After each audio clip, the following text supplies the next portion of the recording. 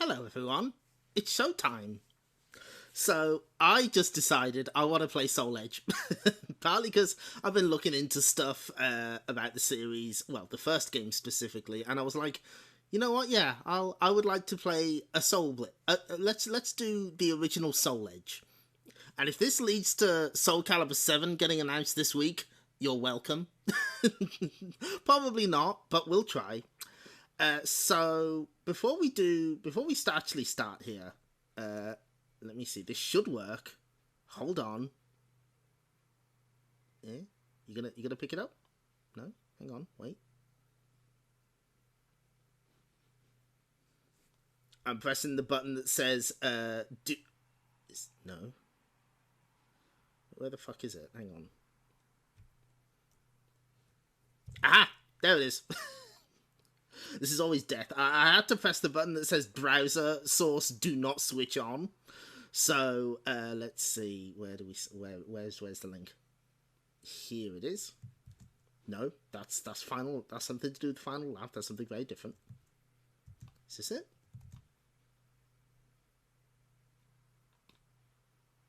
That should be it, right? End with a Y? Yes, it does. Okay, right. So what we have here is Soul Edge Arcade version, the first trailer. The description says this was at an AOU arcade game show in Japan in 1995. And I've got translations of the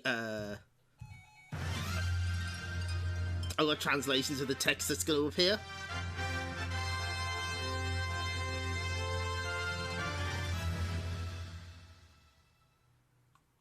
I'm going to move that hat. System 11, the third release. Translations from Hokuto no Shock in chat. We did this a while ago. Transcending history and the world, a tale of souls and swords, eternally retold. Thanks for the strength buff, Shark. Appreciate it.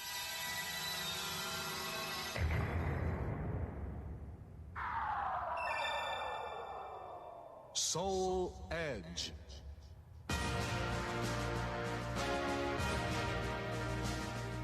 So you might notice a few changes here.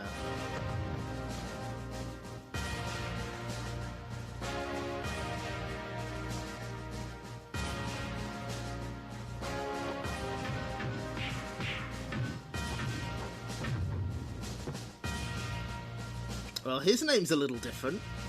Slightly.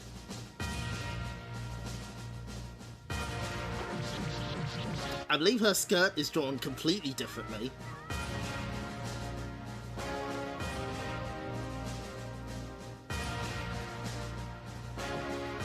Oh, look at that! Boldly long.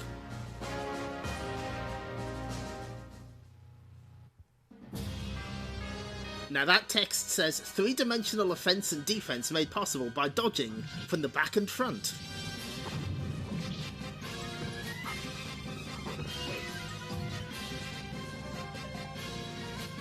What does this one say? The unique sword class and repel of weapon combat opens up new possibilities.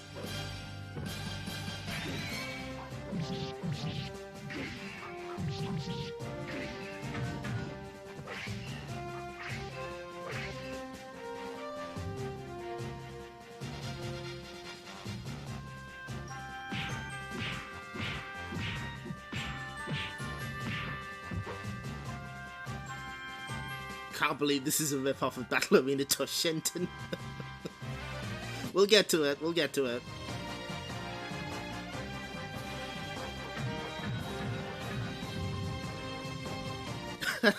Is this Namco High? No.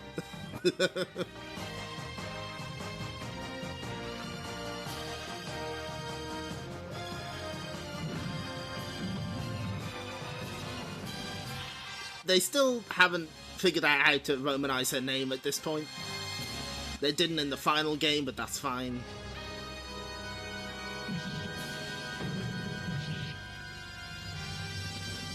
Vold. Just Vold.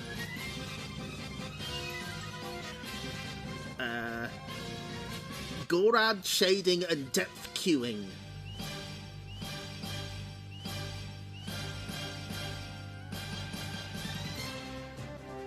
The background changes from morning to noon to night.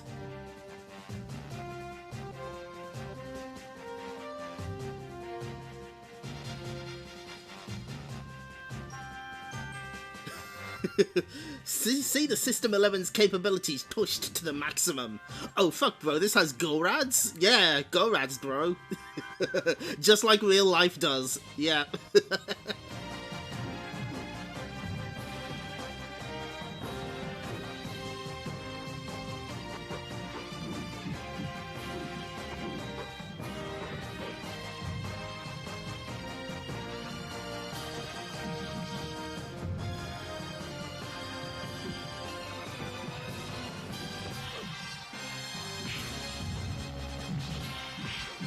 Yeah, it did. The music is like pretty close to final, but not entirely.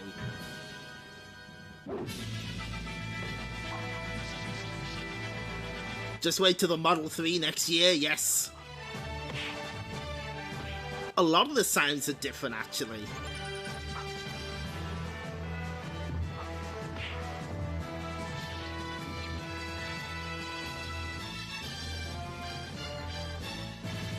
Coming soon from Namco. I figured it would be fun to share that before we get started. So I need to switch this on. Okay. We've got a couple of flyers to go through, of course. Of course we do. Oh yeah, no. Thanks for providing those. Because when we were looking up Soul Blade stuff, I found that. So you found that video and translated it for us. So I do appreciate that. Streamer, why does your PlayStation video look so fuzzy? But does Cervantes have his darling little one-piece swimming suit? No. Well.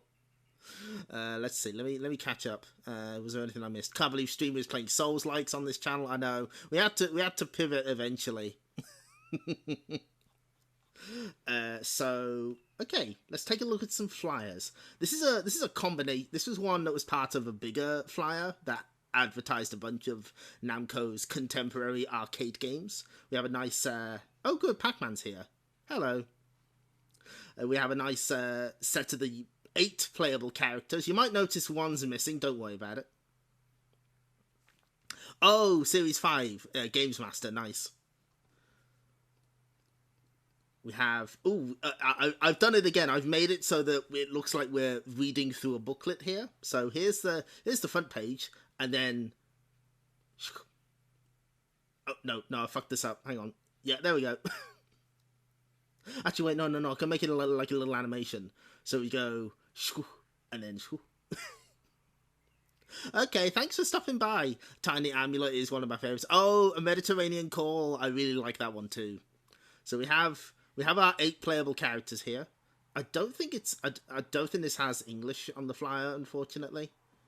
No, it's Japanese language only. That's fine. Some of these renders were used, like the one for Sung Mina here, Sophitia and Rock were used on the character select screen and like the versus screen. Although we won't actually see the versus screen straight away.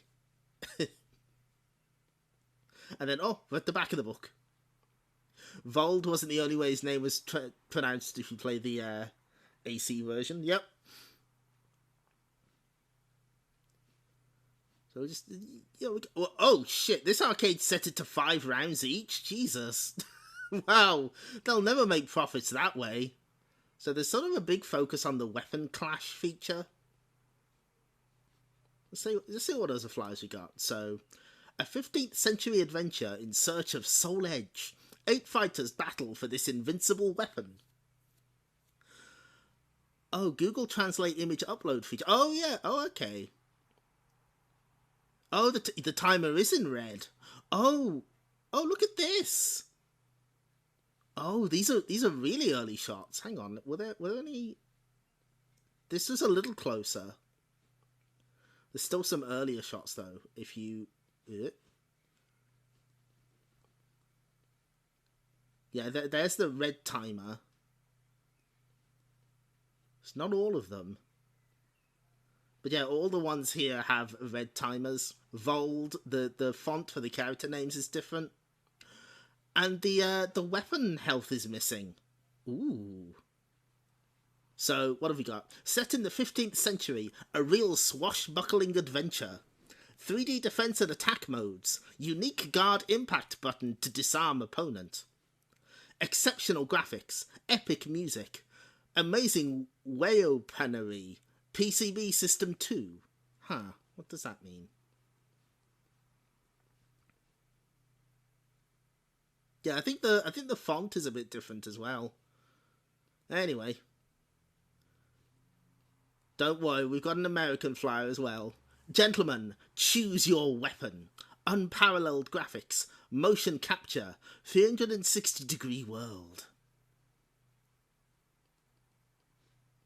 Oh no, that's no. Oh no. This is the one.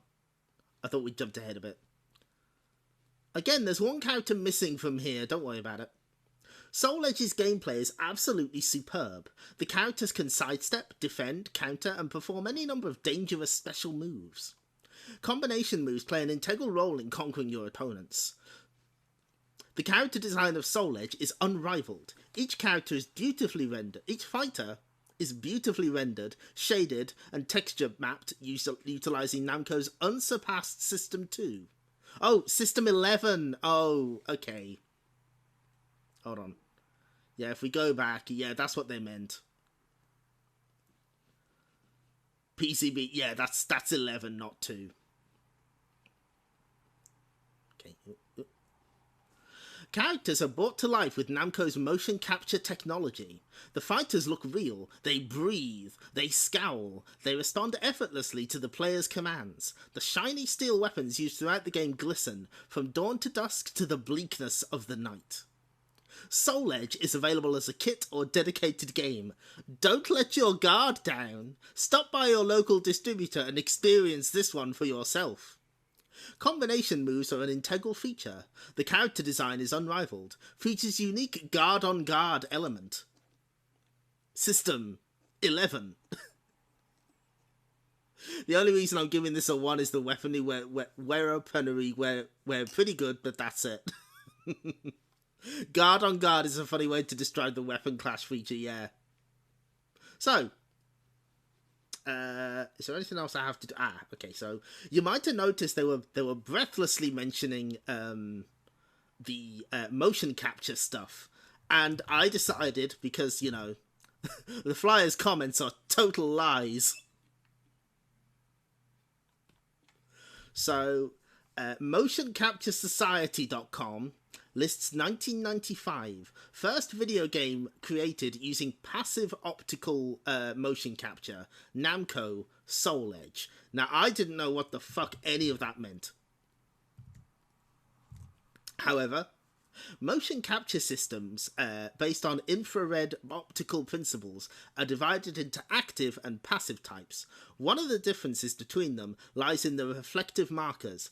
Active markers need to be connected to a power source to emit light actively, allowing optical cameras to capture their spatial positions. In contrast, the reflective markers in passive optical systems are small spheres coated with reflective materials, which do not require any power source, wiring, or internal electronic components. So there you go. That comes from here.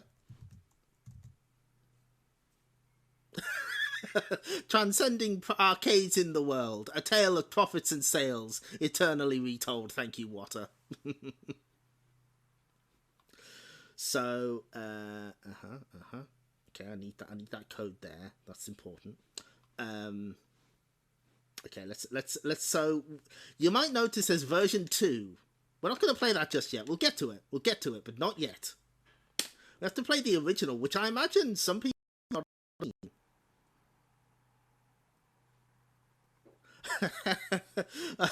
You can feel these earnings in your soul. Of course, it all makes sense now. Yeah, that was basically me as well. Yeah, I bet it did work a lot better than Rare's system, Flock of Birds. Yeah, you would think, like, they have face tracking that you can just do on a phone. I'm kind of surprised no one's come up with something easy for motion capture for indie devs.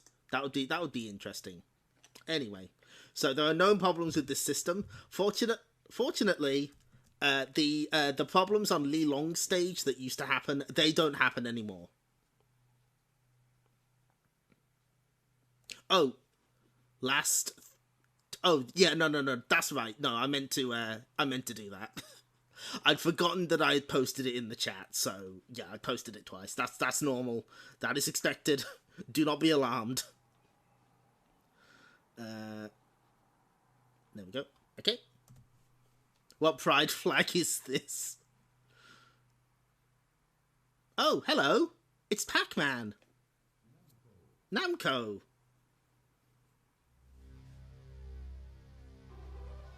Let me know how the volume is.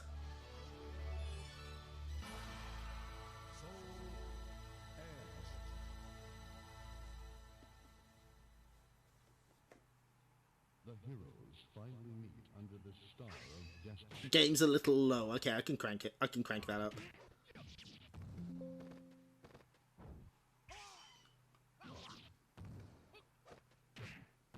No, I think it's just this loud.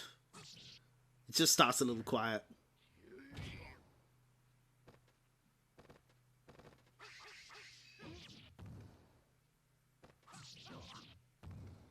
Heishiro Mitsurugi, nationality Japan, weapon katana.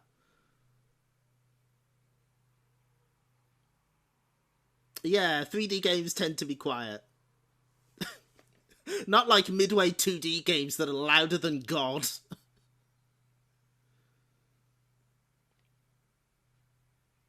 Now, before we get to the character select screen, we have a challenge for the viewer. Which character is the Tepid Snake character?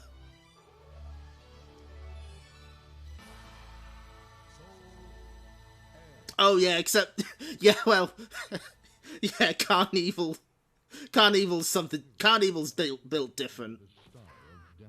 Sophitia, good guess. You only get one guess, Alvy. Okay, well, somebody's got it. Transcending history and the world, a tale of souls and swords, eternally retold. 05 Pro hedging his bets, but of course it's Sung Mina. Of course it is. So if you hold the guard button, you can get the alternate costume, but we're gonna go with standard Mina. Her name's transliterated wrong in these early games. Just let them have this one.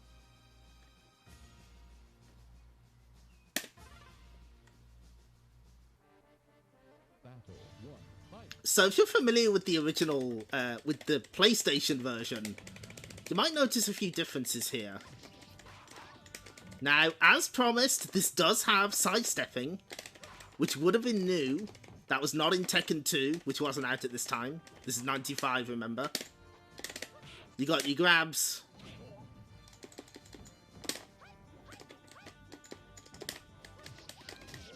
Oh, okay, hang on.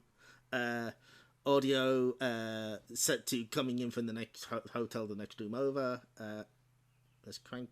Okay, about here. Let's try that. Is that any better? Knockout. The grueling battle ended with the victory of Sun Mina. That works. Okay, good. You win. Battle to fight.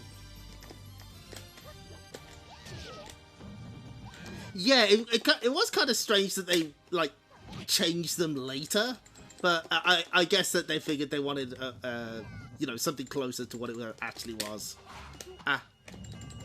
Anyway, the big change here is guard impact is not in this original version. That's your guard impact. So, to pause for a moment, guard impact in the Soul series from the next version of this game onwards has always been forward and guard at the same time, where you do it's almost like a parry, kind of. In this game, in this version, you have to do it by guarding at the exact moment, kind of like more akin to a just defend. It gives you the frame advantage, but it's a bit more awkward to do. Ended with the victory of Sonmina. You win.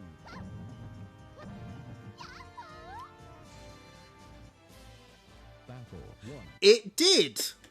We'll get to that later. Oh, there's the weapon clash. So you have 3 buttons. You got kick. You got. You have horizontal slash, vertical slash, and kick. You might think kick isn't useful, but it can't be guard impacted. Yes, it is down up to sidestep up into the screen. Battle 2, fight.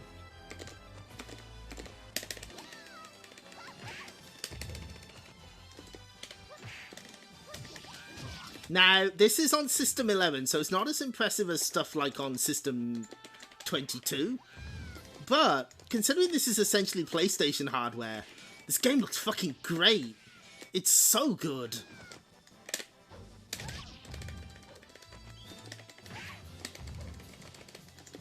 Yeah, there's a rock, paper... It's with the slashes as well, yeah. I really like the grass blowing in the wind.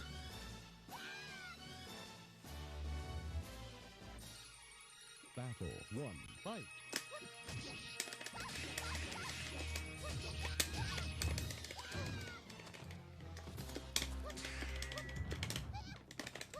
But yeah, it's really interesting to go back to this arcade version because I grew up with the PlayStation version. I may have seen version 2 in arcades, but that's about it.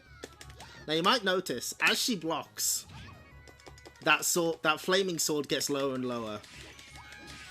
Well, that's going to be a big problem for her in a second, because that's how you lose your weapon. Knockout. Sonmina stood again against an impossible enemy. You lose. And everyone has like a... Battle 2, fight. Everyone has a generic win pose when they're weaponless. Yes, I believe they do have the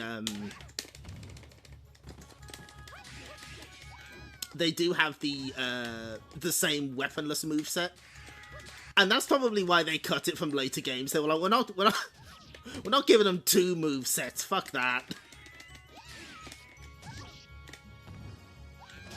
It's permanent, by the way. You can't get it back until the next round. You can block, but you take chip damage, which you don't take otherwise. The grueling battle ended with the victory of Sonmina. You win. And yes, Tim Langdell, famous copyright troll, they didn't go to, there wasn't any actual legal action at the time. I think he just, like, made a light stink about it and was like, and Namco decided to hedge their bets. Battle ended with the victory of Sonmina. Yes, I've also heard the boss is very rude in this version. Battle 1, fight. I believe this game also had staff members of who worked on Knuckleheads working on it, which would make a lot of sense because that is also technically a weapons fighter. Knockout. Go for the ring out. Sonmina stood again against an impossible enemy. Yes, that is correct. I did look this up because, you know, of course I did. Yeah, like he tried to go against EA, and that did not end. That did not end very well for him.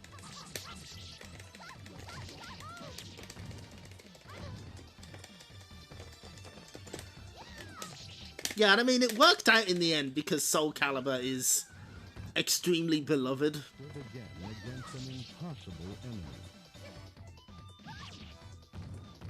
You lose. 9, 8. Welcome to the stage of history.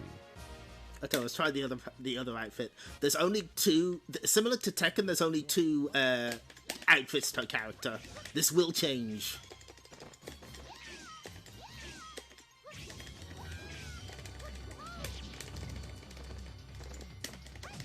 So I believe the arcade ladder has 10 stages. So we should be fine. This shouldn't take too long.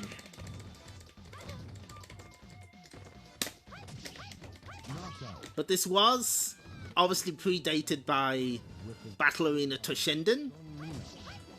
But you know what game it predated? You win. This came out before Star Gladiator.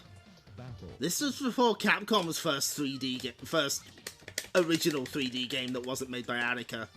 And yeah, even though it came out the year before, Perfect.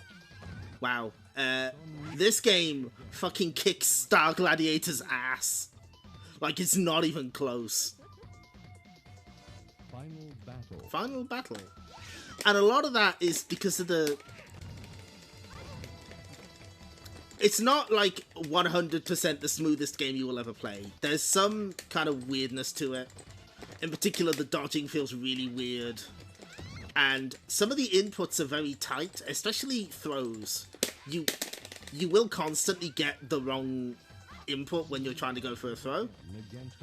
But it has a smoothness to it. To be fair, I think a lot of 3D fighting games kick Star Gladiator's ass. Yes, also correct.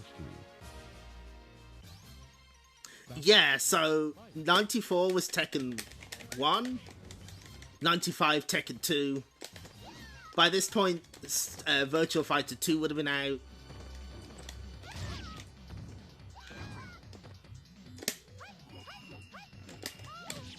Well, I'd love to tell you, but I haven't played it yet. The only time I've seen that, one of the buttons was broken. You know what, we take those. Yeah, which Samurai Showdown 64? You win. Battle 2, fight. This also, surprisingly, has short hops. You don't just have the moon jumps.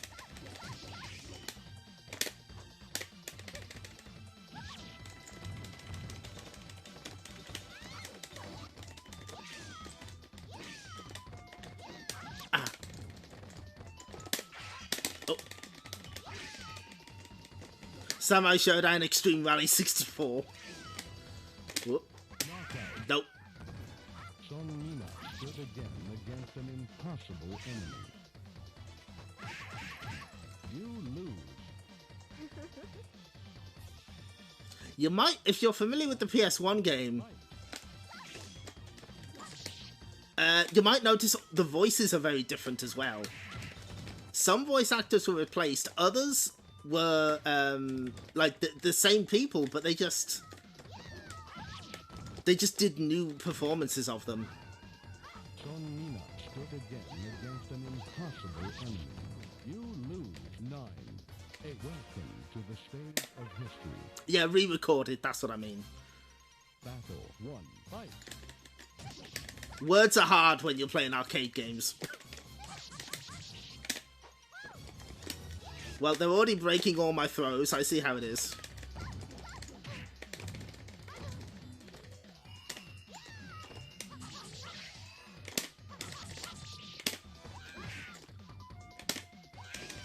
You can also press all 3 buttons for a critical edge. That absolutely decimates your guard bar, though. Battle 2, fight.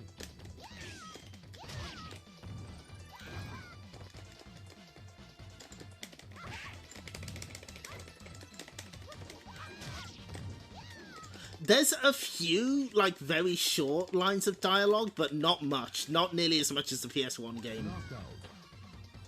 The grueling battle ended with the victory of Sonmina. You win. Yahoo! I do love that. That's very good.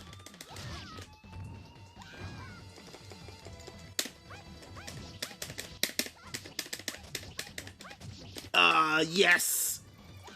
The grueling battle ended with the victory of Sonina. You win. That's a good pose.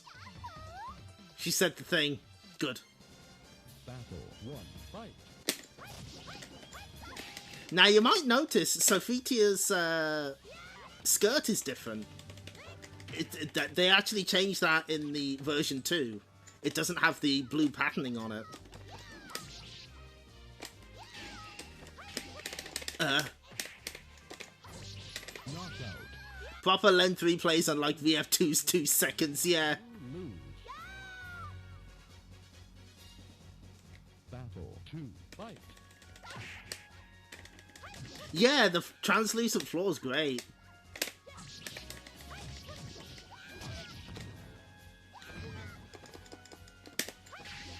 Oh, whoa! Oh my god! The guard impact into Dragon Punch? She's completely cracked. Knockout. The grueling battle ended with the victory of Sonina. You win. And on the one hand, this does run at like 30 frames per second, but I don't think that's too... I think it works. Whoa.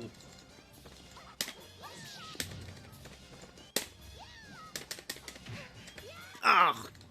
Right in the gut. Knockout. No way.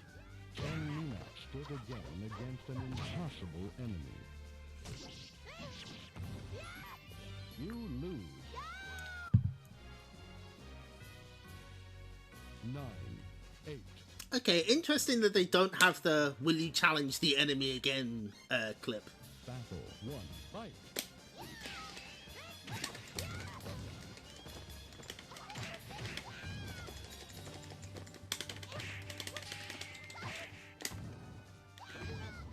At least it generally lets us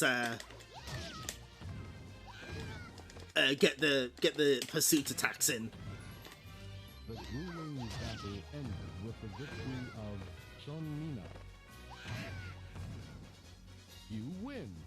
Atari Games still had most of the master recording announcements for... Yeah, that's right, for Gauntlet 4. 2. Fight. And you can, like, tell which ones they didn't have. Because they do sound quite a bit different.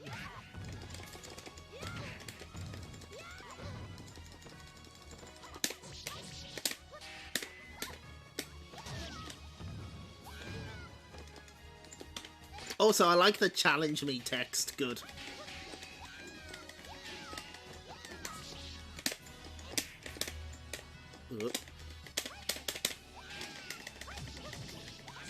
No! Oh, no. We got one more round. Against an impossible enemy. You lose. Final battle. Fight. You know what? Fuck it. Oh, no.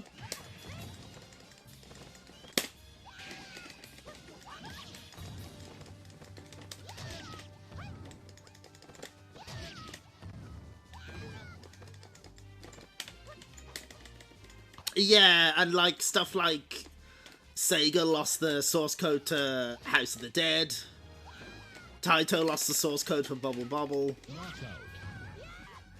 Some walls may be destroyed. You lose. 9. Welcome to the stage of We stay on this path. I think we can do it. battle 1. Fight.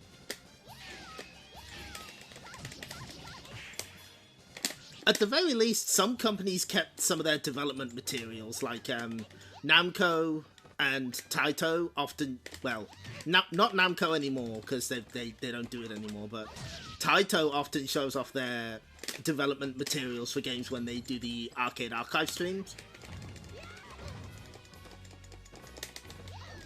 That includes stuff like alternate names for games, The grueling battle which is always wonderful. of Sonina. Which game was it that had the proposed title of Nice Guys? Was it Growl or Crime City? Yeah, especially for Riot. A lot of people didn't even know Tecmo made Riot, but they assumed it was an NMK joint because of the copyright. Oh my god. Oh.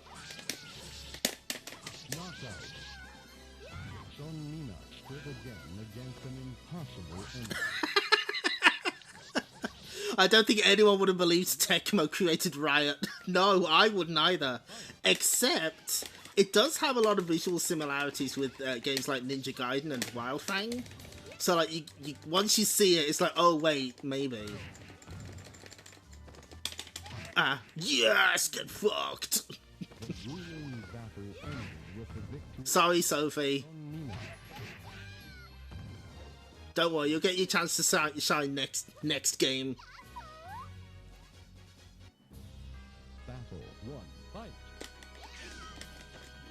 Well, I mean, not necessarily, because, you know, some arcade games do share different fonts. Do share the same fonts, rather. So, you know, maybe don't be quite so dismissive of us, Alvi. We're trying our best. Sometimes it's not obvious. Sophatia, yes, it is Sophatia. The later games confirm that.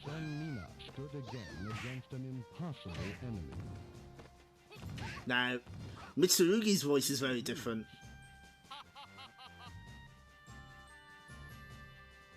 To be fair, so does Destroyer from Jail. God, can you imagine? This week's Arcade Archives is Tecmo's Destroyer from Jail. Wait, what?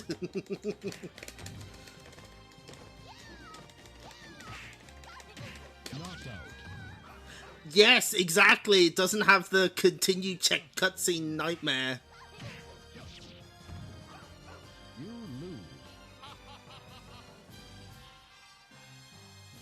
9.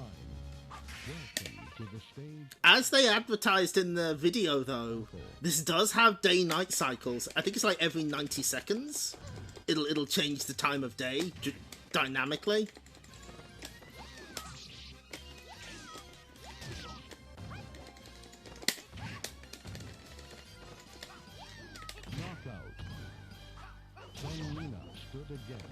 What would Riot's Nightmare Continue screen be?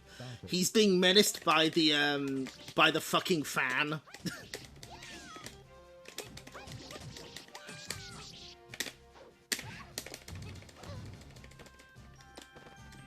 How cheap do you think the Rise to Jetsoft's library is? I think if we got Arcade Archives Dongo, that would be too much. They'd never release anything ever again. Against an impossible enemy. You lose. 9. 8.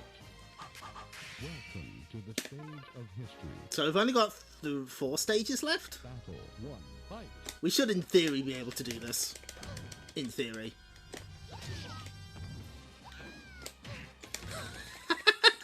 Yeah, just get the one guy who did Bongo.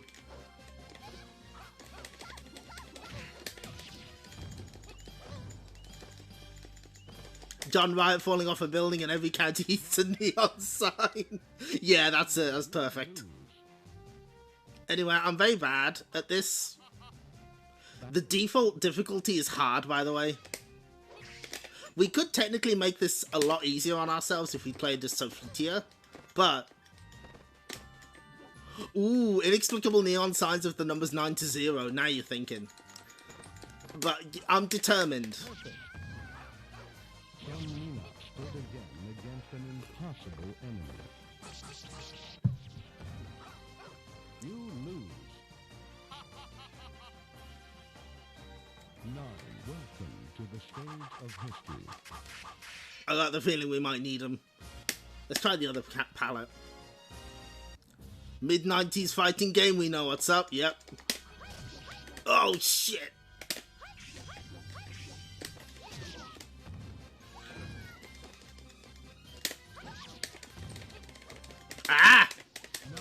get me now, asshole. Grueling battle. I kid. Mitsurugi's alright.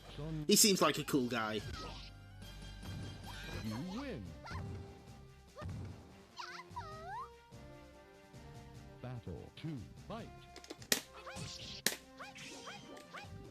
At least we're getting the difficult version out of the way. Once we beat this one, we're on easy street, in theory. Yes. Oh! Alright, you got me. So yeah, you can use the... Whoa! Alright. Knockout. Mitsurugi wants blood, I see how it is. Enemy. So yeah, if you mash the guard button and a direction, that's the direction you roll in when you wake up. So you do have a little freedom.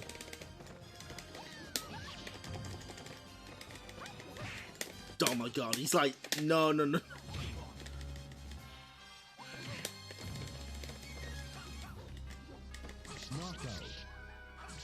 10 stood again against an impossible enemy. Come back to you lose and Mitsurugi laughing. CPU knows it's a little closer to the end of the bracket, I see. Not welcome to the stage of history. Yeah, well, who have we got left? Battle. Oh fuck, we got Lilong and Voldo.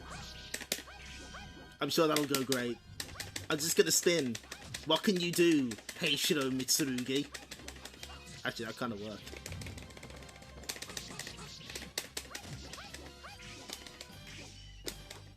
Oh, Sonmina, you lose.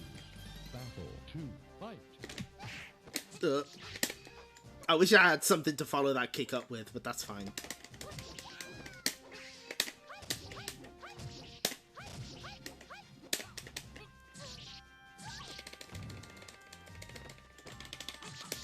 Okay, I've noticed that he knows the exact time to attack on wake up.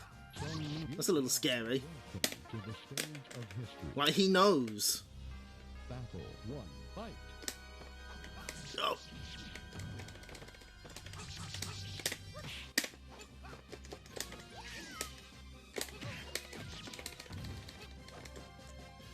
So yeah, I think I just need to guard the second I get up. Sonmina, you lose. Battle 2. Fight.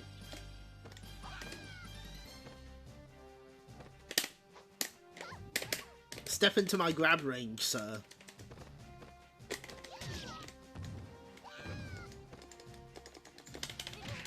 Ah. Aha! Well, I had the theory. To the stage of history. Battle 1. Fight. Hamster starting microcomputer archives and treading on Project X's turf just so they can re-release the C64 port of Bongo. Microcomputer archives, everyone's a Wally. They have mentioned microcomputers before when they talk about ports of arcade games in those streams that they do. So it's not entirely out of the realm of possibility. Knockout. Son, you lose. Battle 2. Fight.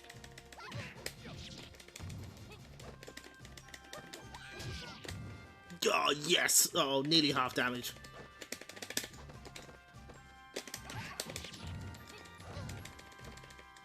Knockout. Oh my god. Son, you not win. Don't count how many coins this is.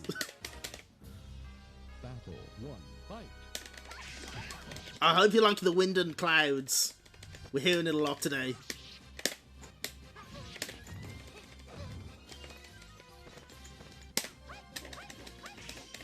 I was actually getting some some mileage out of that, but Battle 2. Fight. the inputs are like surprisingly tight on these.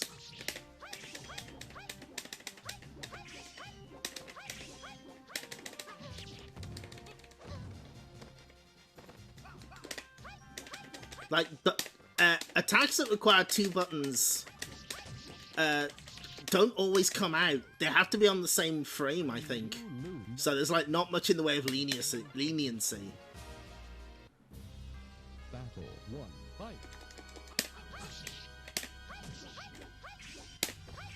What if I just keep doing this?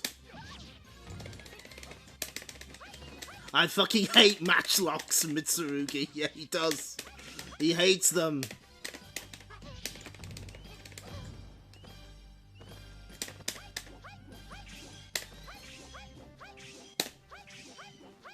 I think I've caught him in a pattern.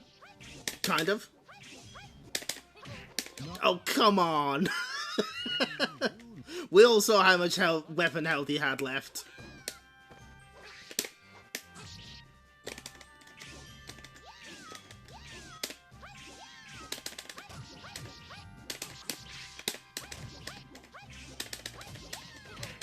Did you see that sometimes I get a different move? It's because I get, yes! He's still gonna win though. He's gonna find a way. Oh my god. But notice. Notice. Oh! Oh, different win pose, okay. Interesting.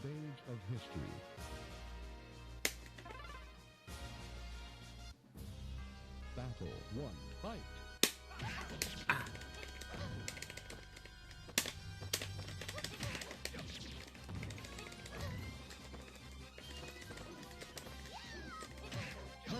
If you're wondering why I was just standing still for some of that, I was trying different button combinations. But if you press something that doesn't do anything, like A and kick, you just get nothing most of the time.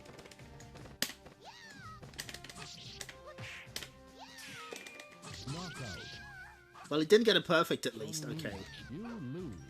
I think we might have to take drastic measures. Battle 1, fight.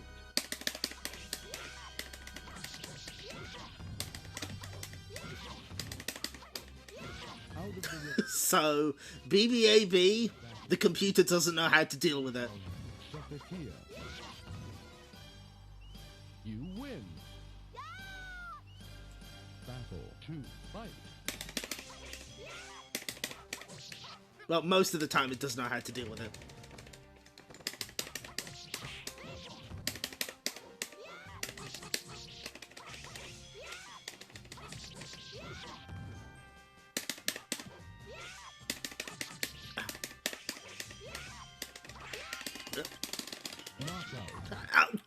How much damage? You lose. Final battle. Fight. Yeah, the controls are definitely a little tight, and that was definitely the style at the time.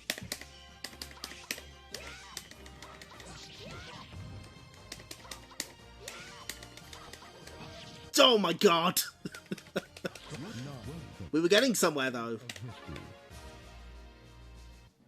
And if you're wondering, no, that one cheat code doesn't work with Sophitia in this version.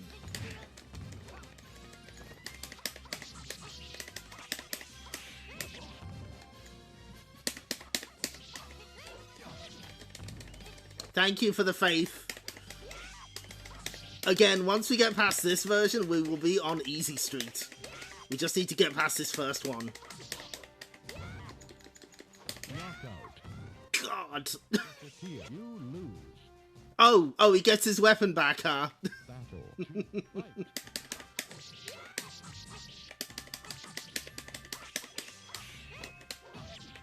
Nice, he's learned too much.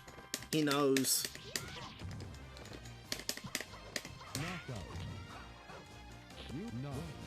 I think we need to get a gun. I think that's how we do this.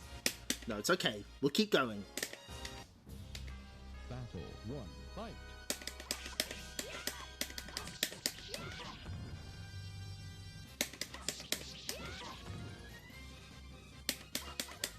It's all in the timing. Battle 2, fight.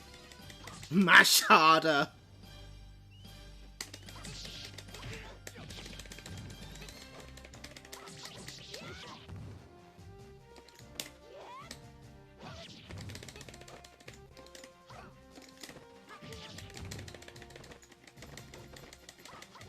Oh my god, I just need to hit you once, you asshole! Alright, okay. I see how it is. Battle 1, fight.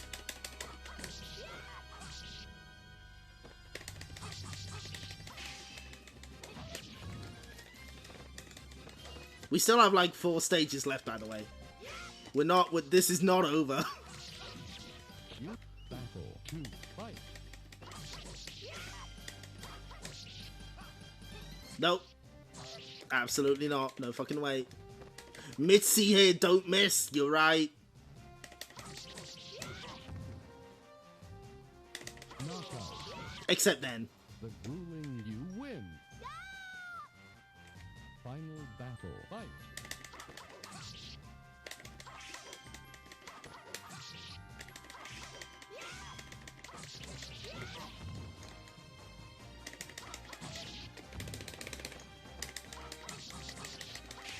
No, no, no, no.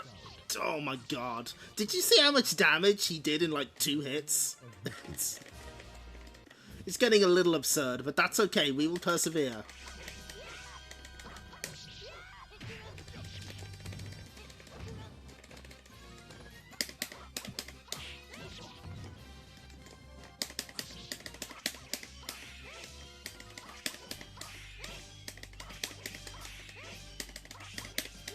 No! Don't you dare send me out the ring. Knockout. You battle 2, fight.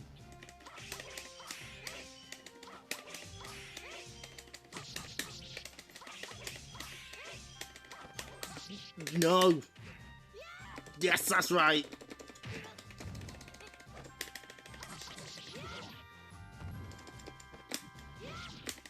Come on, fall out the ring. Yes! The grueling battle ended with the victory of Sophia. You win. She apologizes with, yeah! Yes. Final battle. There's no time to be sorry on the battlefield.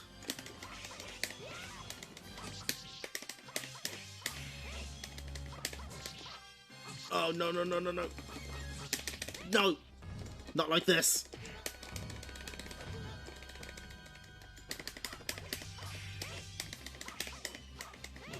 Yes! Get fucked! The grueling battle ended with the victory of Sophia.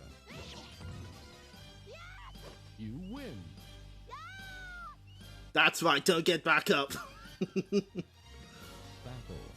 fight. Oh, wait. Well, wait, who the fuck do we have left?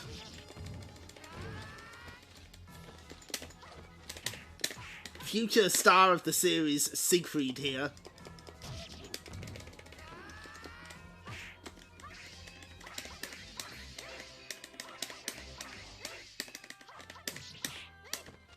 Ah.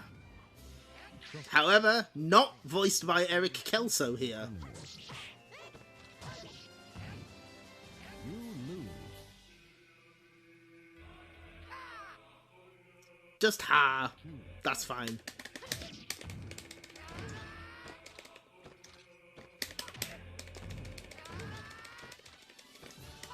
Ah, fuck. Perfect. Incredible scenes here. You stood again against an impossible enemy. You lose. 9, 8. Welcome to the stage of history. Well, how can this be the 7th stage? Did we fight... Oh, did we fight Voldo earlier? Maybe we did. Battle 1, fight. 60% combo. Welcome to the 15th century. The 15th century. Welcome to the stage of history, fucker. Giant sword equals overcompensating much. Well, he's a tortured soul, Siegfried. He was in a band of thieves, and he murdered his dad by mistake. So now he goes around looking for the soul edge, because he thinks that might lead to their killer. But it was him. You lose.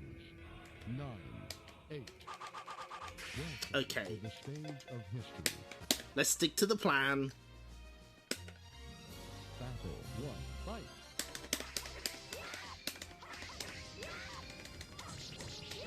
Out of the ring. The ruling, you win. Battle 2, fight. Yeah, having a few nightmares about it, but tish. That's a joke. Knockout. Get fucked. Sophie's the main character now, asshole. You win. Oh! 1. Oh, we did fight Li Long. I'm an idiot. Karma cannot save from falling off a small curb. It's true. Out of the ring. We take those. That's completely fair. No. No backsies. You win. Also, you might notice the song is called The Madness Gears and not The Gears of Madness. Oh, that's right. It doesn't have the song display, does it? Oh, I'm an idiot. That's fine. Yes! Fell for it again. Oh, that's beautiful. Yes. You win. Not until version 2. That's right. Yes. Battle. Oh, Fight. who is this? We're not able to play as this guy.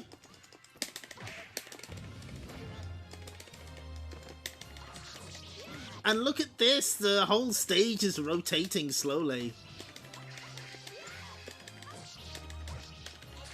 Knockout. Suffocating. You lose. El Pirata. Battle 2, fight. I think having a pirate as your final boss is a pretty good choice.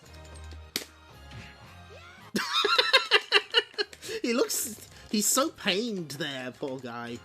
Knockout. Rotating stage slowly in my mind to demonstrate superiority. You lose. 9. Welcome to the stage of history. Captain Hook, but with 2 swords and not smoking a blunt. Fight.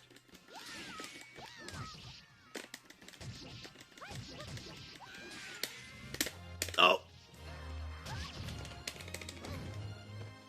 Yeah, I think it does a little.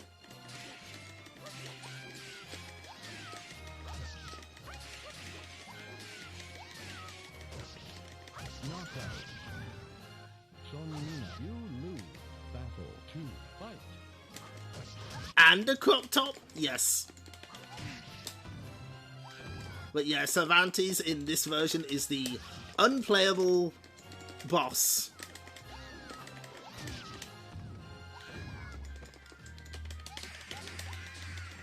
Knockout. Oh god, he had the advantage there. You lose. 9. Welcome to the stage of history. Battle 1, fight.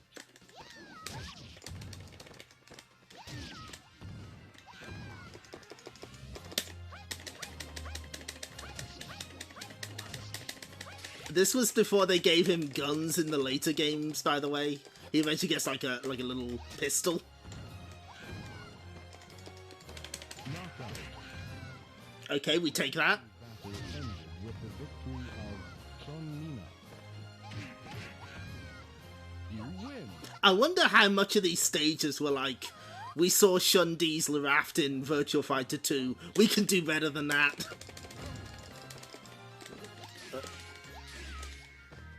Yeah, it does seem to be like very subtle. It might also be the camera. The camera does sometimes slowly rotate.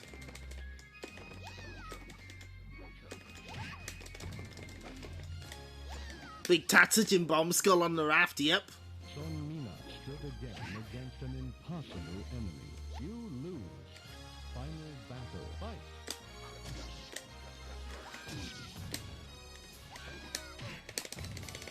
Okay, we have such a huge life lead. There's no way we can lose, right?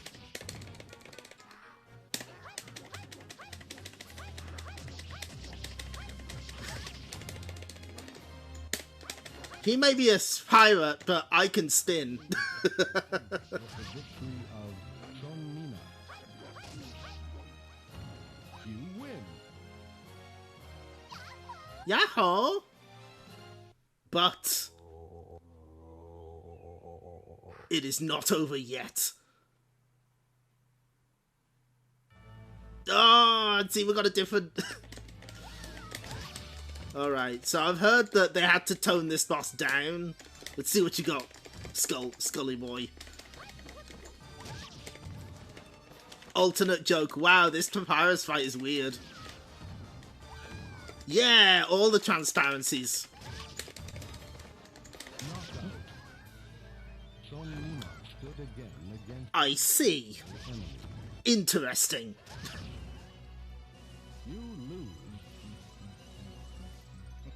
The titular Soul Edge, all one word. 2 fight. Oh, I see the problem. He can just do that. That doesn't cost meter. You're dead now. That's my attack. Impossible enemy. You lose. 9. Welcome to the stage. Wouldn't it be funny if he'd put us back at Cervantes? Oh, thank God. I was a Megalovania all along.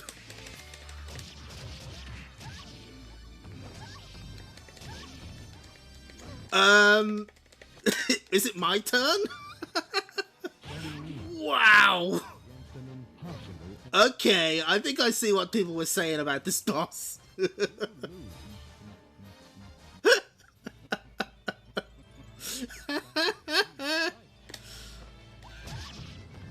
Hey, you know what? We take that trade. We can block it at least.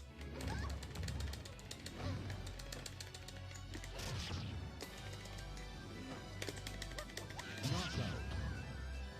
Sonmina stood again against an impossible enemy. You lose. 9. Welcome to the stage of history. So yeah, he just gets a Psycho Crusher for free. I know in the PlayStation version, like, that has way more startup, and that might be what they changed. Like, you can absolutely stuff him out of it. How did that not hit? Hitboxes? Mods? Whoop. Knockout. Sonmina stood. You lose. Battle 2. Fight.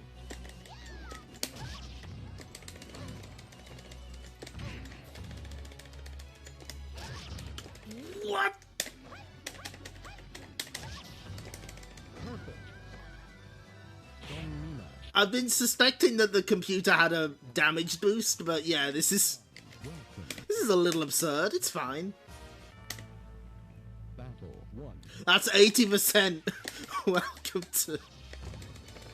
Welcome to World Atlas Collapsed. Yep, you know it.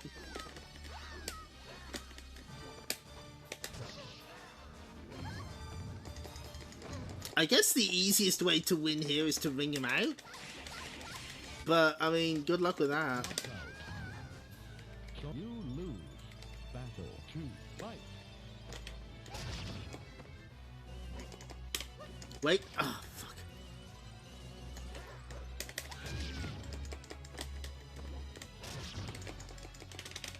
Yes, get fucked! Battle ended with the victory of Sonmina. That's so funny. Win. He's just like, whoop! Final battle. Hope you ring him out and he just flies around the sword like Daikon. The ring. On the sword like a Daikon bunny girl. You lose. I mean, I deserved that. 9. Welcome to the stage of history. You joke about that shark, but I think it's SoulCalibur 4. Fight. The boss in that is literally immune to ring outs. Like, you can't do it to him.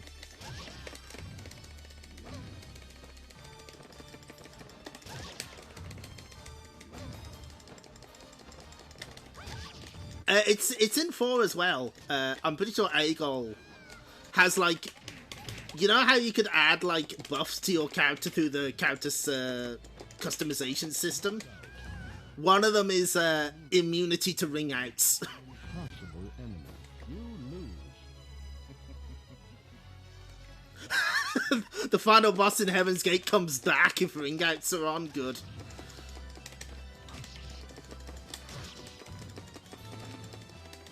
Perfect. Son Nina. You lose. 9, 8. Welcome to the stage of history. Battle 1. Fight.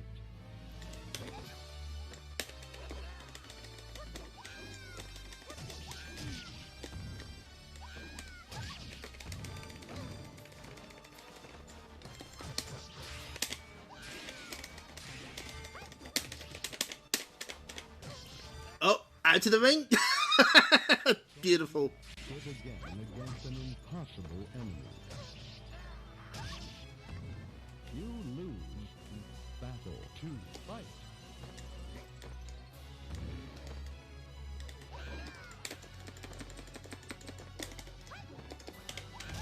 God, it'd be so funny if he could ring himself out. Oh.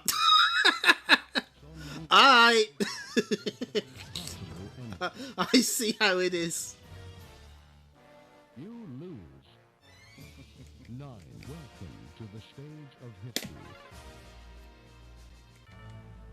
I think the important thing is to have a sense of humor about this sort of thing, you know?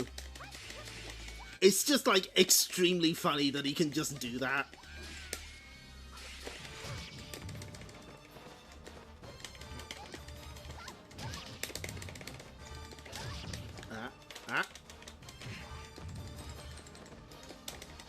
The kick when getting back up from, Oh, yes! The grueling battle ended with the victory of Son. The kick from wake up seems to be really good at ringing people out if you're in the right position. We'll try and exploit that. Battle 2. Fight.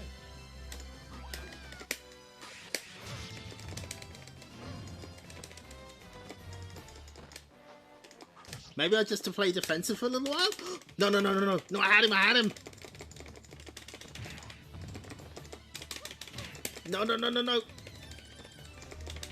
Ah, oh, fuck. I almost had him then. Knockout. That's okay. You final battle. Fight.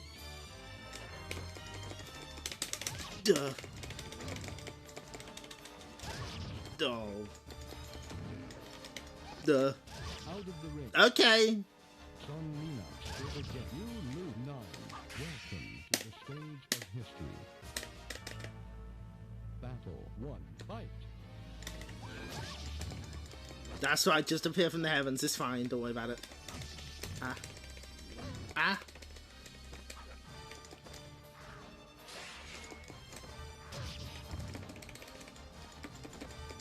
Duh.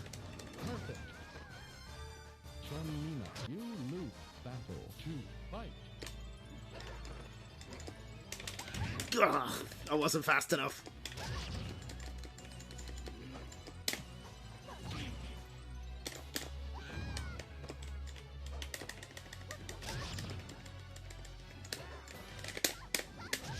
Ugh.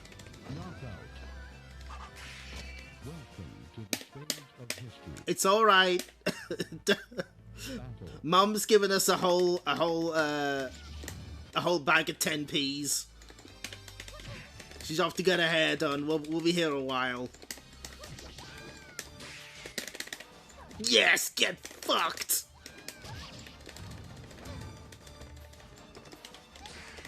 Knockout. We take those. An honest victory. Son Nina. You win. Battle 2. Fight. I have to wonder if the play is just to be, like, all on defense. Wait for him to do shit. That might be it.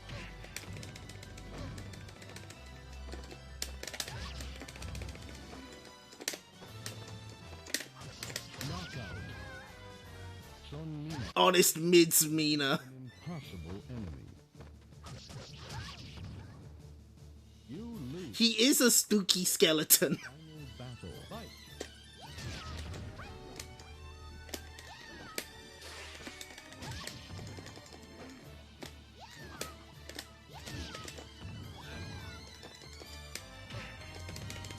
30p for a credit, yep. Oh, oh. Don't tell me I whiffed my one chance at doing this. No, you fuck! Ah! Of history. Battle 1. Fight.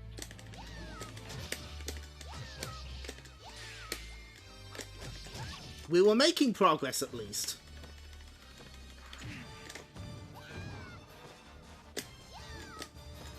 Knockout. Or at least it feels like I was making progress. Battle 2. Fight.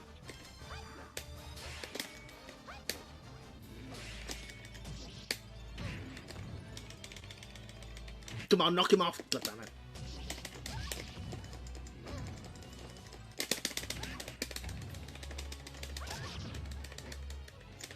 Knockout. Welcome to the stage of history. Again. Once we're past this, the easy street, I'm telling you.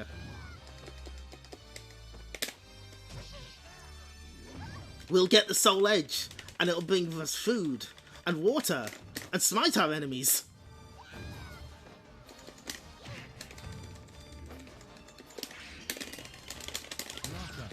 I just mashed random buttons. The computer can't read you if you're mashing everything. You win. We take those. It looks like I can catch him with this. No, not that.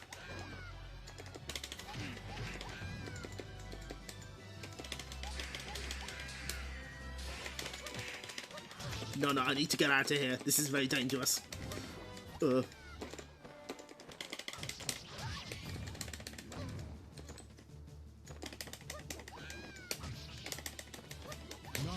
Okay, we still got one round. Yeah, 1 for 30p, 2 for 50p, 4 for £1. Yeah, this is MAME. Soul Edge or the Ring's Edge, which will kill you the most? That's a good trade. That's kind of a good trade. It's that easy, folks. Just persevere and you will believe. Got him.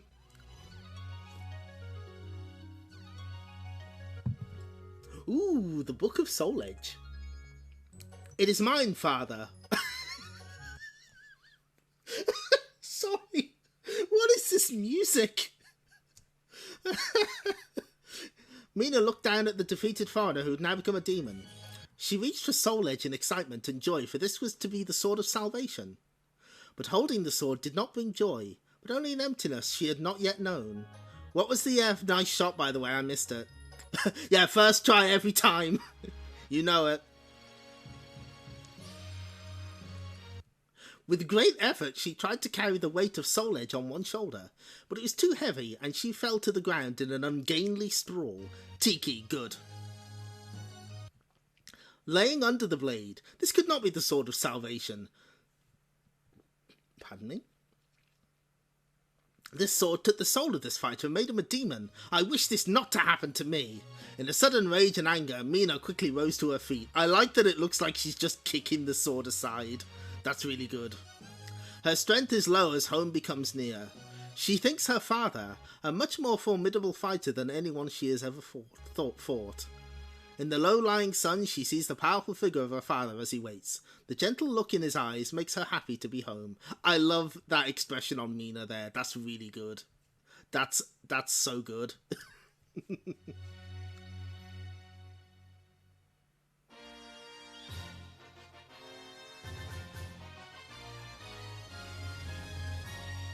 Soul Edge. Staff. Mina's father, guest fighter. You know what's up.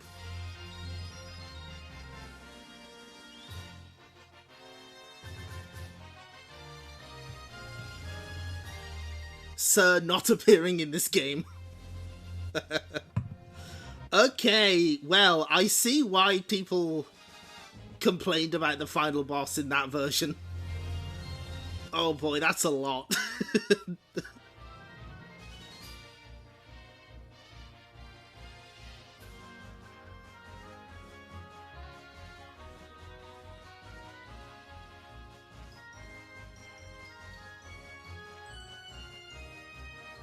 Full motion Pac-Man demo, yes.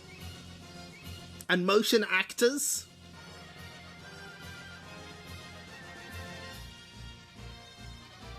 So, okay, yeah, we have, these are the cast. Hikaru Shino would not return for later games, but almost all the other ones here would. And that's Barry Gierde, the Barry Burton guy.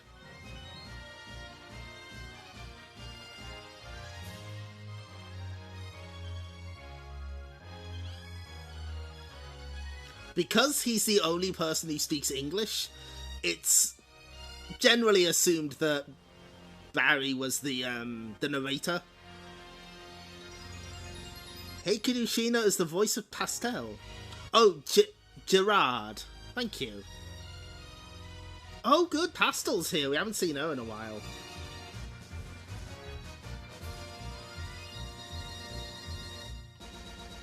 Yeah, we'll just move her over here.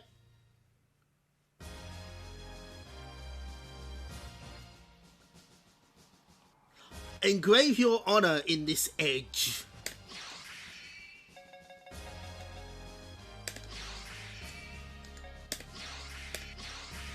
Will you challenge the enemy again? Oh!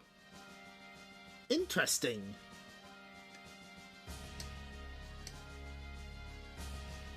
You usually hear that when you continue. Maybe if you get first place, it has something different to say. Engrave your honor in this edge and carry it into New Game Plus.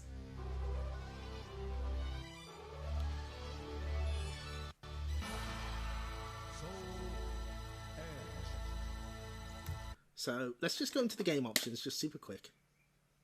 Okay, yeah, that seems right. I just had to double check something. For now though, the Quickness Hall of Fame. Oh, he'd also voiced Howard Gibson in Confidential Mission.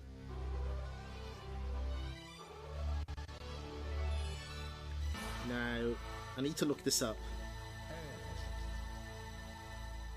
So if you know anything about Soul Edge, you might be aware that it's commonly said in the Korean versions of the game, Mitsurugi is replaced by Hwang. That's probably true. I don't think a Korean board has ever been dumped though. But Hwang is still in this version. So hold start, up, down, move to Taki, up, down, down. You know what,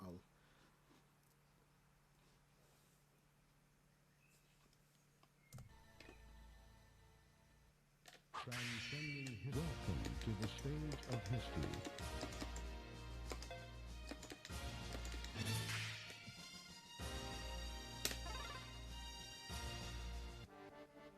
Battle 1.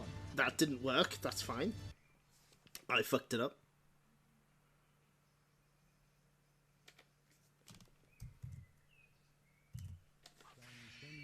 Welcome to the stage of history. Oh, there he is. Battle 1. Fight. So, let me just... Hold on. Wait, bear with. Yep, he is indeed Barry Burton. That's our man. That's our guy.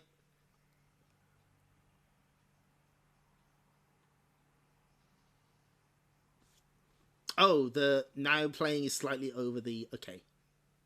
That's my fuck up. I can... there we go.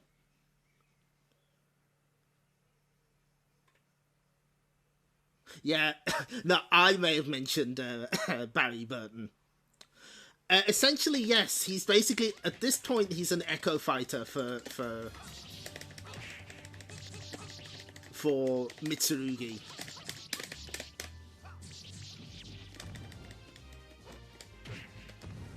this role would later be filled by a pirate called Arthur. The grueling battle ended with the victory of Han Song-go. You win. See, he's got the same move, wind poses and everything. To fight.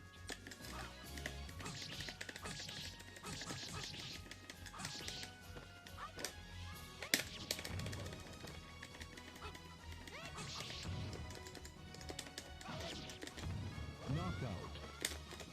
The grueling battle ended with the you win. Oh, I think that's unique to him. But yeah, that's Huang. You have to enter a code to play him in this version. That's all there is to say about that. Oh. Han Song-go stood again against an impossible enemy. You lose. Battle 2. I tell you what, we may as well game over at this point, and then we'll move on to the next version. Come on. You can do it, Taki. I believe in you. There we go. The ring. And you lose 9, 8, 6, 5, 2, 1. Will you challenge the enemy again? That was Wesker. Yeah, Wesker described himself as a young 29-year-old adventurer in Japan. And yeah, Chris McCullough passed away in 2000.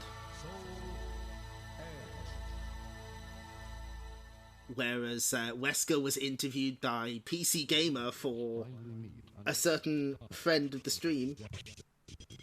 Okay, we're going to pause that. PC Gamer, Wesker.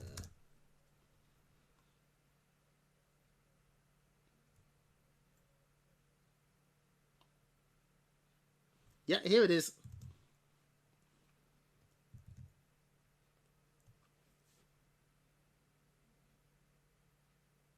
So, yes, okay, so Huang essentially replaced Mitsurugi in Korean versions of the game because of Korean laws at the time. What was it? Discouraging representations of things like samurai in media. And later on, that role would be replaced by a character called Arthur, who was like a pirate. And eventually then became their own separate characters, although Arthur kind of disappeared after SoulCalibur 3. And Huang would later return as a completely different character in SoulCalibur 6. Okay, so I think that's pretty much all we need to see of the first version of Soul Edge. But there was a... Can you believe they called it Soul Edge version 2? But don't take my word for it. Why don't we... so where is... Hang on. Okay, I've got to find this now. No, that's the PlayStation version. We're not there yet. Aha! Here we go. Soul Edge version 2. Now available. New fierce characters. New killer moves. New air attacks. New time attack mode. New guard attack and new backgrounds. Transcending history in the world, a tale of souls and swords eternally retold. Soul Edge's gameplay is... is this the exact same text? It is. It's the same fucking text as the... But that's okay, we don't need it. Also, they still don't have Huang here. We don't need it because we can instead consult... Hang on, wait for it. I've got to open up Adobe Acrobat. This is always death. Fit height? No. Fit to width. There we go. Close all that shit. Don't need it. Where's the... Ah, there it is. Oh, good, it's on screen. I tell you what, I'll switch the emulator off for a second. So, is that showing up properly? Yeah, okay, perfect. So this is the manual for Soul Edge version 2. Yes. Yeah. That is a mild understatement and probably outside of the purview of this stream. But yeah, like around this time, a lot of 90s arcade games were taking out things like Japanese voice clips. Capcom fighting games in particular did that a lot. Anyway, Point is, we've got our shiny new version 2 of Soul Edge. We better install it in our arcade. FCC notice, don't need to pay attention to that. Do not substitute any other 48-pin connectors. This is what we want. No, not that. This. It is an update to the original game. The basic core gameplay remains the same. Look for the updated logo, 2 crossed swords with version 2 in the attract screen to guarantee which version you have. Additions and modifications make Soul Edge Ver 2 an even better game. So, this has the patch notes, which is really funny. The original game featured a selection of 8 characters. In version 2, Cervantes de Leon and Huang, I'm not entirely certain how to pronounce the rest of it, I'm sorry, become selectable. All characters now have 2 different clothing colours. Select their original clothing colours by pressing button A. Select their new clothing colours with button B or K. If the G button is held down while pressing the A, B or K buttons, an optional clothing set can be selected. So every character's got 4 palettes now. And they implement the proper guard impact using the joystick and pressing the guard button at the time of impact. This is a modification of the original guard impact. Critical Edge. Critical Edge enhancements in version 2.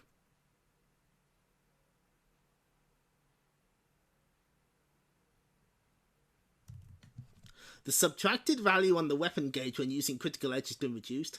Even after inputting Critical Edge, players may cancel the command by pressing the guard button. Critical Edge can now be performed in backdashing, and Critical Edge can now be performed on all opponents when they are in the air. So, you might have noticed that when we did Critical Edges, it took a lot off the weapon gauge. That's no longer the case. Floating combos. This is a new feature added to version 2. All characters may now make upswing attacks on opponents who are in the air. Use the joystick in 3 positions, high, medium, low, and the B button for these attacks. All characters now have an unblockable attack in version 2. There was an inequity in the original version, as some had an unblockable and some did not. This move can be cancelled by pressing the guard button. And now we have time attack mode. Players will fight opponents in the same order every time. When the player reaches the end, several gameplay statistics will appear to rate each player's skill. Throws in version 2 are now easier to perform.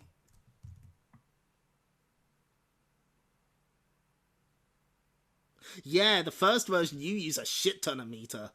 They reduced it quite a bit in version 2, I believe. I think what they mean by throws are easier to perform is they no longer have to be on the same frame. Sadly, I have to retort that I couldn't find Namco's USA recommended factory settings. It might have been in on a different sheet of paper, which isn't scanned here. These settings are not necessarily the same as the green default settings in both the coin options and game options screen. However, as all the locations are not alike, they are easily adjustable through the test mode. We believe that these settings are the most suitable for a wide variety of locations. If I have this right, I think it's like 3 coins for a credit.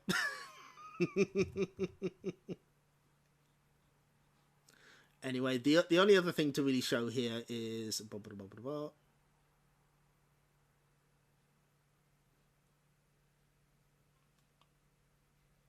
Oh yeah, someone was asking about stereo.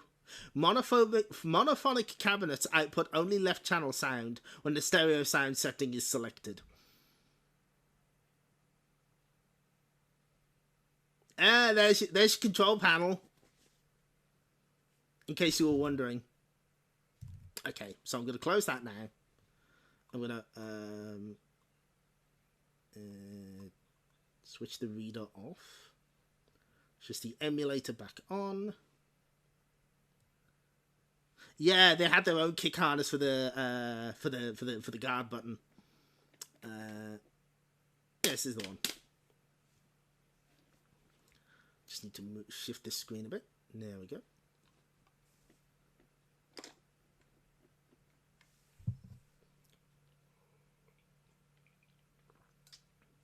Hello, Pac-Man. How you doing, buddy? Oh, we said the name.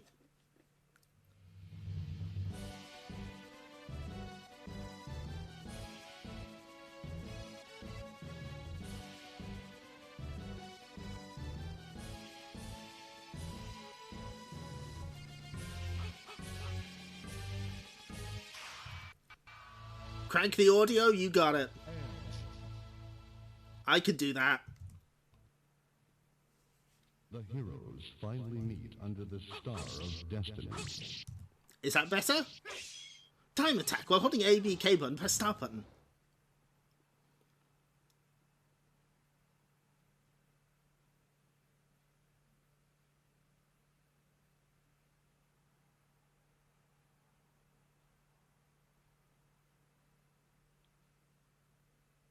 So now they're showing off the different costume. I think they had the standard costumes.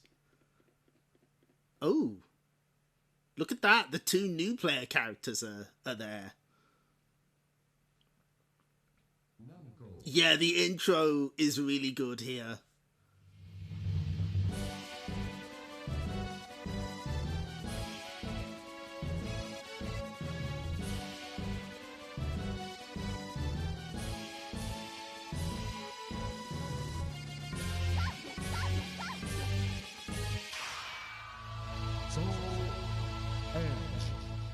But yeah, version 2.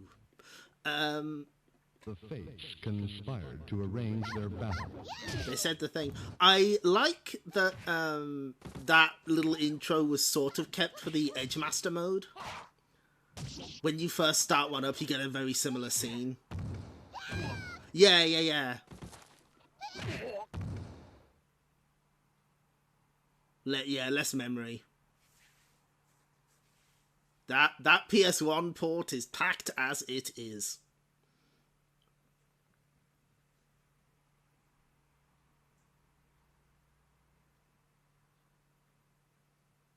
Yeah, so it's like they managed to keep some elements that they changed otherwise, which is a nice touch.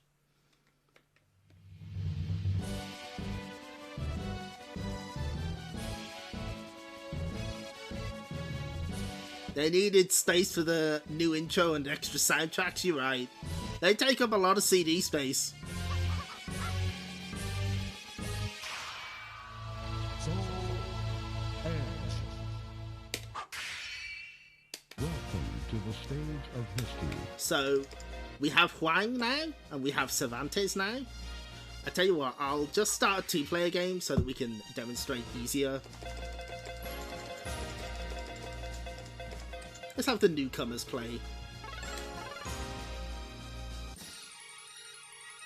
Battle 1. Fight. So, basically, forward and guard is now your guard impact instead of having to do it on the frame. So it still gives you the same advantage, it's just a different input and it's a bit easier to comprehend.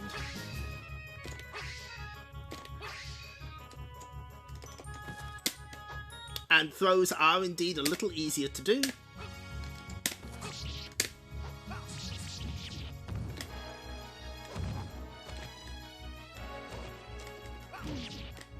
Now the question is, who are we playing as this time? We've done Sung Mina. I kinda wanna play as Sophitia. Would anyone mind?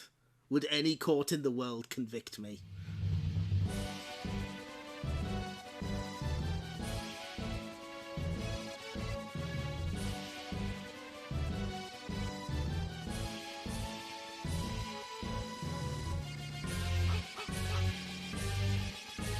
Fuck it, we're playing this Sophitia.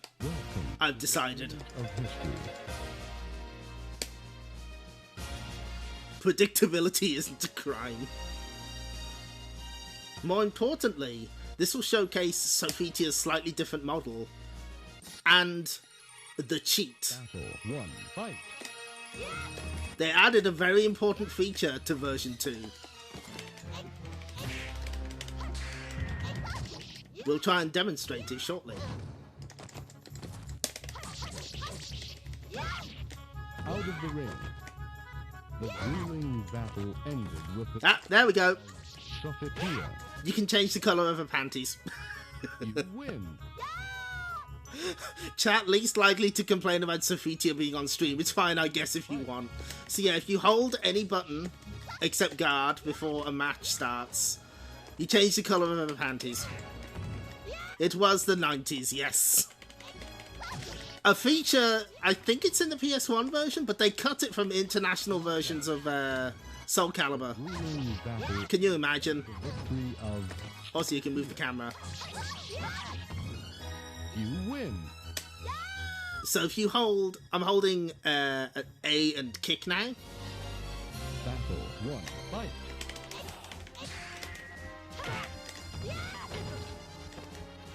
And it should be a different colour. But notice like her skirt now has a blue lining as well. Oh, the 360 port brought it back. Good. Knockout. The grueling battle ended with the victory of Sophia. Yep, they're different. There we go. You win. Still better than that Sailor Moon brawler where there's a code to specifically make them barefoot. Fight. Okay, so I think the story with that one is that like they wanted to give them like alternate outfits, but they couldn't figure out how to do it, so that was like the closest they got to it.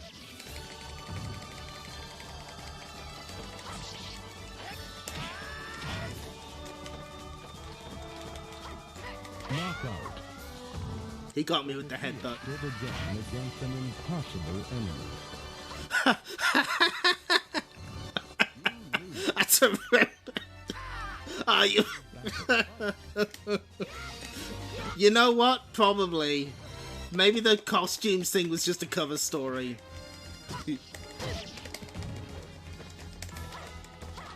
There was indeed an issue with the nunchaku. We will get to it. Knockout. Don't you worry. The Good. grueling battle ended with the victory of Sophia. You win. Good old groin shot. Battle 1. Fight. Didn't want to upset James Furman. No, they did not. Anyway, Sophitia's cool. I'm a big fan. Mina's my favourite, but Sophitia's like a very close second. Knockout. The grueling battle She's just a baker's daughter, given here. given the mandate of heaven. Battle 2. Fight. Oh, the performance is tanking for some reason. No, this is just the way the game is. There aren't that many spoken lines in this game, as far as I'm aware. Like, they added those for the PlayStation version. The grueling battle ended with the victory of Sophia. You win.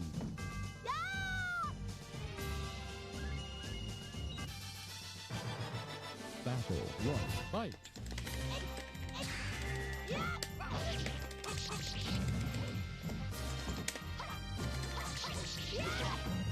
Gambare main kun. Okay, it seems to be behaving now. I think it just didn't like Li Long's stage. And of course, this means that Huang gets. I don't know whether he had this stage in the Korean version of the original Soul Blade, but he's got it now.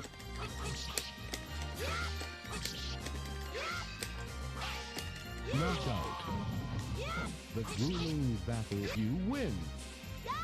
Maybe we have a funny anecdote about nunchakus later, Battle 2. Fight. related to James Furman. Maybe we do. You don't know.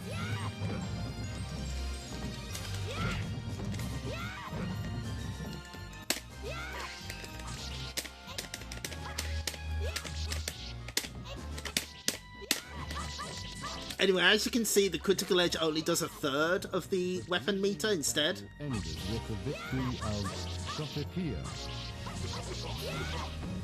You win.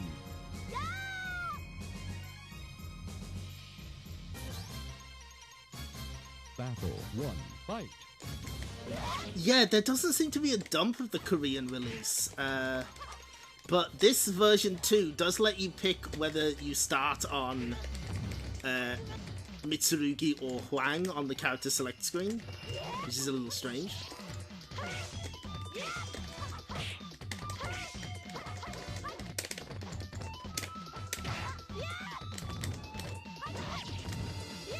Knockout.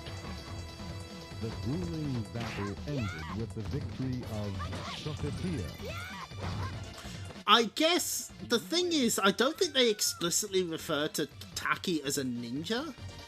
Battle 2. Fight. I don't think they actually use that word. She's more like a demon hunter, and I guess that's far removed enough from ninja that they didn't bat an eyelid.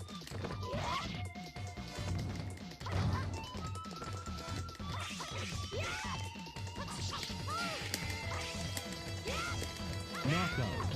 One British guy on food himself and decided to make it everyone else's problem. Final battle. Fight.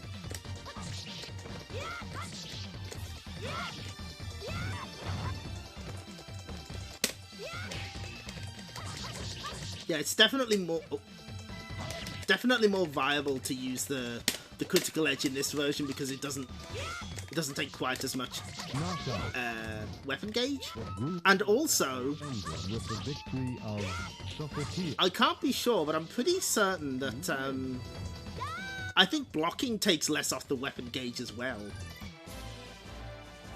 Battle 1. Fight. Ah.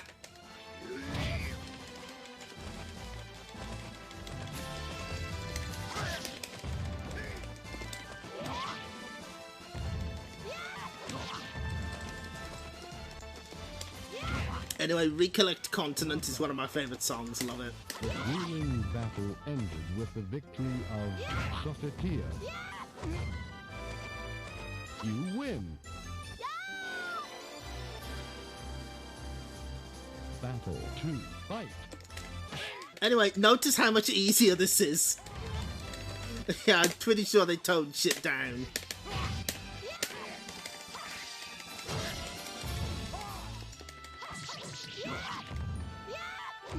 Yeah. Very obviously like a ninja or kunoichi, but they were like, nah, Demon Hunter. Knockout.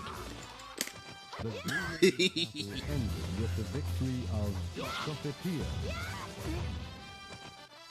You win.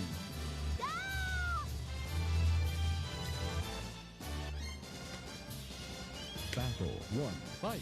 Oh, it's blue brunette Sophitia. Good.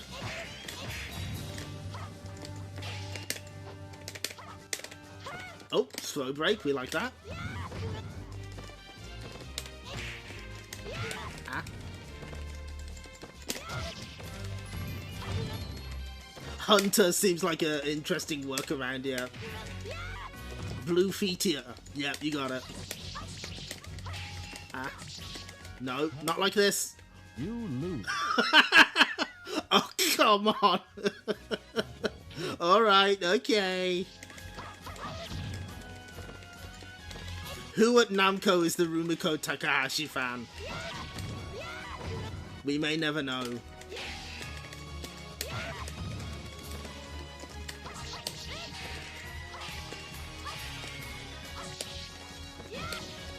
Knockout. Sophia. You lose. Will you challenge the enemy again? Oh, they moved that there, okay. Welcome to the stage of history.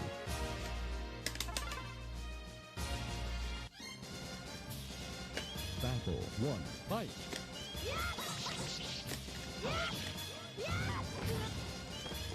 But hey, look at that, we got really far this time without having to continue too much.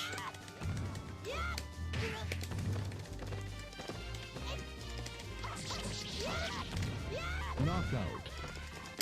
The grueling battle ended with you win.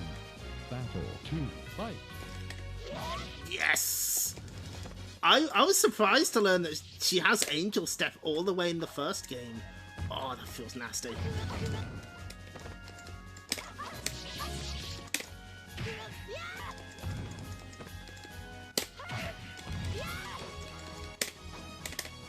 Let me grab you?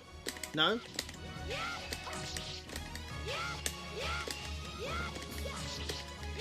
Knockout.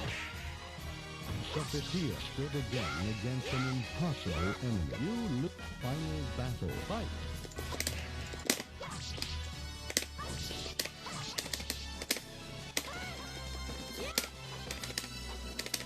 Let me... No, I'm gonna...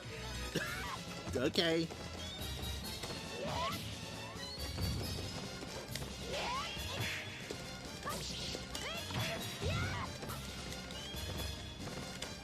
Knockout. I'll have to double check these, Again, you lose. Will you challenge these defaults. to the stage of history? Let's try the other color palette. Battle 1. Fight. We got a pink Sophia.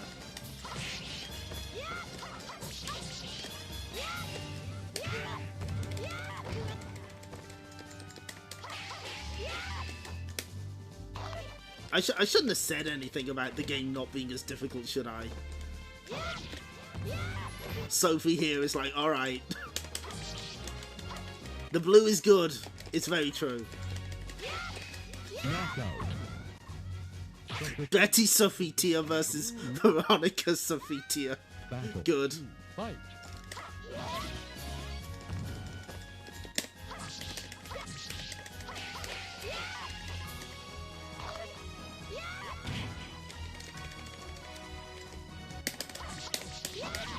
Sadly, she doesn't have, what is it called? Heaven's Arch yet? Where she, like... What did she do? She gets her opponent in a headlock with her legs and then just sort of jumps on them like a jumping horse. Will you challenge the innocent to the stage of history? Battle 1. Fight.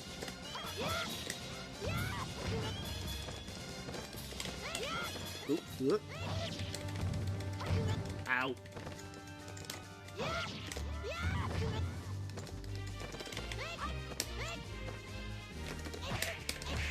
Let's see if dodging is any better in this. Yeah, it feels a little better in this version. Oh, and that's right, you can do attacks out of dodge. The grueling battle ended with the victory of Sophia. It took me a second to figure that out, but I was like, yep. AKA the god I wish that was me.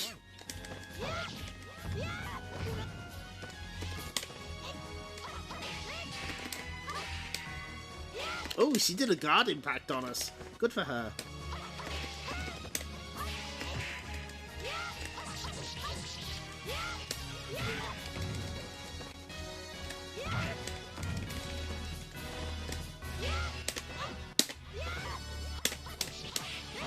Wait, hold on, I've got a... Ah, fuck. She does have an unblockable, but it's kind of a pain in the ass to do.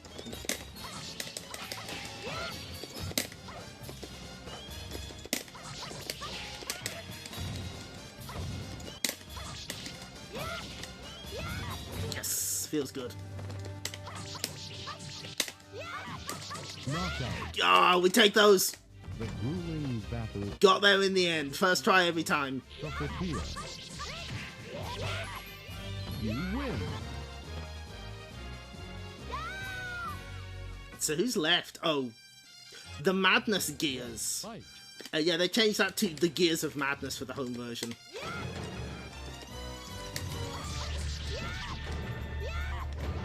But this is one of the first games I remember actually displaying the names of songs, which I think is really cool.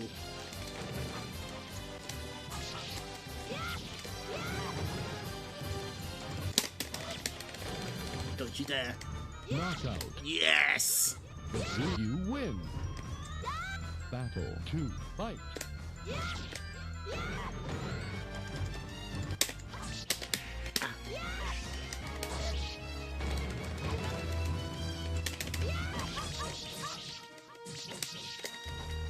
Oh, there's the meat grinder. Ow. Knockout. Okay. Sophia stood again against an impossible enemy. You lose. Final battle. Oh, he does! A dinosaur calls Voldo Voludo. Ah, they fixed it. Okay, interesting. I guess, yeah, they were still deciding how to Romanize that name. Knockout. Sophia, you lose. Will you chat? Welcome to the stage of history. Battle 1. Fight. Arcade SoulCalibur 1 did that as well. Nice. Interesting. Arcade SoulCalibur is so interesting to me because everyone thinks of the Dreamcast version, but it looks more like a PS1 game originally.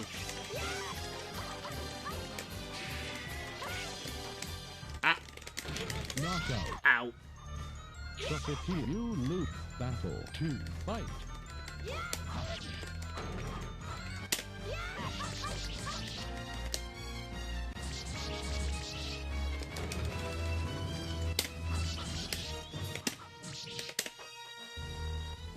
Knockout. He's definitely getting a little damage buff. You lose. Oh yeah, the arcade version is definitely visually impressive, running on that System 12 hardware. I like it, but also, like, I imagine a lot of people only know it for the Dreamcast version.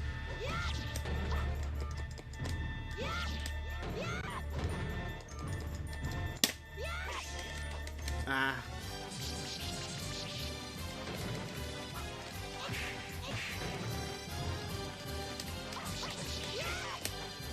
No! Don't kill, don't kill. Okay. Knockout. We take those! The grueling battle ended with the victory of Sophia. You win. Battle 2. Fight. Yeah, it's weird, isn't it? And it ran on the same board as Tekken Tag Tournament, which is even wilder.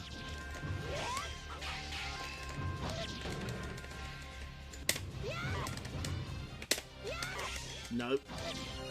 Absolutely not. Whoop. Knockout. That's fine. We still have a chance. You lose. Final battle. Fight. I've just realised, though, I think Mitsurugi is the last guy we fight before Cervantes. Oh, that's going to be a bad time. Knockout. Will you challenge the enemy to the stage of history? Battle 1. Fight. But yeah, it's like a lot of little things that they changed for this update, but it really does help. It does make the game feel a bit more complete.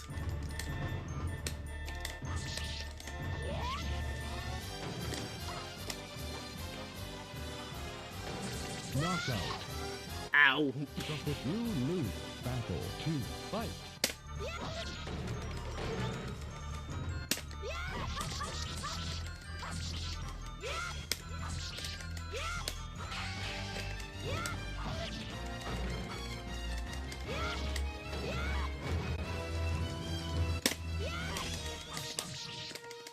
I love how my critical edge does like no damage.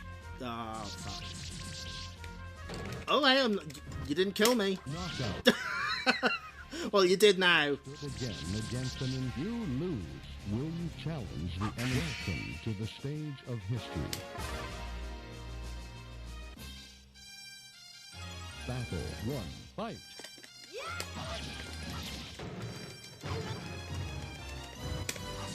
Yeah, this clearly did. Oh, shit, yes!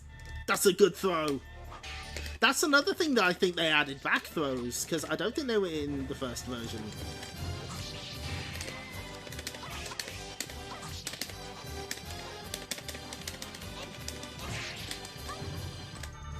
That was some kind of scramble, I think. The grueling battle ended with the victory of Sophia. You win. Battle 2, fight.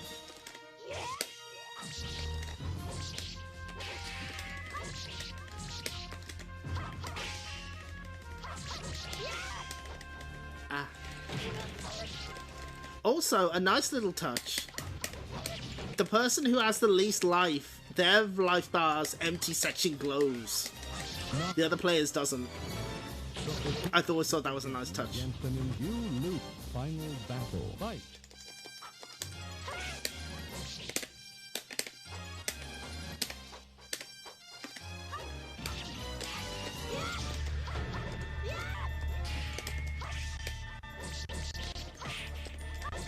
We need Kai's support here.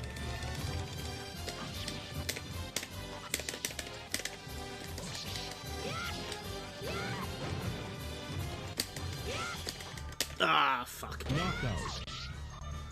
Sophia stood again against an impossible enemy.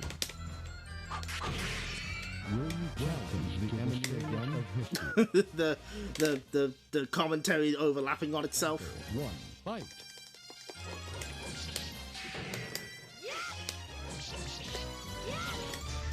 Surprisingly, Voldo is one of the very few characters to appear in every single mainline SoulCalibur game. And Soul Edge. The only other characters to that distinction are Mitsurugi and Cervantes. Nobody else. You win. Battle 2, fight. If you add, if you only count from SoulCalibur, I think Nightmare and Yoshimitsu also have that claim to fame. I've got him. Got him, easy. You win. Oh boy, here we go. Battle 1. Well, welcome to the wall.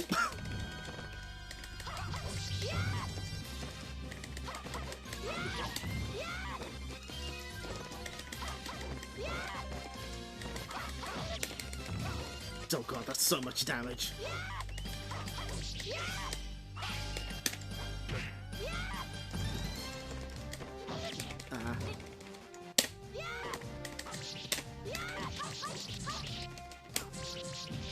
You asshole! That's funny. Battle 2, fight. Yeah, SoulCalibur 5 did ruin a lot of characters' streaks. Taki, Sophitia. Rude Timer, yep, sure is. Ah. You missed me. Fuck. Shouldn't have gone cocky. Yes! The grueling battle ended with the victory of Sophia. You win. You know what's funny though? I played the shit out of Soul Edge on the Soul Blade, sorry, on the PlayStation 1, right? Never got into SoulCalibur. I only started playing them when SoulCalibur 5 was really cheap on Xbox Live. So I essentially worked my way backwards.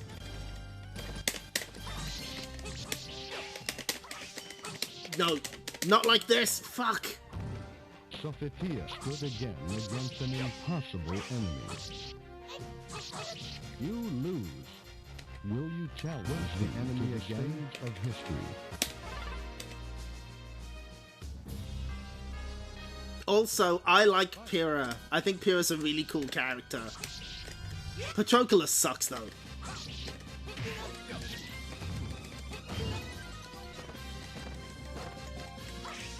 Perfect. Sophia stood again against an you lose. Battle. I'm pretty sure 5 had like some pretty yeah, I see what they were trying to do. I'm pretty sure there were some big problems behind the scenes with its development though. Knockout. What forbidden word? This Possible enemy. You challenge. I know. There is exactly one word muted in this stream chat, and it's got nothing to do with SoulCalibur. Unless there's something I've missed.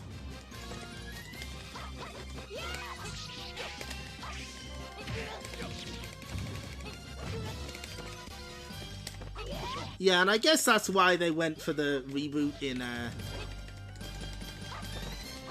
Oh, okay, yeah, no, I'm with you. Sophia stood again against an impossible enemy. You lose. Yeah, Two, fight. he did come up earlier. Hi, Sephasai, thanks for the 50 bits. You bought an entire seat, but you only intend to use the edge. The soul edge. Good. Anyway, I agree, Bobinator. I do like fighting games with new cast members. There's a way to do... I think there's ways to do it that don't alienate people. Sophia. You win. But pay no attention to what I say.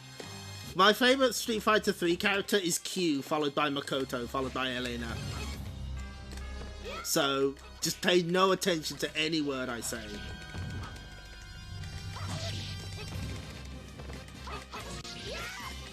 Knockout. Sophia stood again against an impossible enemy. You lose. Will you challenge the enemy against him to the stage of history? Yeah, poor 12 got kinda done dirty. One, fight.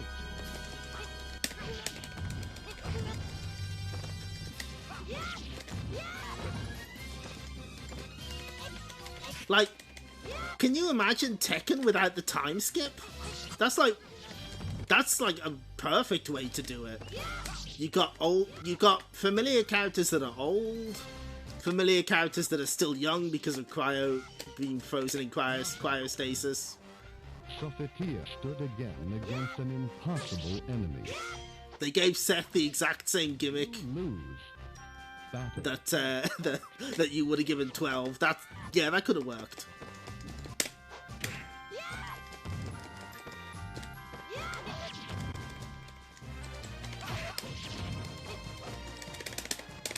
No, throw break. Let's take it. Knockout. Sophia stood again against an impossible. You lose. Will you challenge the enemy? Welcome to the stage of history.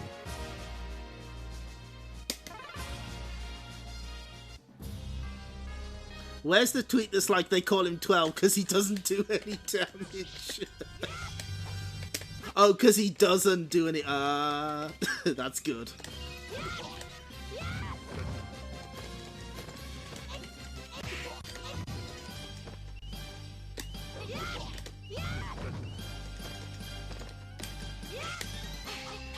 Yeah, they should have added the playable fish. They absolutely should have done that, but they didn't. Knockout. The grueling battle ended with the victory of Sophia. Okay, we've taken one round from him. You win. Battle 2. Fight.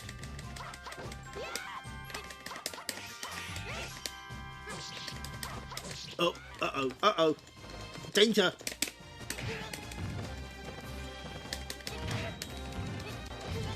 Yeah, Gon was a fair trade. That little guy can fart. I like him. He's just a little guy. Out of the ring. We take those. The grueling battle ended with the victory of Sophia. You win.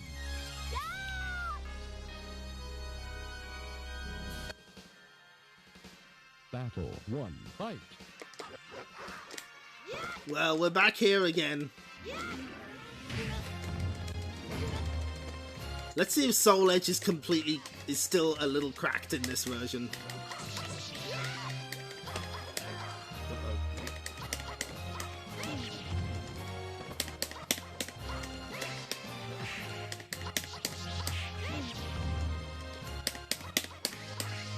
This combo still serves us well, at least. Time's up. Get fucked!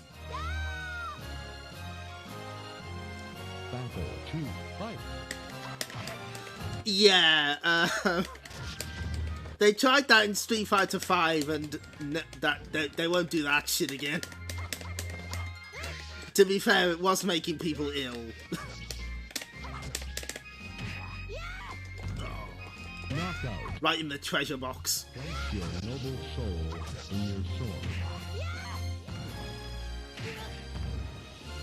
You lose. Final battle. Fight.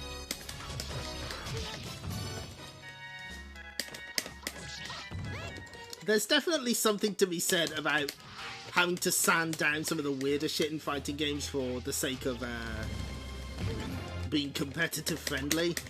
Knockout. The mists of darkness swirl around. Oh, is it different voices because it's the To the Cervantes stage? That's cool. battle 1. Fight.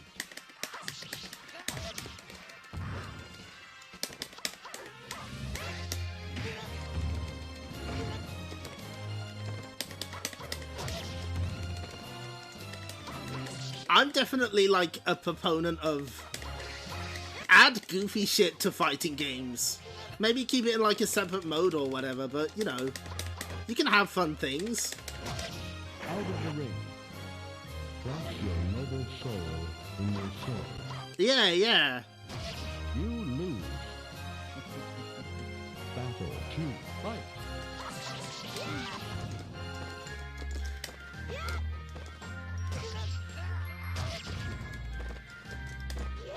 Ooh. Yeah. There's some goofy stuff in Virtua Fighter 3. I've not played enough of that though.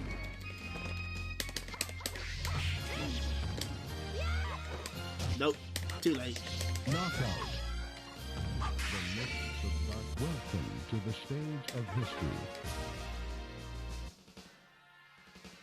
Battle 1. Fight.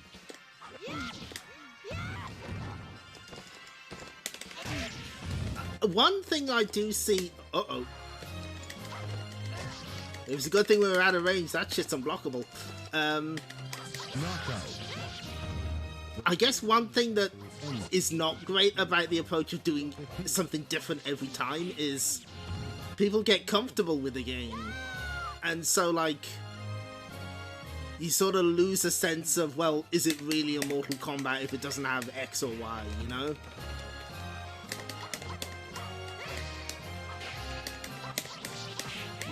Depending, there are still arcades out there. The winning battle ended with the victory of SoulCalibur. You win.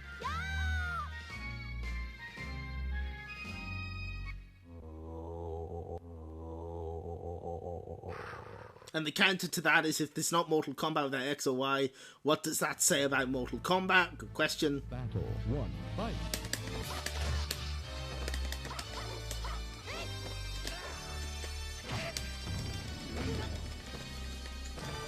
If you're nothing without it, you shouldn't have it. That's...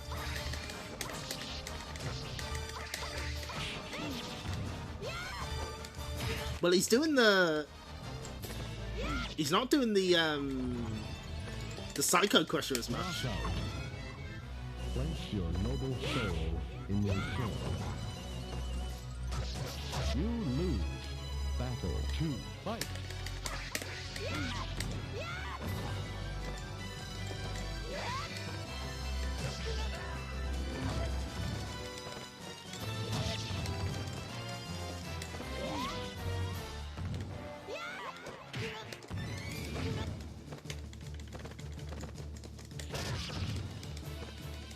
Okay, so he can still do it, he just does it way less often. Understood. I can see how they took... Oh! Oh, that's sick! Oh, that's so good! Battle 1. Fight.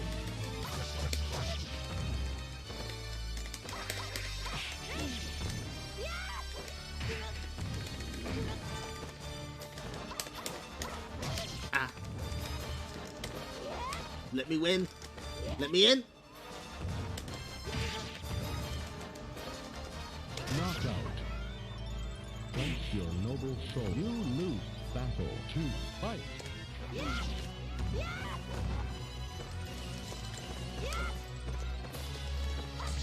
Anyway, I'm not the person to ask about Mortal Kombat stuff. I kind of liked Mortal Kombat X, but I just sort of went off the series after that. I don't know. It just didn't appeal to me, and that's okay.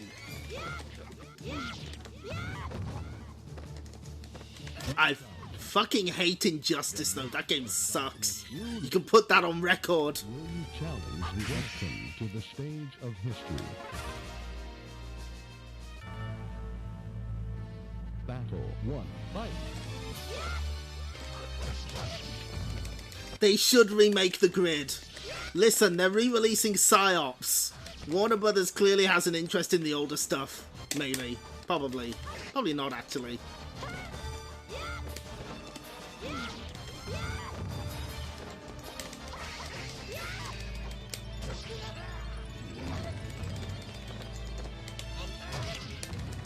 Knockout. Place your noble soul in your sword.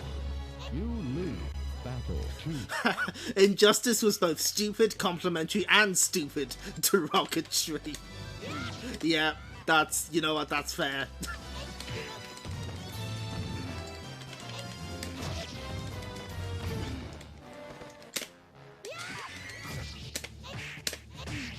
Oh, have we got him? Knockout. Yes! The grueling battle ended with the victory of Sophie. Is Soul Edge the only fighter where the final boss is the game's title? Huh. Final battle. Fight. That depends. Dark Awake. Yeah, Dark Awake, that's true.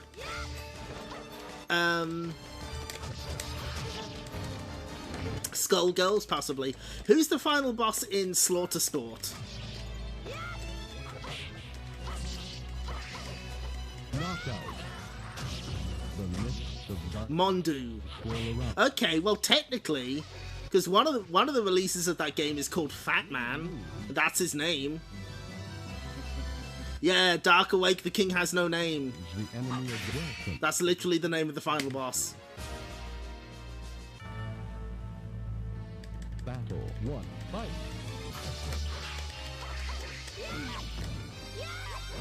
Oh, Eternal Champion, yes!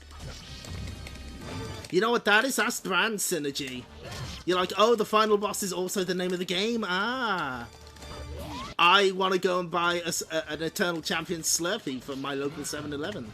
The grueling battle ended with the victory. You know what? We'll let the King Has No Name. We'll count that one. That one counts. Battle 2. Fight. Oh shit! He tried to fake me out. Anyway, oh nope. Oh fuck! No, don't toss me over the the Nightmare Classic. There it is. You lose. Jackie Chan, yes, he is indeed. This is his game after all. Also, I wasn't making that up, by the way. You could actually get, I don't know whether it was Slurpee specifically, but you could get something, like some kind of Slurpee type confection with a Eternal Champions branding. The grueling battle ended with the victory of Sophia. Thank you. How much easier was that? Also, I missed the nice shot again.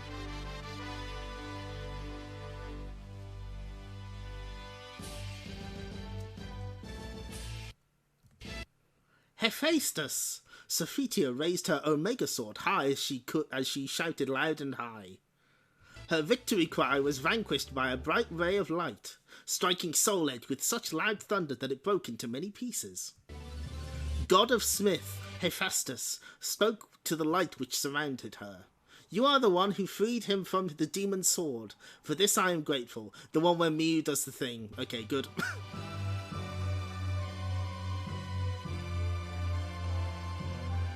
The ray of light grew small. So did her sword, armour and shield.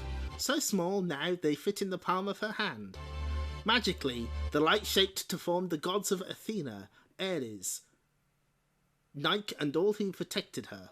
Feeling the presence of a holy power, she fell to one knee and lowered her head. Smith, god of punks.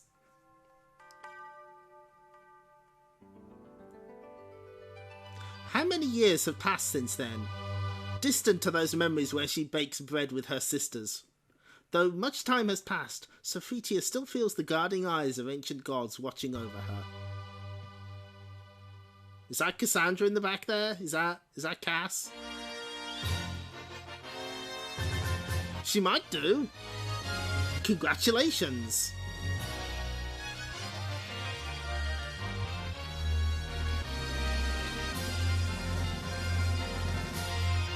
Oh, it's got all our stats.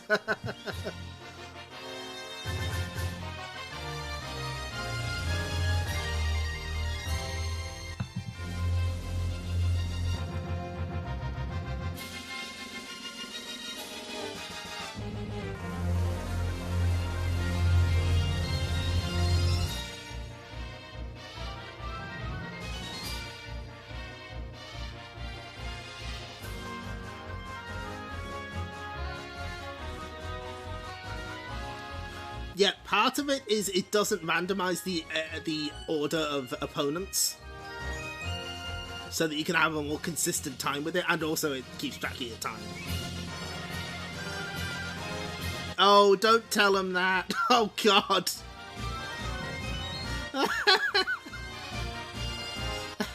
Don't do me like this. No, don't show my stats. Oh, my God.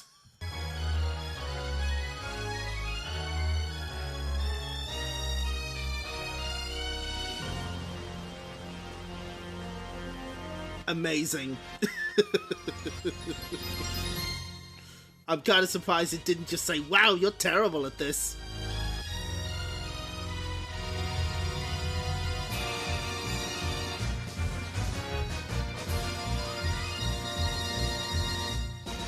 I think I can show off sudden death, actually. Let me... The legend will never die. Welcome to the stage of history.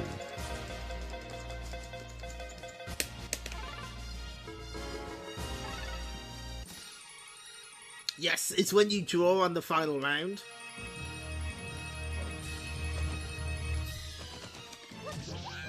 Out of the ring. You battle to fight.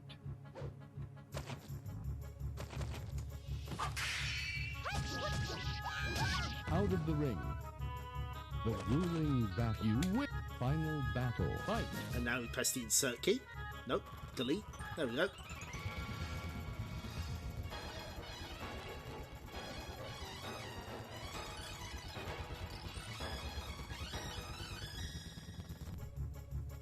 Time's up. Draw. Final battle. Fight. So yeah, everyone, you die in the single hit. Hold on, let me guard. It looks like you also take more guard damage. Weird weather today. Sonmina, you win. Less time too, yeah. Battle 1, fight.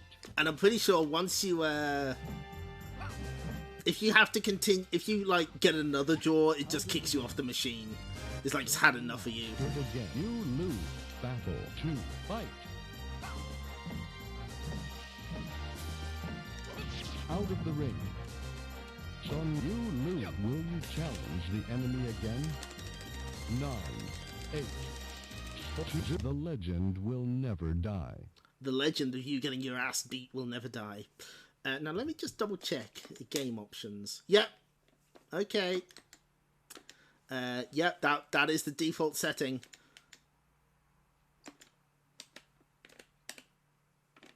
No, I don't want event mode on. Oh, fuck. Oh, God. How do I... Oh, we have to go through. I see. Polygon test. Good, the polygons are working, thank goodness. And yeah, there's your build date, May 16th, 1996.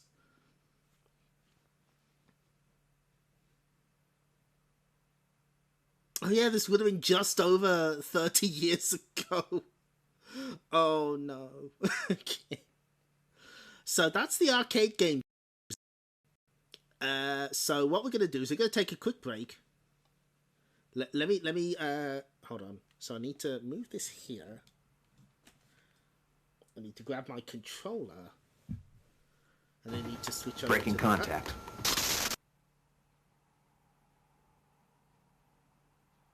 Why does it say version C when the title screen is version 2? Good question. I don't know.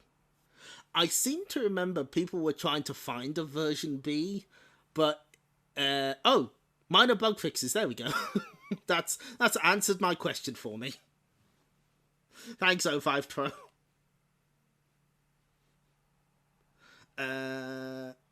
Let's see. Right, hang on. Let me figure this out. So I want to close this one and this one. We're switching over to the Mister for the rest of this.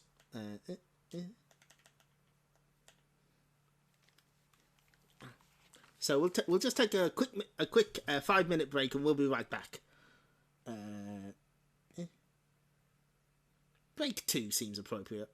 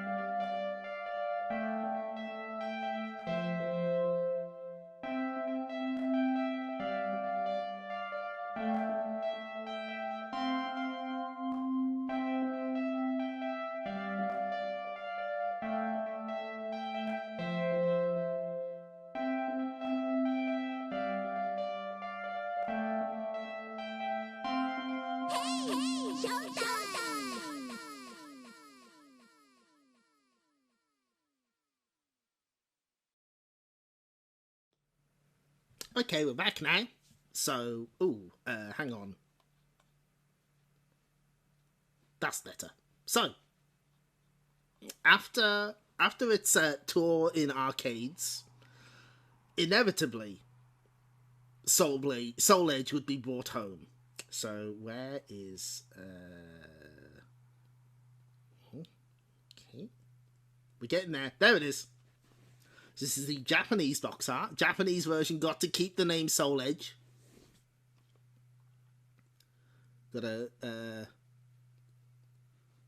We have some demonstration of the extras. You know, you've got your you got a practice mode. You've got a team battle mode. The Edge Master mode. We'll get to that. And there was even a special edition version that came with the Namco Fight Stick, which I've always wanted. I've always wanted that stick. Oh, it's beautiful. But of course, when it was released outside of Japan, it had to be renamed Soul Blade. As far as I can tell, there was never any actual legal proceedings. But Namco hedged their bets with notorious copyright troll Tim Langdell and was like, fine, we'll just rename it. We don't want to fuck with you. Interestingly, the Japanese and US box arts are basically the same. Close enough. Yeah, the threat was there, and I think that was enough. But it's not like it ever actually went to court until, I think, he tried to get it revoked later, but by that point, like, there was no way. If you thought Tekken 2 was tough, take a stab at this. What's next in fighting? How about a game that melds 3D movement, polygon characters, razor-sharp graphics, awe-inspiring moves, and a one-of-a-kind combat system? Or, in short, Soul Blade, arguably the most innovative fighting game on the planet. It's the 15th century, and 10 warriors from around the world, each wielding their weapon of choice, are in bloody pursuit of Soul Edge, the ultimate weapon. Sure, only one will find it, but it looks like the critics already have found it. Game Players magazine voted Soul Blade best game of show at AMMO. And Next Generation calls Soul Blade the most complex fighting game to date. Obviously a cut above. I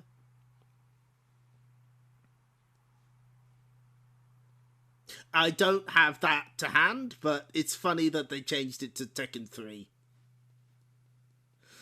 Yeah, it's a long story. Don't worry, they find a much worse way of saying that in the PAL box. First polygon fighter to feature an authentic weapon-to-weapon combat system. Incredibly realistic feedback when weapons collide. I like that they have to say authentic. Like, well, you know, Battle Arena Toshinden beat us to it, but were they authentic? I don't think so. 10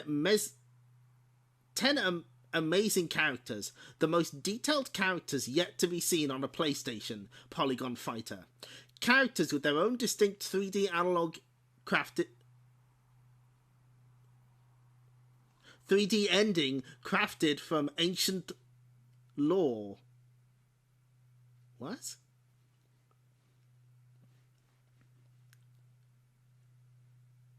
I guess so. An arsenal of combo attacks, secret techniques, and special throws for each warrior. Real 3D backgrounds for each character, providing the player with an unsurpassed sense of realism. All backgrounds feature light sourcing. From electrified swords to glowing... What?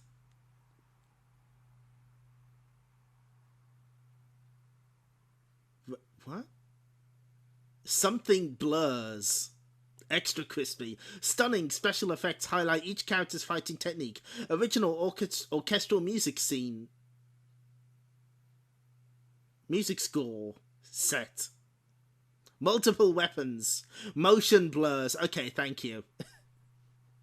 That was really hard to read. Anyway. Oh, look at that. Completely different cover for the PAL version. And a pesky BBFC 15 rating. I'm sure that won't come up again. Score set. I guess that's what it is. That's a weird way to put it. So I had to get the platinum version for this, because the scan on Game FAQs didn't have the English section. From the same dojo as the Tekken series. The most advanced weapon-based combat simulation ever. Savage swords play, and an epic crusade in this tale of soul and sword. Soul Blade, quite simply, is the next big thing in 3D beat-em-ups. Oh, fuck. We called them beat-em-ups in UK magazines, I'm sorry. Taking both graphics and gameplay one step further, 96% Play magazine. Namco, créateur de la série Tekken, présente la simulation de combat armé la plus avancée de tout le temps. Un jeu d'épée sauvage dans une arrêt une exclusivité. Sorry, I can't. No, it's a little too crispy. Dans une arène mondiale, une exclusivité épique sur PlayStation. La nouvelle référence de métier de combat. Les jeux de combat et trouve le maître. 96%. Consoles Plus. We even have a review from Fun Generation. Excellent. I like the tiny little soul edge here. That's funny. Also, you can play this with the fucking NegCon.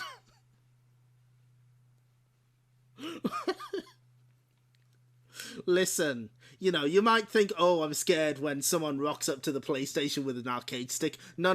Don't fear them. Fear the person who rolls up to the scene with a fucking NegCon. You should not, but you can. Is it pronounced Negicon? Have I been pronouncing it wrong this whole time? Probably. Anyway. We do need to change the now playing. But we're not done just yet. Hang on. No. We have one more thing to show off. Hang on. Oh, fuck, I've spoiled it. So, okay. Here's something interesting. All three regional versions have different disc art.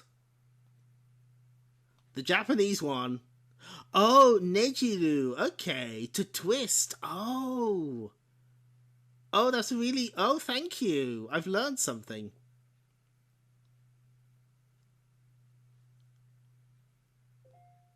Oh, no.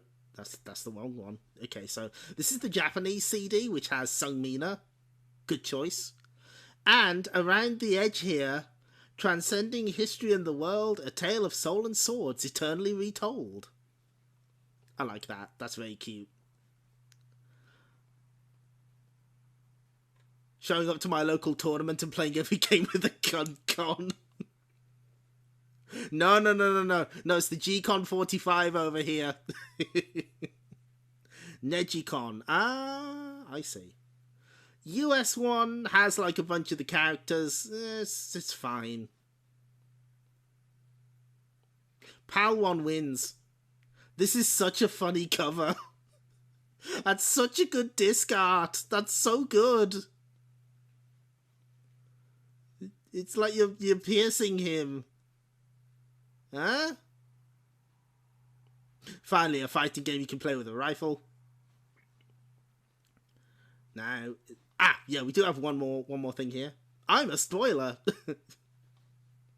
So this is from the PAL manual. This is the introduction to the story, which I probably should have read earlier, but you know, it's fine.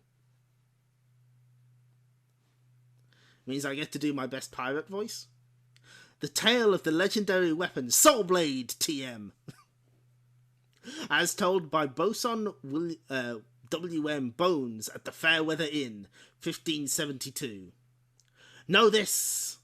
These whispered tales of a sword that can that can cut the very heavens asunder are true. This soul edge exists.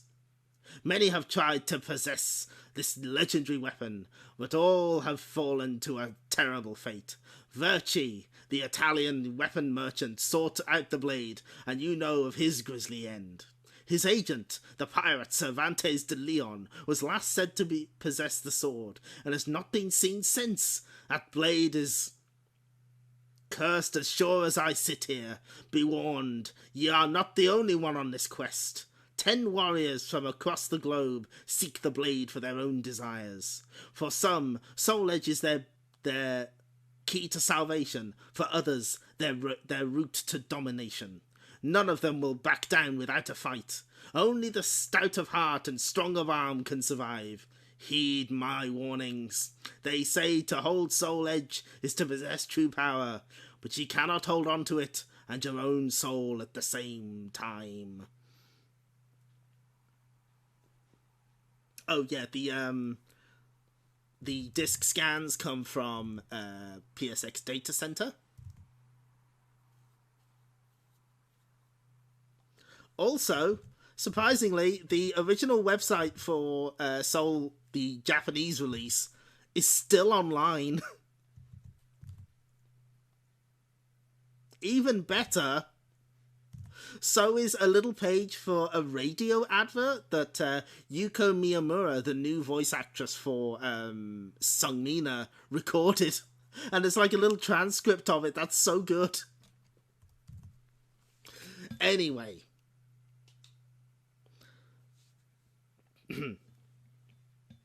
So,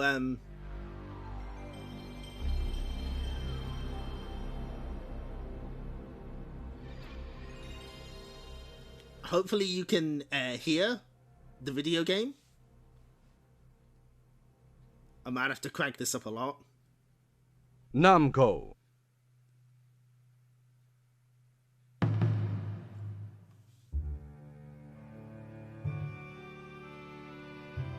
Transcending history and the world, a tale of soul and swords, eternally retold.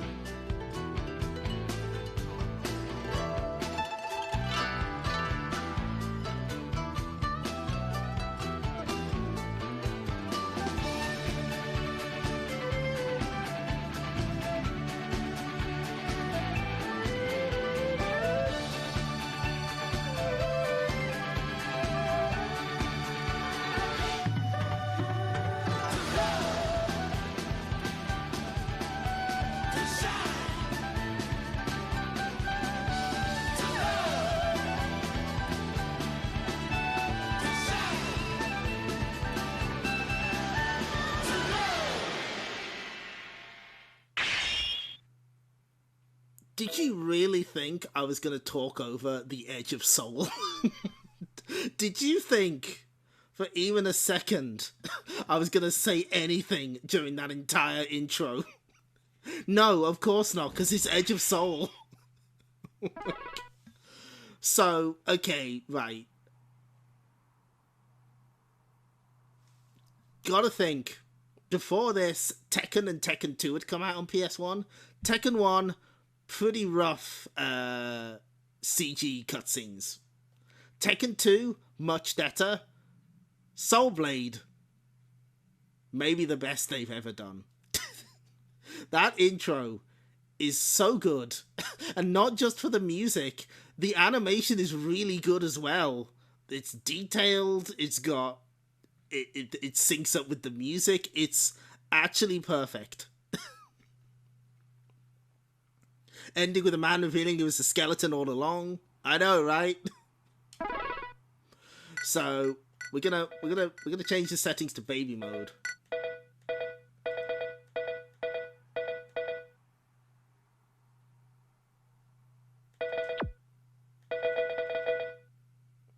Nobody talks over Edge of Soul. That's the rules. You're right. So let's head to practice mode so we can have a look-see at what they changed. Welcome to the stage of history. So this might be loud. Time to show the difficulty. You are a sucking baby.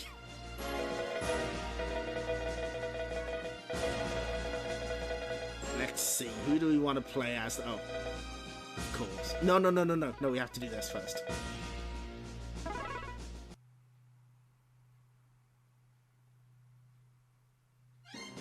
Versus Sophia. So, first thing, every character has an extra outfit, which you access by pressing the kick button. Oh, Sophitia's voice is different. In fact, everyone's voice is a little different. Mitsurugi and Sung Mina were recast entirely, and the rest of the cast re-recorded their lines. But look at how quick the loading was, and this is basically the same game. Because, you know, same hardware, essentially. So I tell you what, we'll change again. Welcome to the stage of history. You know what? As correctly pointed out, we must fuck with the sound options. There's 3 soundtracks. You have the original arcade version, the arranged version, and then the Khan Super Session, which is a completely different set of songs. So we'll have it set to arrange for our first playthrough. Welcome to the stage of history.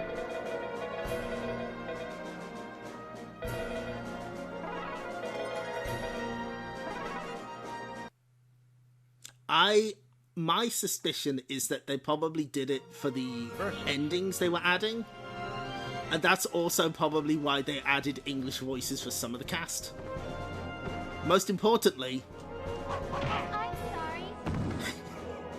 Sophitia now apologizes to male characters when she knees them in the nuts. I'm sorry. Welcome to the stage of history.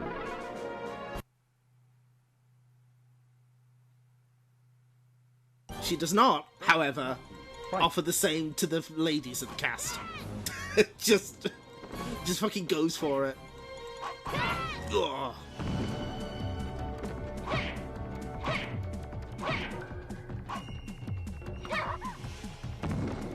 Let me see if I can get the other one. Hang on.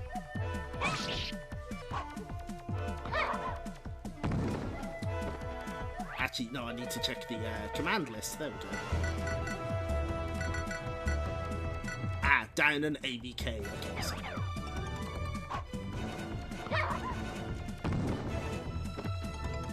I'll get this. Yes! You know what you did. What's even weirder is... I'm pretty sure she has this in the arcade game, but she has a counter specifically for kicks. It's like a counter in Tekken, but it's just for kicks. It doesn't work on strike on sword attacks. Feels good though.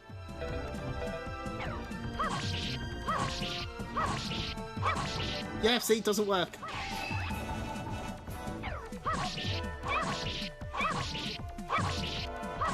But if you switch it to kicks, Out of the ring. I get kicked out the ring. First touch. Fight.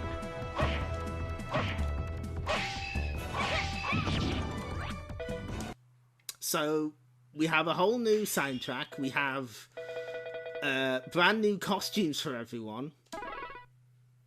Welcome to the stage of history. I tell you what, let's play as Mitsurugi. That seems like a good choice for arcade mode. Let's try his new costume. Load times about on par with the Tekken ports. Nice and quick, which is what you need. Now, these new costumes for the PlayStation version were actually fan submissions. There was a competition for it. I think they list the winners in the credits. Ended with the victory of Mitsurugi. Let me know how the volume is, by the way. But see that? They actually sneak at the end. They got proper voices and shit. Final battle. Fight.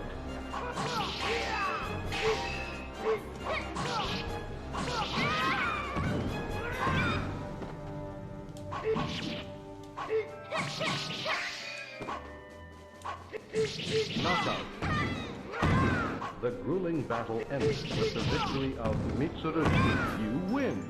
Ah, there's the laugh I know. See, they changed it to the Gears of Madness. Final battle. Yeah, the contest winners are in the credits. Okay, got it.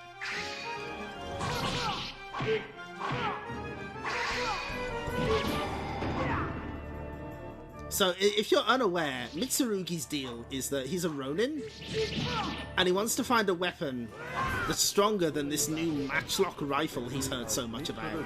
You win.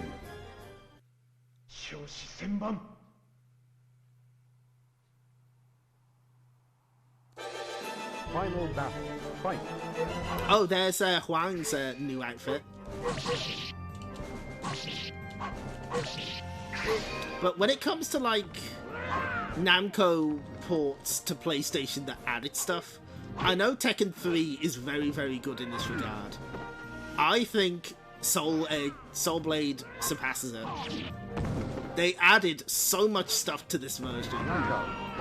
And it's good. The grueling battle ended with the victory of Mitsurugi. You win. If anything, they're sort of a progenitor to, like, roguelite modes that you see in some fighting games. Stuff that, like, adds debuffs and that sort of thing. But we're seeing it later, obviously. Anyway, there's your boy Eric Kelso. It's very clearly him. Oh, we'll get to hear him as well. The grueling battle. You lose. I will not rest until I reach vengeance for my father. Will you challenge? Final battle. Fight. Yeah, honestly, it was kind of smart of Namco to go for PlayStation style based hardware for a few arcade games, just so they can bring them home in such high quality.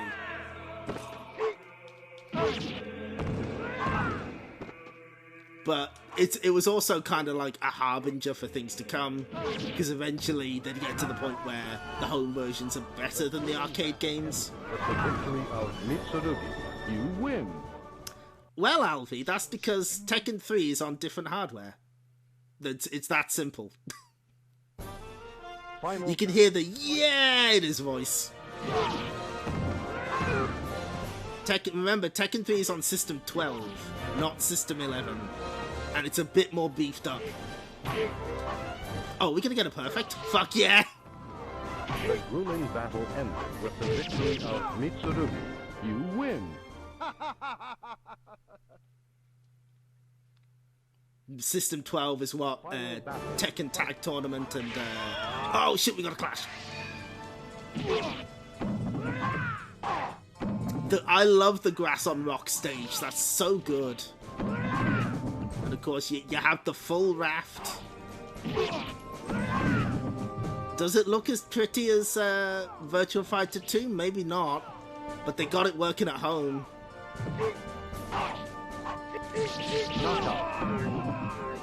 The grueling battle ended with the victory of Mitsurugi. Are we gonna watch all the PS1 endings on stream? No. Because that would take forever. I have endings I want to show. So we'll show those ones. But, like... No.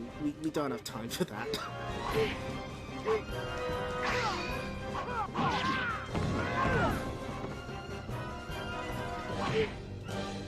I'm just sorry we only hear like a fraction of the arranged soundtrack here.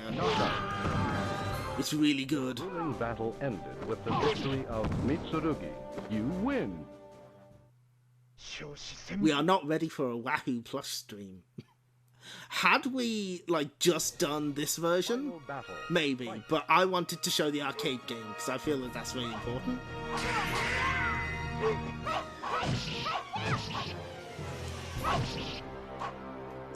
Oh, wait for it. Yes!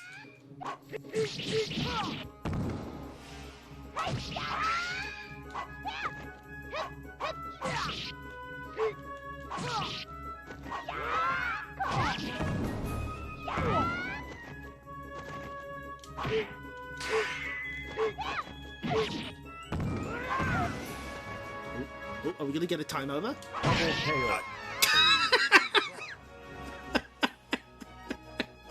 Sudden death. Well, the Soul Blade session went well. Say the line, streamer. I did, don't worry. The Soul Blade session, yeah. Well, I mean, it was inevitable, right? Had to happen. I thought it would have happened in the arcade version, but my ass was wrong.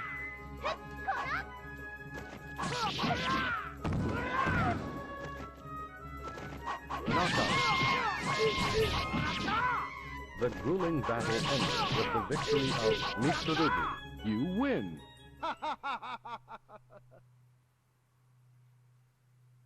So here we're back here again. Final battle. Fight. Oh, we get sexy Cervantes. This is his PS1 exclusive outfit also.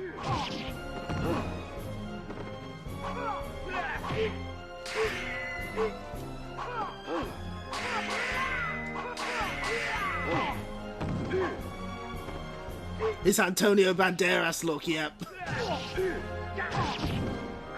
Also, he's revoiced as well. I believe.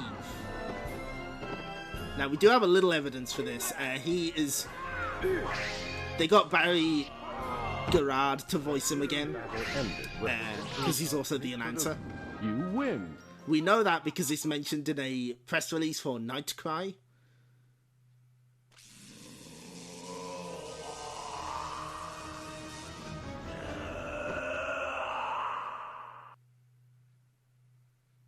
Romance novel Cervantes.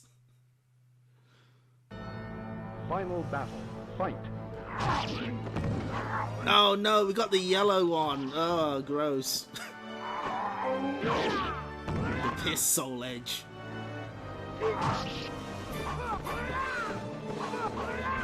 Come on, walk into it. Walk into it. You can do it. Yes. It's exactly what I wanted you to do.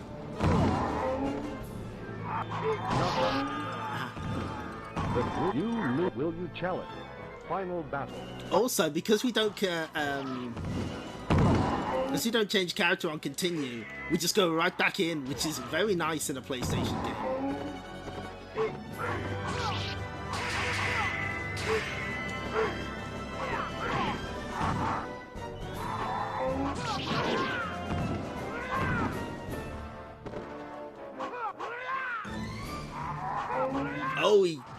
He fainted me. We take those. The grueling battle ended with the victory of Mitsurugi. You win. Oh. Now, can we... Does the save states even work here? We'll give it a try.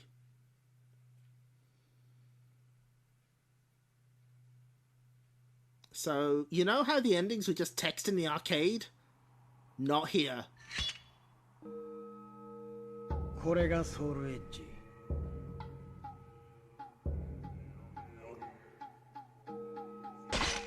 So these are fully voiced, in-engine cutscenes. こんなもんじゃねえ Well, the series is over now, I guess.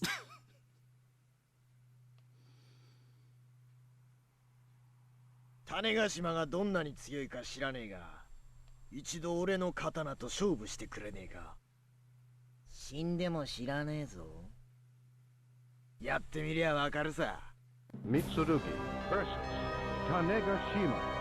Fight. Yes!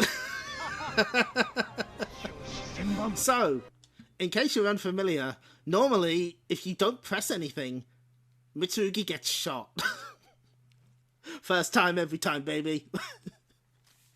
But you can actually control him in that sequence. So you just dodge to the right and storm him while he's reloading and you coward. It's only a scratch. I'm not strong unless my mind, my technique and my body are all well trained.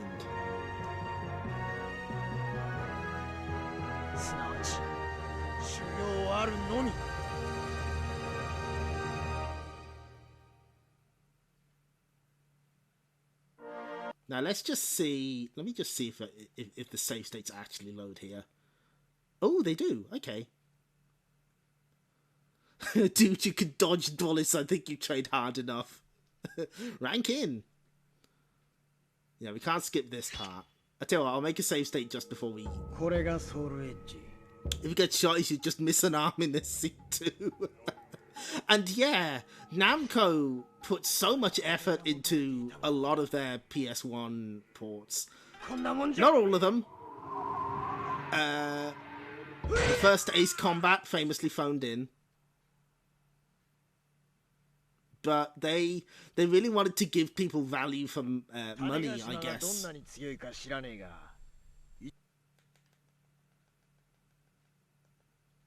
I just want to show what happens when, you know. Yeah, Cyber Sled added FMV and texture mapped vehicles. So if you just leave the button alone, if you leave the pad alone. Fight.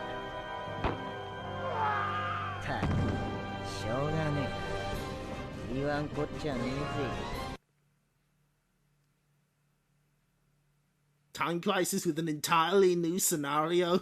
There's no way at all for me to beat Tanegashima, no matter how skillful I become. The thing is, I always interpreted this as like him dying. I don't know, it's the field. I fucking told you, man, that was dumb as hell. Okay, let's get the canon ending. Let's get it right. 一度俺の刀と勝負してくれねえか死んでも知らねえぞやってみりゃわかるさ Mitsurugi versus Tanegashima. Fight.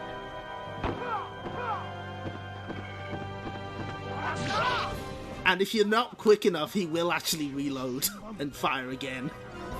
But it's so funny that it goes to first-person perspective. You can actually play the game that way, but you need a multi-tap for it, not even joking.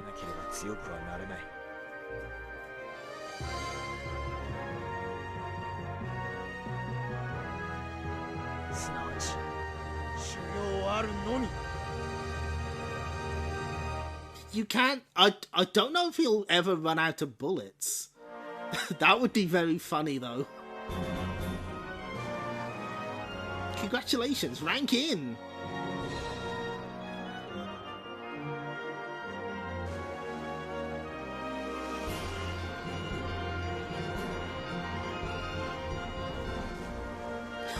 Multi-tap only for first person sounds like something somebody would joke about.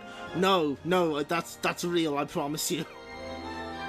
You can use the multi-tap to change the camera angle. And one of them is first person.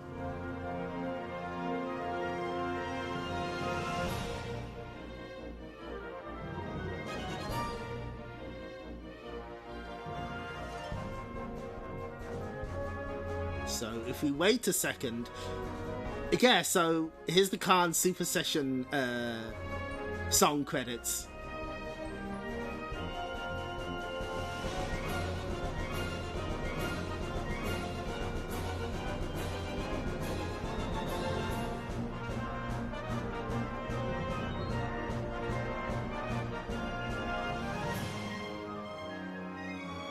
Oh, look at that. Robert Belgrade, Alec Kelso, Dean Harrington, Lynn Harrison, Kimberly Forsyth. So...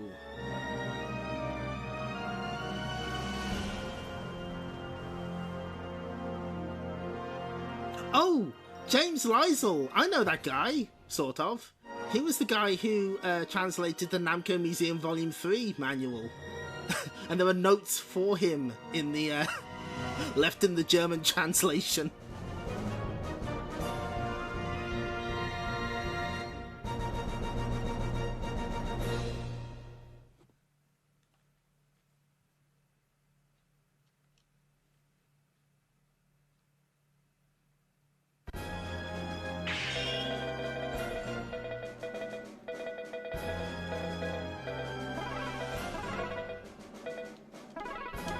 The legend will never die. Honor the blade with your name.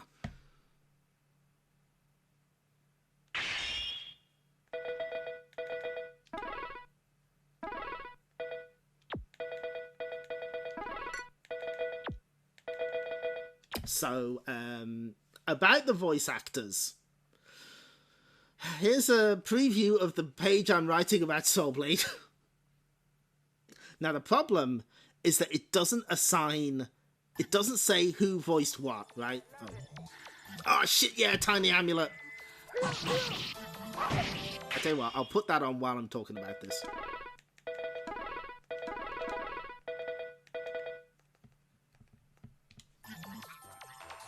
So, yeah, they don't say who voiced what. There is a list on the internet saying who voices what, but I could never find, like, where that information came from. Which is, you know, it bothers me a little, you know? IMDb does list it, yes, but IMDb is also wrong sometimes. And maybe I just don't trust anything I see on the internet anymore. So I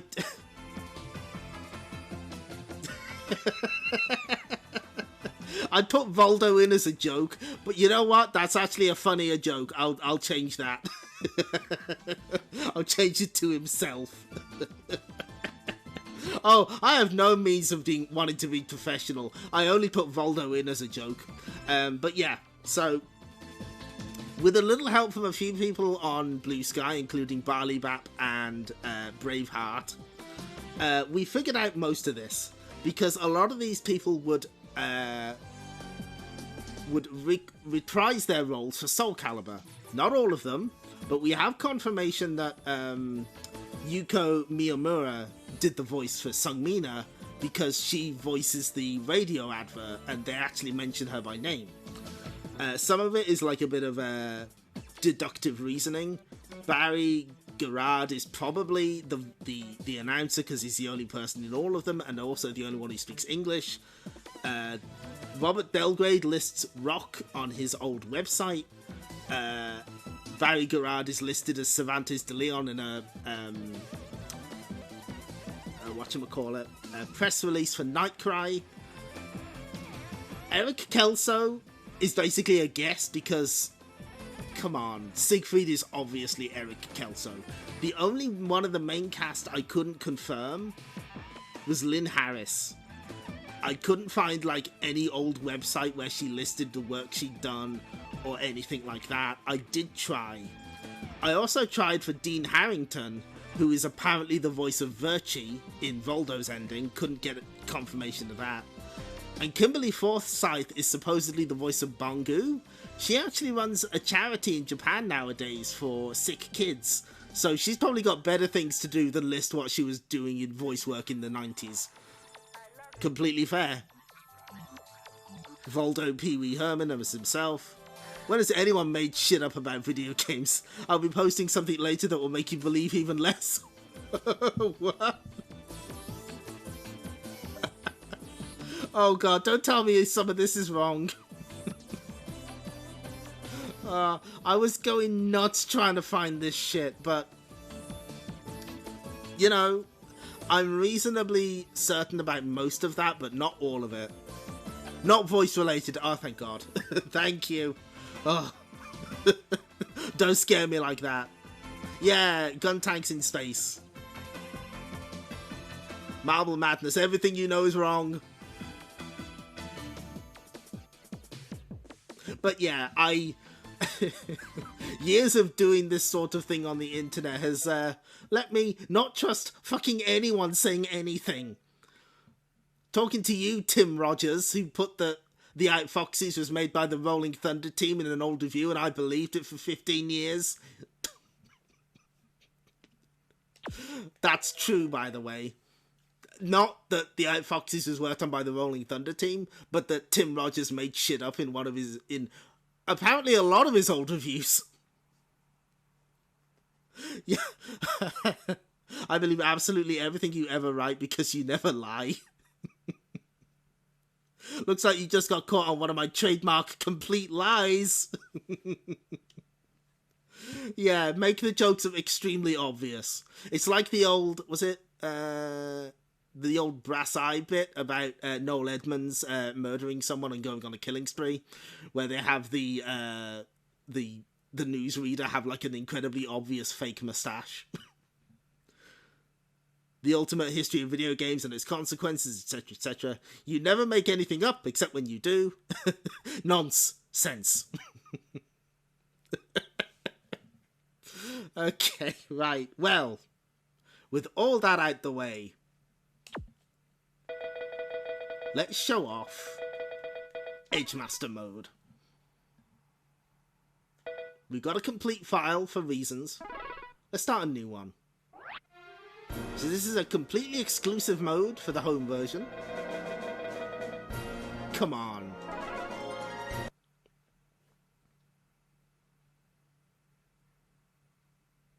By the history, a man becomes a soldier. Through the history, a soldier becomes a hero, from the Bard's song. Author unknown.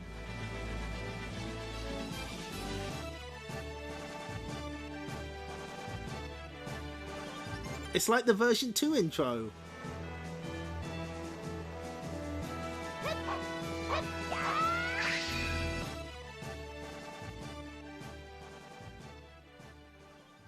Okay, now let's play the predecessor to Link's Awakening done on the same engine. Very good, Straw Bros. Tim at least does stuff purely for the twisted humour, as opposed to just writing for a mag that, oh yeah, there was gonna be a 3D Black Knight 2000 game source, trust me.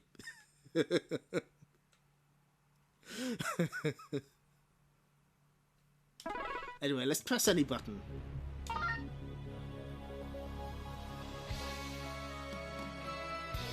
Leave me alone, father. I'm determined to find the sword. Sung Mina struggled against her father's grip as he tried to leave his school at Chi Mountain in Korea. Stupid girl, get back inside now. You treat me like I'm a baby. I'm doing this for our country. Having been born into a strict family of martial arts teachers, Mina grew up surrounded by weapons. She has excellent knowledge of martial arts and her horse sword technique is superior to even her father's. However, because of her cute looks, she's been teased by the neighbourhood boys and treated like a girl. If you ever call me cutie again, I'll beat you with something harder than this stick. There were a lot of beaten up boys in Mina's neighbourhood. So proud of her. Her father, Han Myung, taught her to be well disciplined and always to be faithful and true. She grew up healthy and strong. Minmo. Han Myung thought, she's strong-willed, but it's alright if she stays here and obeys me. However, an independent girl has other thoughts on her mind. Who could have beaten all those boys? Good question. The ever-changing political situation in Korea had become serious, too serious to be called peace. War and invasion was avoided only by the fact that other countries were embroiled in their own problems. However, neighbouring Japan geared up for outward expansion and conquest. In these troubled times, suppression was turned to as a means of control. Everyone living in that difficult period knew what that meant. You could be next. In preparation for invasion from neighbouring countries, the patriotic people of Korea began to build fortresses along their shores. Their leader is Lee Shin-jin, the admiral of the Coastal Defence Force. Then a rumour emerges of the Patriot Sword, Soul Edge. Rip Sung Mina, you would have loved to meet Yuri Sakazaki. The rumour spreads faster than the blink of an eye and eventually reaches Mina's ears. Mina has grown into a patriotic young maiden. Barred from joining the Coastal Defence Forces because of her gender, she jumped at this opportunity. If I find this sword, I can save my country. I must look for it. After packing, she set out on her journey, but her father discovered what she was up to and caught her. Hwang has already been sent after the sword by government order. What if the rumours are false? I think it's Hwang Sung-kyung, was the best student and swordsman of her father's school. He had already started his search for the weapon. There was a possibility that the rumour could be another scheme, but Mina had already decided to leave. I'm sorry, father. The Old Temple. At the southern tip of the Korean peninsula, a historic temple rests at the foot of Mount Chi. It was originally constructed in the 4th century, but has been rebuilt several times. Yeah, it does look a lot like a PC game, doesn't it? Running out from her house against her father's will, Mina stopped at this temple to rest. There she saw a suspicious swordsman. This man was trailing the student Hwang, who also sought the Patriot Sword. This man is very suspicious, but he may have information on the Patriot Sword. Hoping to get to the bottom of the matter, Mina challenged the man to a fight. Mina's father and students are looking for her. Defeat the enemy in the time allowed. So, this has a bunch of preset battles in a specific order that have different modifiers. Ah, tiny amulet, let's go. Versus. Fuck yeah. Fight.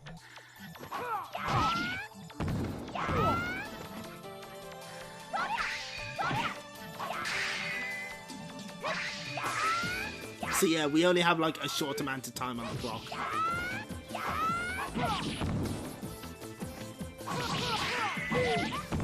Uh-oh. Oh, we got to book it.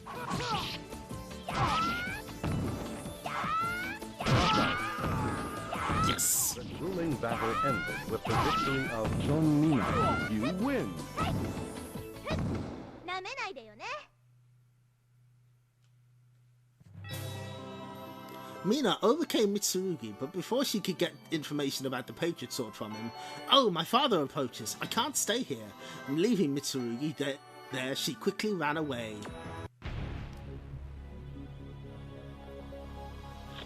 So then you move on this little map. Mina went over to Japan. The shrine in Omi Isle is surrounded by bamboo. It was built for the purpose of controlling horrible fury demons. It is said that in the shrine rests a weapon capable of manipulating the human spirit. I wonder if it could be the Patriot Sword. Travelling to Japan, Mina set off for the shrine. There's something eerie here. She arrived in Omi and approached the haunted shrine. Suddenly, something burst from the shrine. Ah! Mina said, Yow! What's that? As an orphan on the new continent, he learned his skills for survival in the wild. He was possessed by an evil spirit upon entering the shrine, and has now become a demon himself.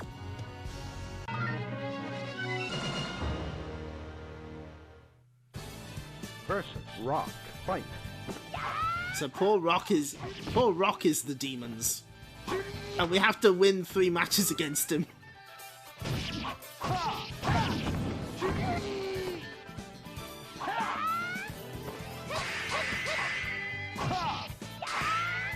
Also, his health is restoring.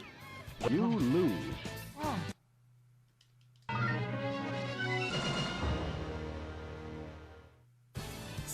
So yeah, this is a really interesting mode. It gives you a lot of extra stuff to do, and it's not just like a bunch of fights. It's a bunch of fights with different modifiers that make it more difficult. And then Rock was the demons.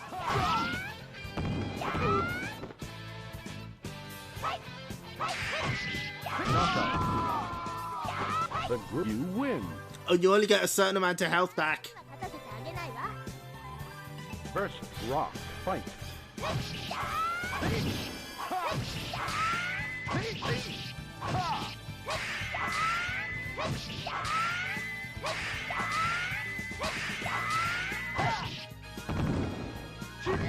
Wow, he heals pretty fast.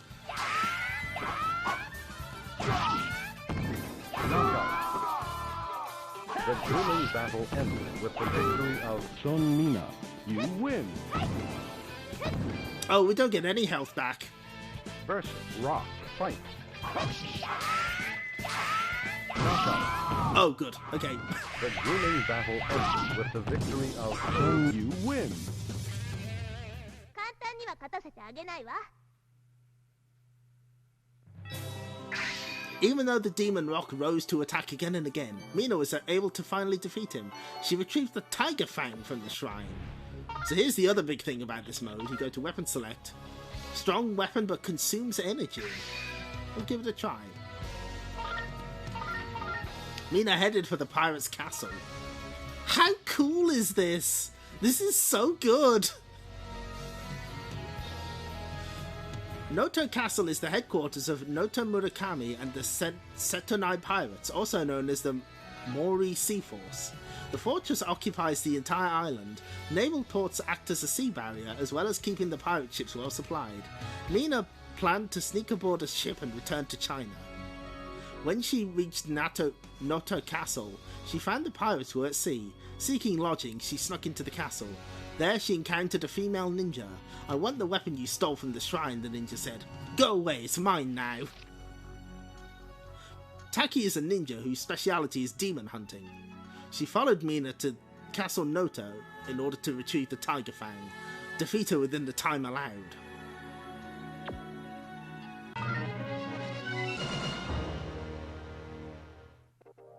Versus Taki fight. So yeah, it's powerful, but it literally drains your health to use it. Knockout. Oh, I'm dead. The group. You lose. The one thing I would change here is like a quick retry, Versus Taki fight. but I guess that's not practical for some of this stuff, because sometimes there are multiple characters to fight. But did you notice that? It actually does chip damage on hit. Time's up. You lose. So again, like, just adding like little modifiers like this, different kinds of challenges, I think is a really clever way to do a fight game, an extra fight game mode. And it gives you a lot of silly shit to play with in multiplayer as well. Is it, quote unquote, competition friendly? No, of course it isn't. Of course it fucking isn't. But it's fun and silly and stupid, ないでね。 and that's what we like. Mina defeated Taki after a fierce fight.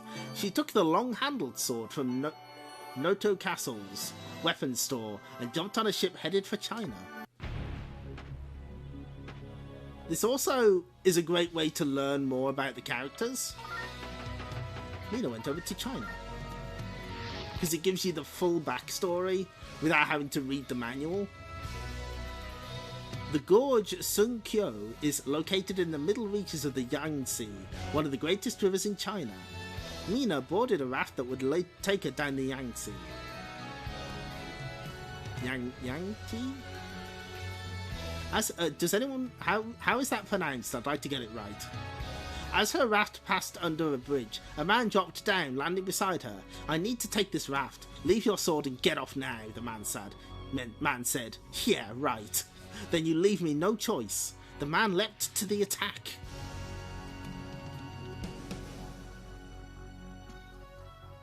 Li is an assassin sent from Ming to Japan. He returned home to avenge the death of his lover, Chie. Since then, he has attacked swordsmen on the Yangtze. Yangtze? Hoping to find her killer. He used the throw technique to defeat him. Versus Li Long fight. Li Long. So, yeah, ordinary moves do not hurt him. You have to throw him. Out of the way. You lose.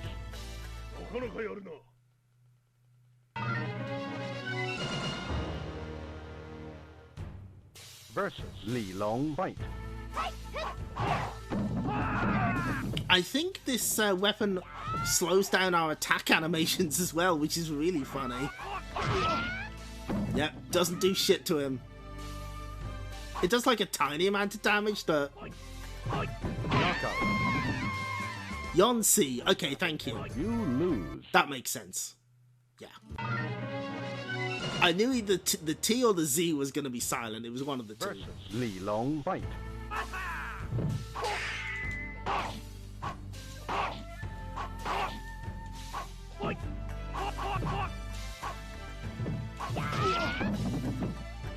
Like, it does do a tiny amount of damage, but it's so pathetic that, like, you have to get throws on this guy. I think we need to change our weapon. Let's try that new one we got. Ooh, different music. Enables very fast attacks. You can even try it.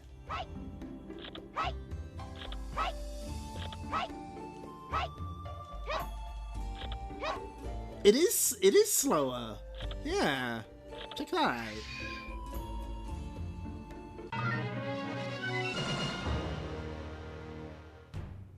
Versus Li Long fight.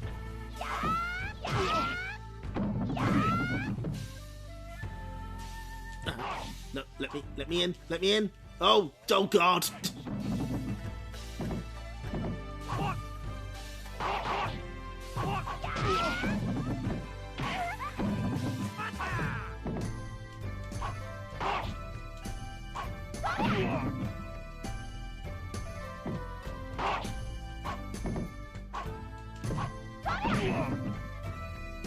Yeah, we get 4 throws on this guy. He's dead. But we have to get them. I think we'll finish. We'll do Sung Mina's Edge Master mode, and then we'll show off some other stuff in this. Oh, I see. Yeah, I was there. Even with the refinements to the throwing, it's still easy to drop it. It's still easy to not do it.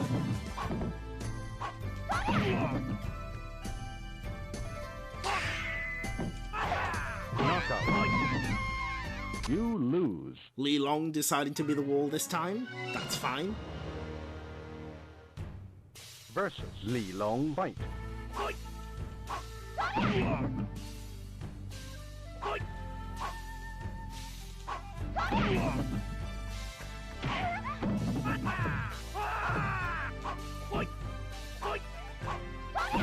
It will not surprise you to learn that this PlayStation exclusive Sung Mina outfit, that's my favourite.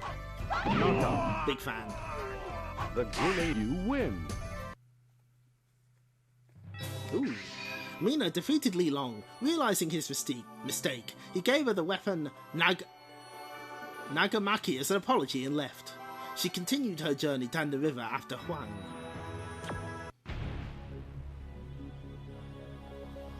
I love that it does a tiny version of the victory animation. That's so cute. Mina went north and reached the desert. There is a vast desert in Central Asia. This is the most dangerous part of the Overland Passage. After 3 months of trailing Huang, she finally caught up with him in this desolate area. Needless to say, Huang was surprised to see Mina there. Please go home. Your father must be worried.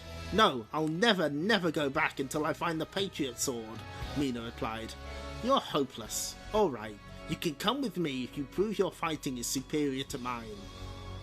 She smiled. No special treatment. I also like that it has page numbers. That's such a good touch. He's having a hard time convincing Mina, who ran away to look for him, to return home. Disarm him! Versus Huang Song fight.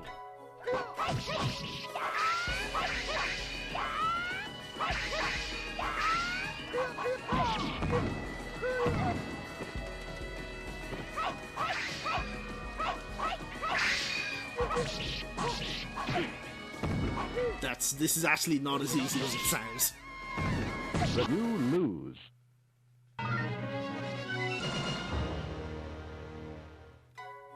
Versus Huang Song Fight.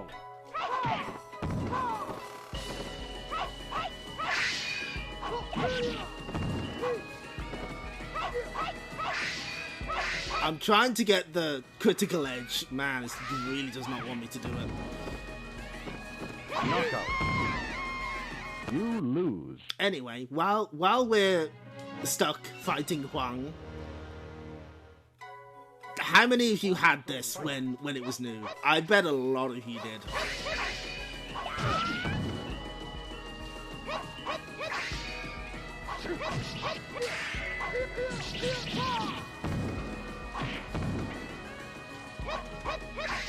We had it when it was like relatively new. We got to Tekken 1 and maybe Tekken 2 a little late, but this one we were on it. And we played it for fucking ever. You got it at the thrift store for cheap about a decade ago? Nice. Knockout. Oh, that's rude. You lose.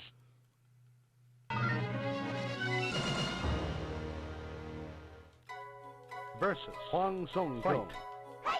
And I mean, that is having extensive single player stuff to do would become sort of a tradition. There'd often be like an extra mode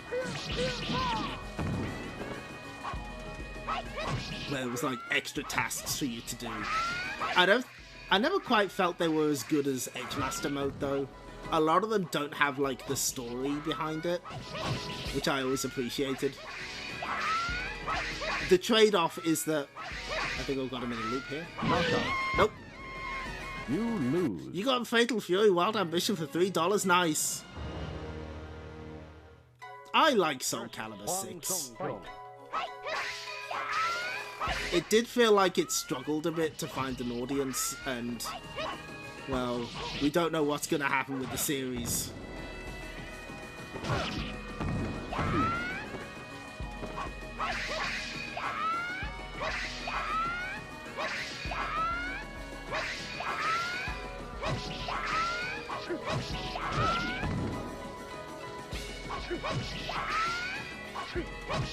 What if I just keep poking you? You lose.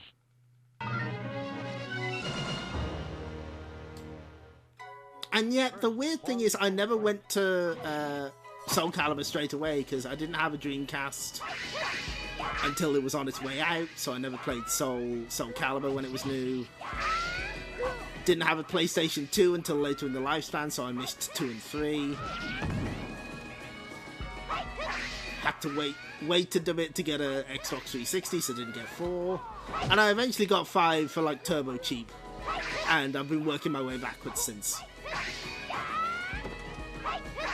I pray someday for an online solution for SoulCalibur 3 Arcade Edition. You lose.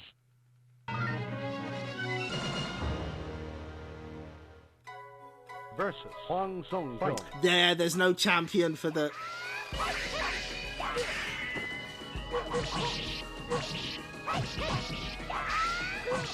I think the main problem is Tekken 8 has turned into a meat grinder. Everyone's fucking leaving it.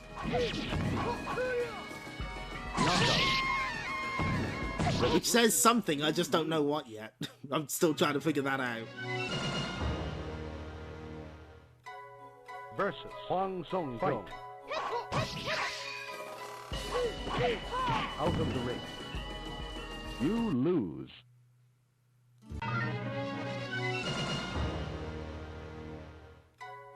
Versus Huang Song Fight.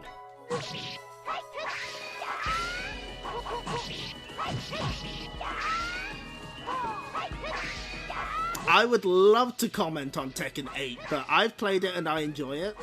And also Kunimitsu's in it, so that automatically makes it good. You lose. But I have a tendency to get to fighting games well after their sell-by date. So none of that shit bothers me.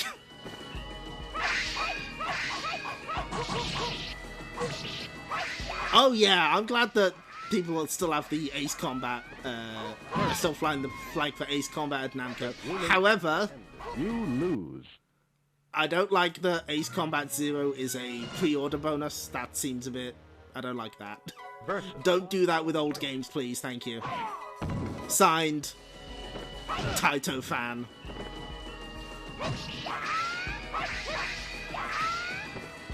Besides, Ace Combat fans are eating well. People figured out how to play Infinity without the with like the online stuff as well. So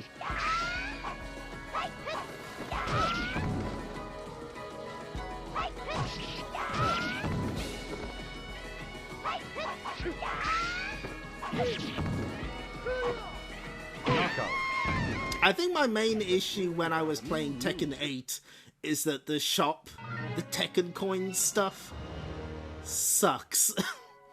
Versus Huang Song Fight. Like, the prices don't make any sense. Why is one costume from Tekken 4 the same as, like, a costume for every character in the game? The grueling battle ended with the victory of Huang. You lose. Also, help Hamster get System 21 emulation going great so we can get OG Air Combat and ACA. Please and thank you. Absolutely yes. That'll be a day one purchase, baby. Come to think of it, I probably need a stronger weapon. Maybe that's the issue here. Knockout. I like that when you give up, it just automatically knocks you out. That's funny. Lose. Weapon select.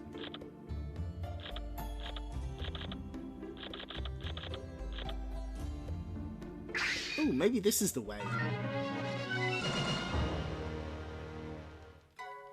Versus Huang Song Fight. Yeah, now that's more like it. Yes. Recover this weapon gauge, idiot.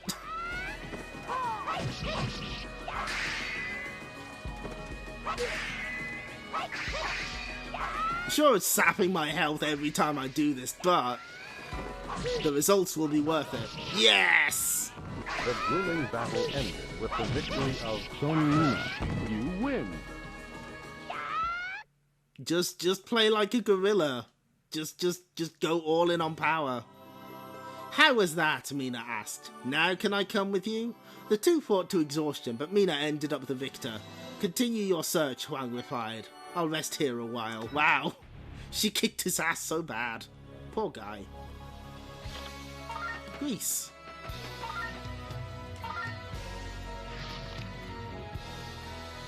It is said that Hephaestus, the god of Forge, built this temple himself. Rumour had it that a girl received a revelation from him in a nearby pool and a divine weapon in this temple. At the temple, Mina heard a divine voice. You are a strong-willed woman. Defeat her and you will receive the sword. As the voice faded, a female warrior appeared in a flash of light.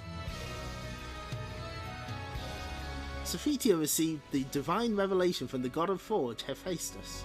She received her sword and shield from the god himself and travels the globe preventing misfortune caused by all those seduced by the evil sword. Versus Sophitia. Fight. Oh, we have to beat her 3 times. I see how it is.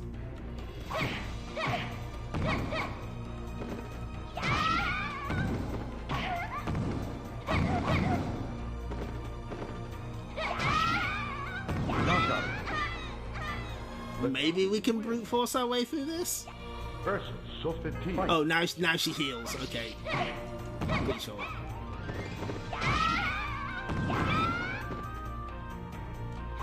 Yep, she's very slowly healing. Ah, no. Will this kill me? Oh, no, okay. The grueling. You lose. Fortunately, using the weapon doesn't actually kill you. Versus Sophitia. Fight.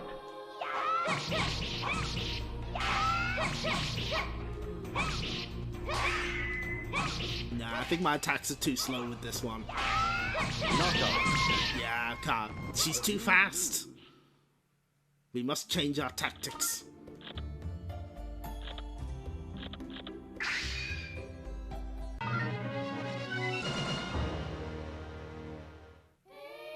versus Sofetia. Fight.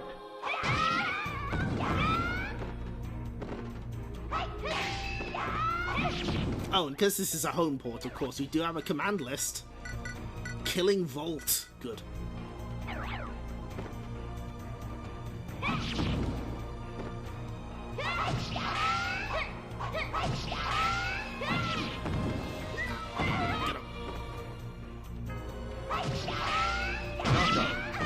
Nice.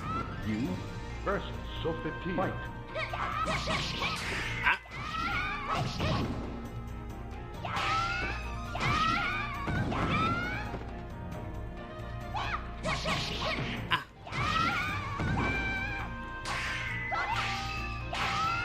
No, stop blocking. Ah. No, I'm pretty sure we got this one. Knockout. There we go. You win versus Sofetia. Fight.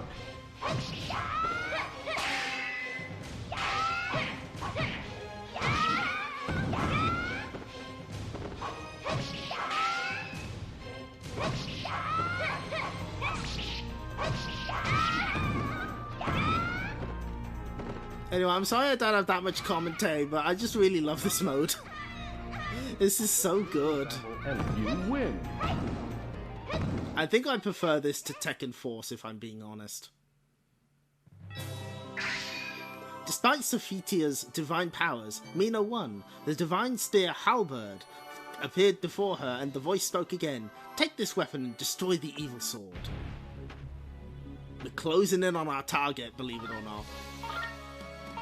To Germany.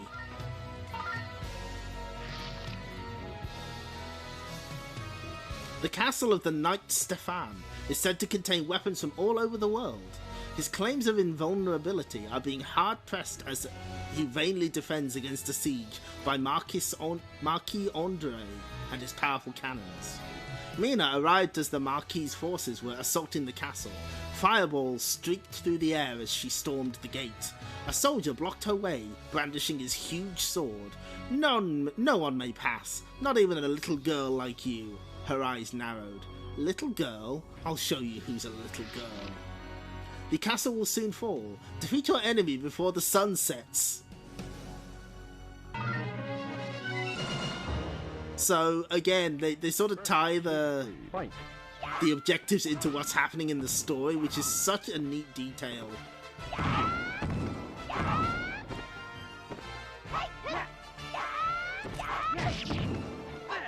I knew a guy that was real into Soul Blade at the time. He also had this other weird game he didn't care for, Armored Core. Oh, you don't say. How weird. Time's up. You lose. No one can stop me. Point well made, unless... What's that? Immense attacking power and energy reviving effect, you say?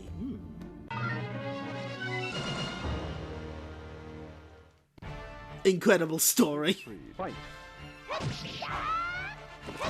Oh yeah, we kind of need incredible attacking power, because look at how fast his health is restoring.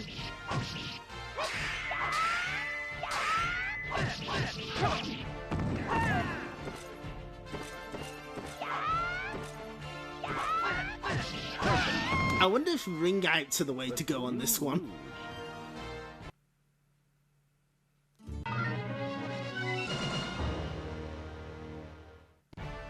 Versus Siegfried. Fight. Oh, the guard impact, nice. I can do that too. How to defeat? Throws, maybe? No, he's too good at dodging them. You lose.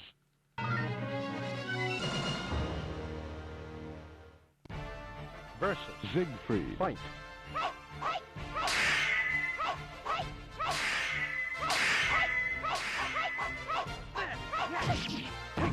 Maybe we just approach him, and if he gets hit, it's his fault.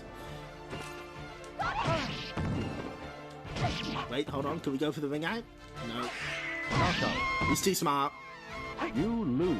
I I will not rest until I reap vengeance for my father. Oh, mate, I got bad news for you, buddy.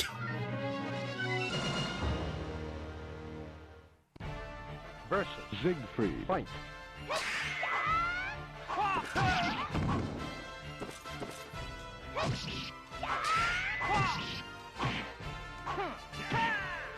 Ow.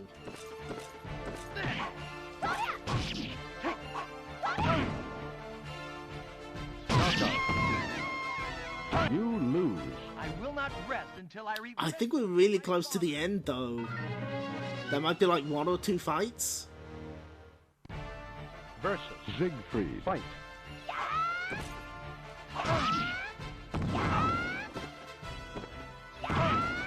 Oh, wait, hang on. Wait a minute. Let me cook. No, fuck.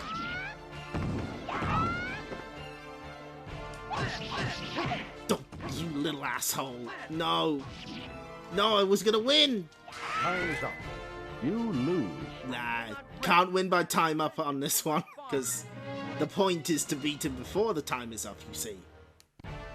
Versus Siegfried. Fight.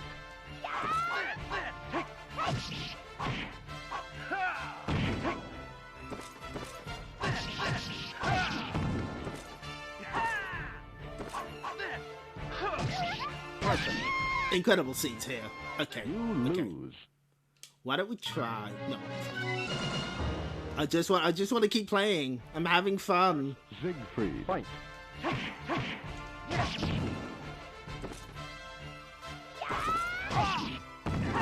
I'm having fun as I get my ass beat.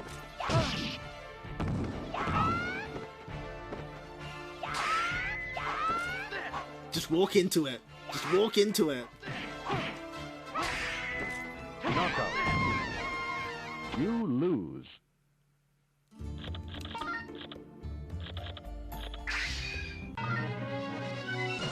Let's try the silly weapon. Versus Siegfried. I embarrassingly don't have much Armored Core experience. It's on my list, I swear.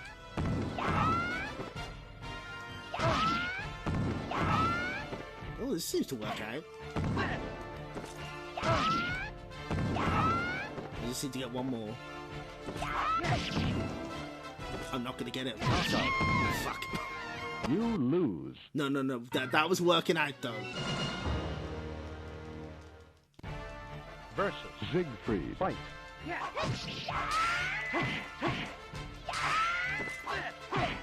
It's really funny to me that one of Siegfried's main moves is just a fucking headbutt. That's really funny. Classic knight move. They're always doing that. You lose.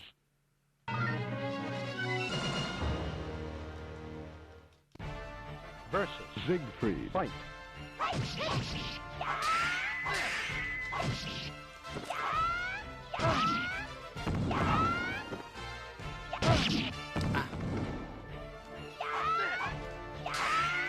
Knockout. You lose. I was close. I was getting closer. I think there might be a Voldo fight, and then we go to Cervantes. Fight. That musical thing's gonna haunt you in your dreams tonight. You're welcome. I can't tell you how many times I've heard that playing this.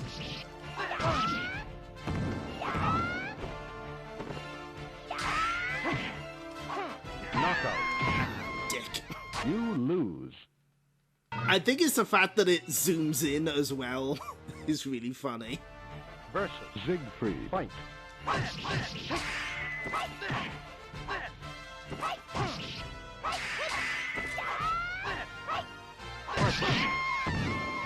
You lose. What time are we on? Okay. Versus Siegfried. Fight.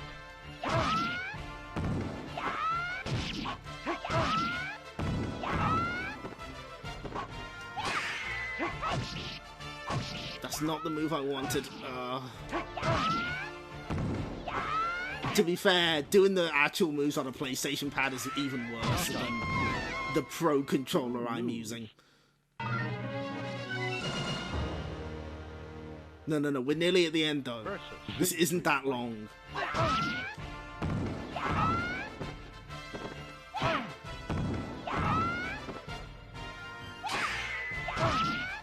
Oh, is this it? Is this it? No! Oh, I shouldn't have gone greedy. There we go. The group you win.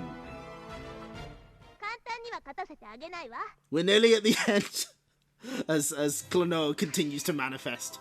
In the chaos, Mina defeated the young mercenary as the castle fell. In the chaos, she grabbed the weapon Morningstar and a map, then made her escape. Okay, Italy then Spain.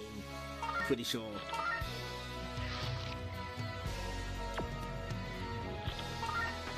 Mina went south and headed for a small island in the Mediterranean.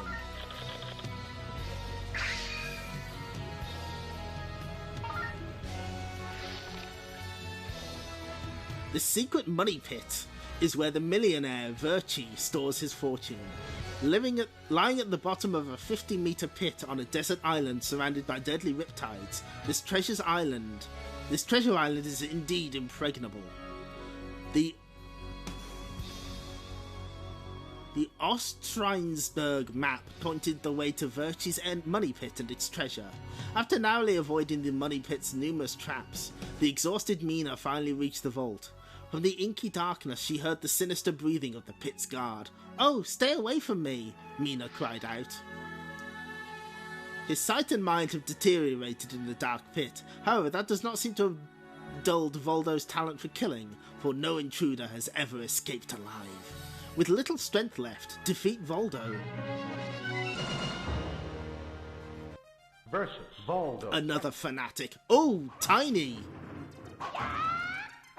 So yeah, they even use different size stages to keep things varied. Knockout. The grueling battle ended with the victory of Voldo. You lose.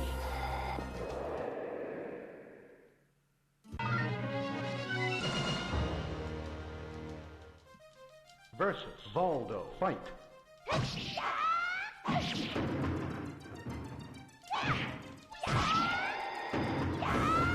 The thuds are so good, especially in this stage. You can just... you feel them in your very soul. Maybe a different weapon.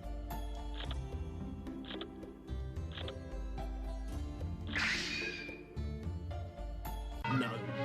Well... It defaults to battle, so it's easy to just hit it by mistake. Fight. Alright. You lose. You've made your point.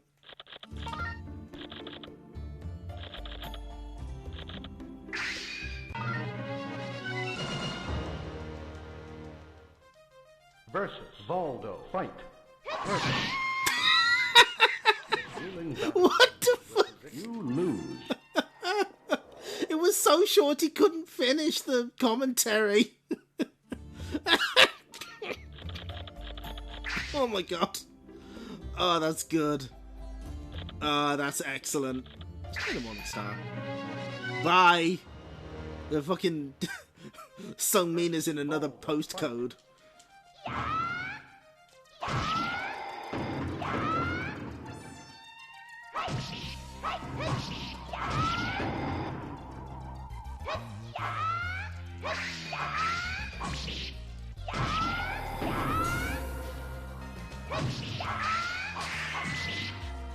No, I was close. You can't hear that I'm doing the breathy Grig laugh from the last Starfighter. She's gonna land in a Toshinden game. Oh.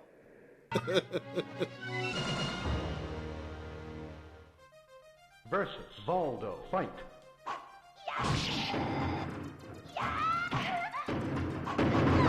Ooh. You lose. Those thuds do sound satisfying. Not when you're getting hit with them, of course. Versus Voldo. Fight.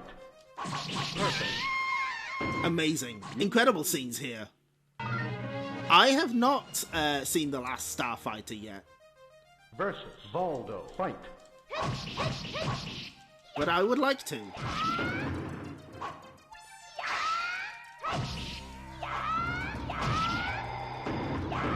Ooh, ooh, ooh. Is this it? Is this the one?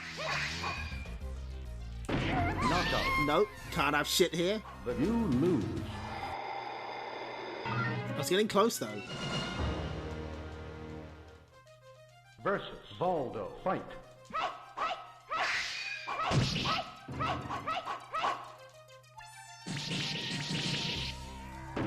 Oh, wait, am I still alive? Okay.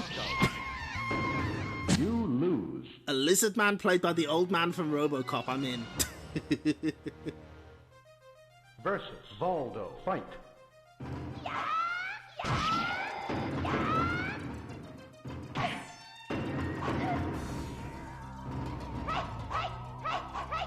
Knockout.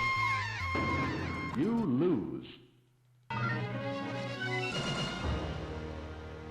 Voldo isn't shocking and jiving nearly as much as I'm used to. Yeah, he hadn't quite learned all of his moves. This isn't SoulCalibur. He still has much to learn. Ooh, hello.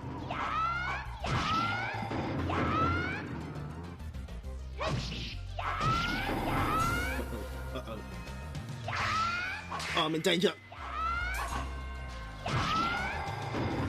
Yes, get fucked. The thrilling that you win. One of the best players in the local SoulCalibur community runs Voldo. Nice. Although he possessed superhuman strength, Mina won. With a raspy death rattle, Voldo expired. I must get out of this awful place. She happened to find a letter describing Soul Edge's location. Taking that and the sickled spear, she left the island. Mina headed for a certain port town in Spain. Mina located the Spanish port that was the base of the pirate Cervantes. His ship, the Adrian, lay anchored in port. All was still. Mina's heart pounded as she made her way through the desolate port. She could not stop trembling. What is that smell? That horrible smell. As Mina climbed aboard the Adrian, she was confronted on deck by a man. He held swords that shone eerily. Ah, I've been waiting for you. You have guts for such a little girl. Don't call me a little girl. Such fire! Your strong spirit will feed my swords well. Well, defeat the enemy. Versus Cervantes. Fight. 48 immortal, yeah. He's like that Japanese voice actress who's been 17 for the past 20 years.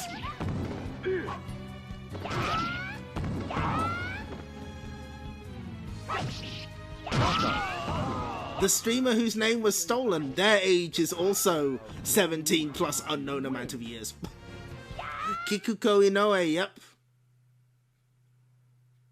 Now, the downside of this mode is you do have to do these fights one after the other. I think. Yeah, I don't think you get a break. Unless... Kelly from the Japanese version of Night Trap, nice. The streamer whose age was stolen, ahaha.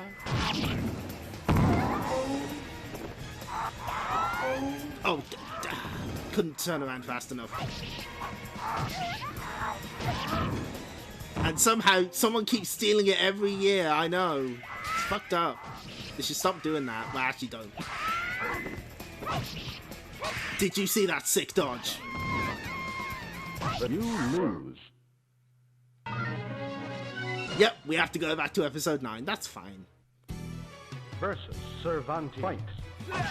We gotta have a few things to show off after this. Oh, shit.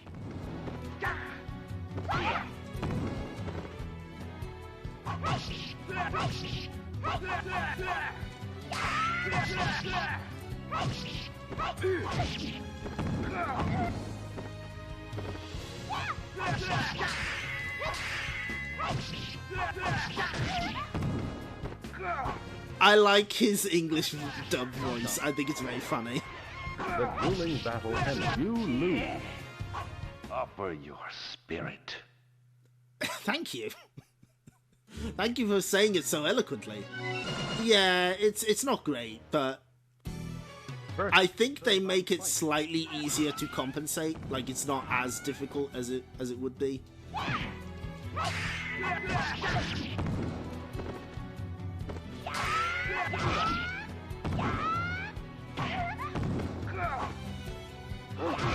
And just think, there's like not 9 other characters you can do this mode with, and they all have their own stories. So you win.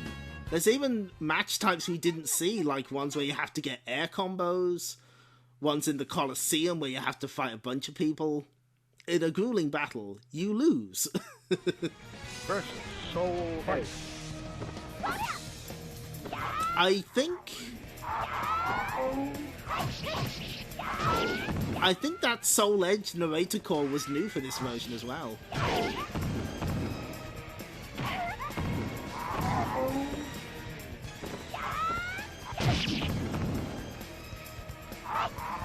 Ow. No, don't get fucked. You lose. No. I believe the Morning Star can win. Versus Cervantes. Fight.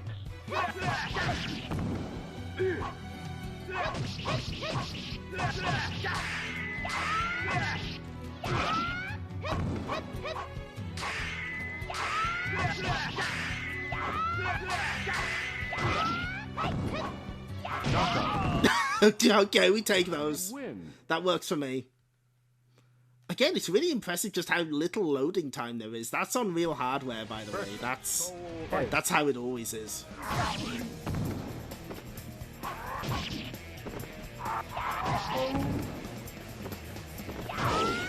The other thing about this mode is it is only one round each, so you don't have to do 2 rounds with Cervantes before you get another shot of Soul Edge. You lose. So, you know, that's something in his favour. Oh god, we got like 50 minutes to wrap this up. It won't take that long. Right?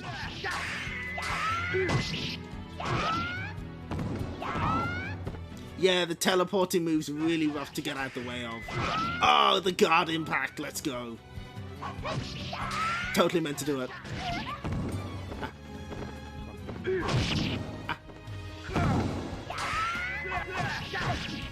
No. You know what? You only had a pixel of health. I respect it. But those some of those narration calls are missing. The exclusive ones for the Cervantes stage are gone.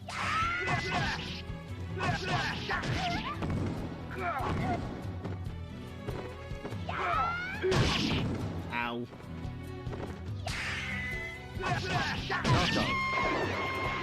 You lose. But otherwise, like, an excellent port with a bunch of Cervantes. cool shit added that's, like, good. It's not like just more equals better than. They ported the updated version of the arcade game. It's got everything you want from it.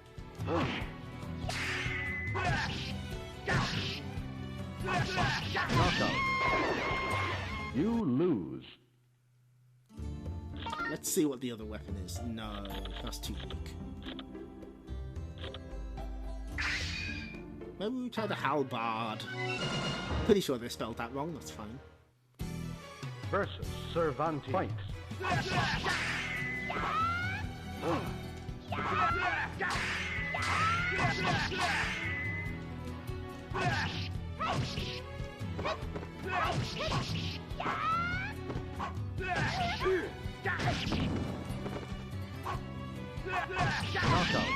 Ah.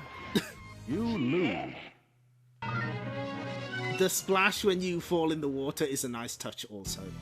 Versus Cervantes. Fight.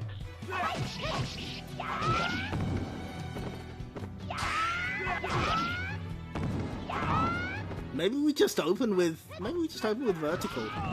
Maybe that's how we do it. You win.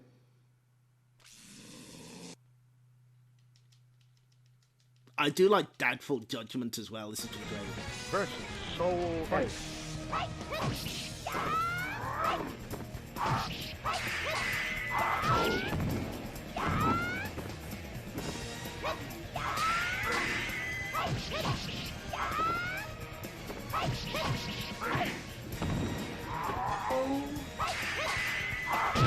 First time, every time, baby. The grueling battle ended with the victory of Sonmina.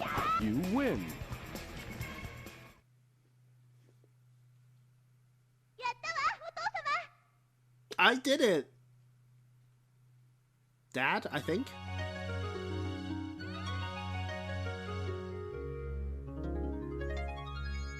And now we get the this is how you get the arcade endings. Oh, we got Janet and Hornet. Good.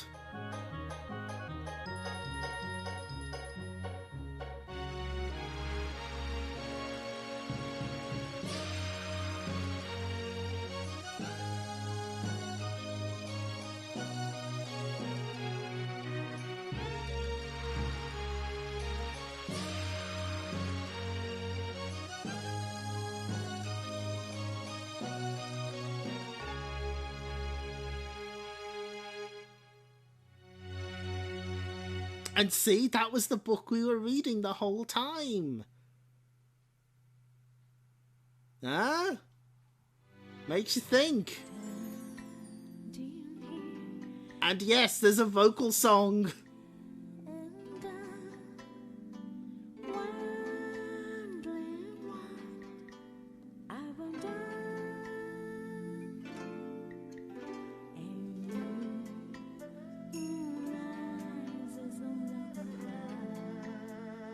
Look at the real Soul Blade with the weapons we found along the way.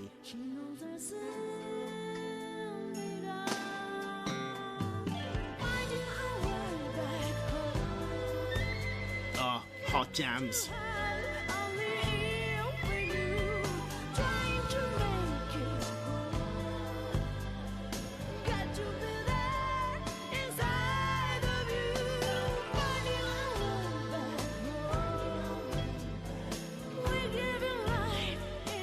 Yeah, Our Way Home, that's what it's called.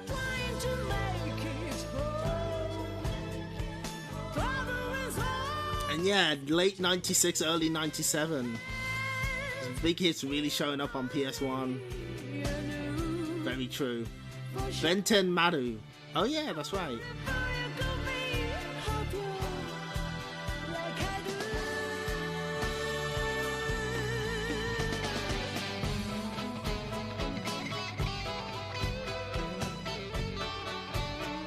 You can't see this, but I'm grooving.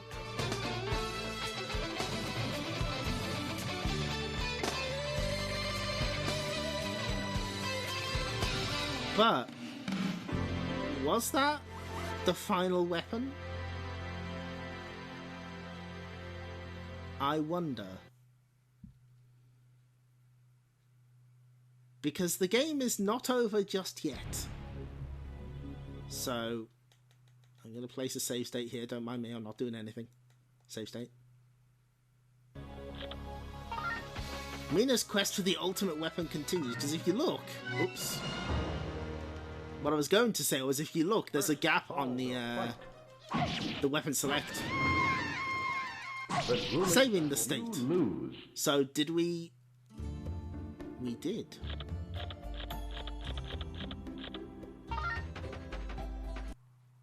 So basically what happens is, after you beat the Edgemaster mode with a character, a stage adjacent to... I tell you what, no, let's restore the state. One of the stages adjacent to Spain will have an extra weapon for you. You have to win, otherwise it moves to the next another adjacent state, and so it keeps doing that forever until you claim it. Versus Voldo. Fight. Perfect. You lose. And the only way to tell is if you do that little strop, that means that you've lost it. So let's try. Is it in Germany?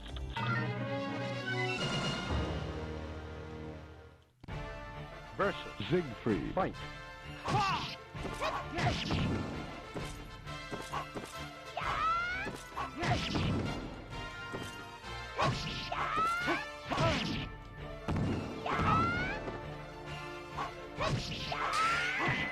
Knockout. You lose. No, so that means it must be in Greece. So I'll tell you what. Fuck, I should have changed weapon. No, it's fine. Versus Sofeti. I believe the one rule is that it never goes back to Spain, because that's always the final boss.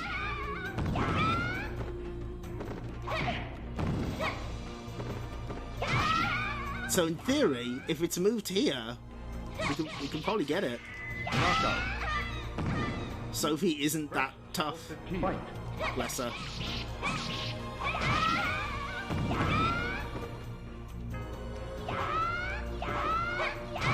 I'm just gonna scoop you up. Knockout. Kill! You versus Sofeti. Fight.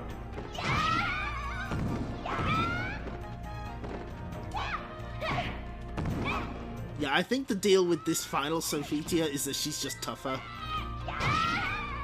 She just takes more damage. She doesn't actually heal any, which is nice.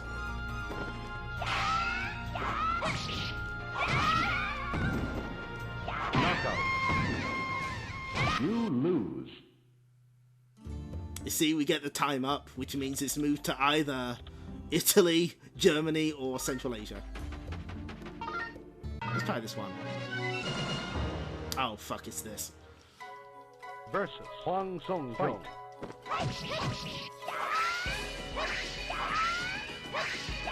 Fortunately, even if we can go back and we should be able to track it again. You win. Okay, so it's not there.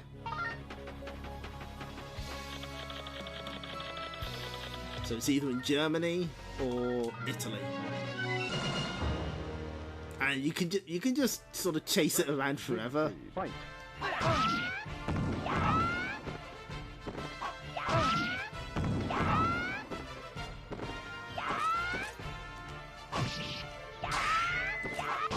But it's a nice little extra to add to your gameplay experience. It might not have even moved here. We don't know. Time's up. You lose. Nope. Ah, it moved here then. Okay, so...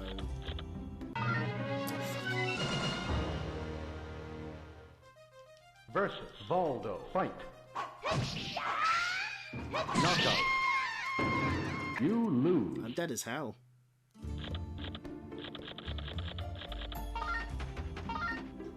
I'll search for this a little longer. Not too much longer. I would like to find it, but we'll just have to... Ow.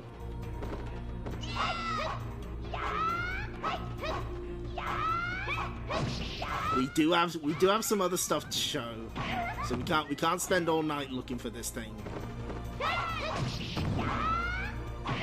Ah.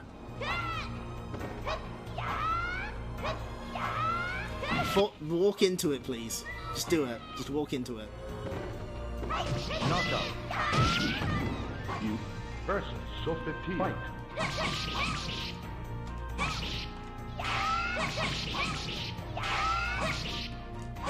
Wow, she's out for blood today. Jeez. Dear secret weapon, please move to an easy stage. I mean, that's what you can do. If you just keep losing it, then it will eventually end up at like one of the first stages. So, you know, that is a viable tactic. I think there's like an exploit to make it appear on the first stage that I'm like, no.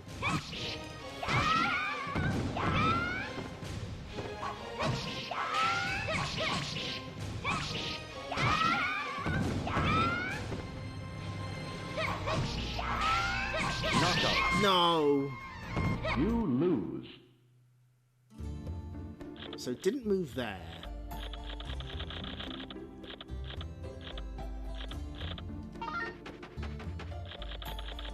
So it must have moved back here.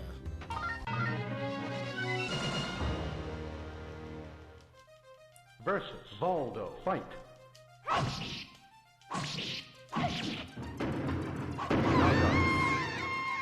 You lose. Where the fuck did it go? Did it go back to Germany? Can't have gone back to Germany. I've lost the fucking thing.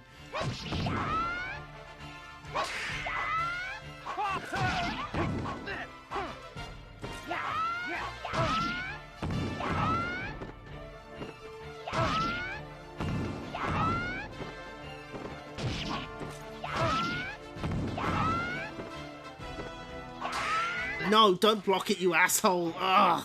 You lose.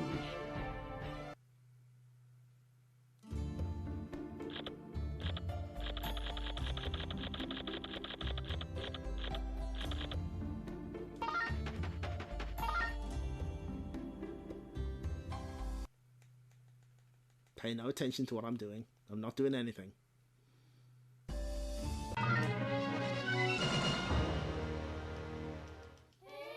Versus Sophitia. Fight. On the oh, ah. My neck. I'm dead.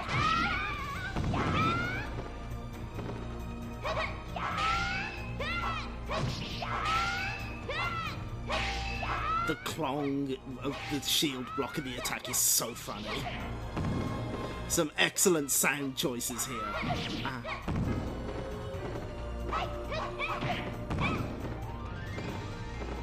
Knockout. But you win. Versus Sophitia. Fight.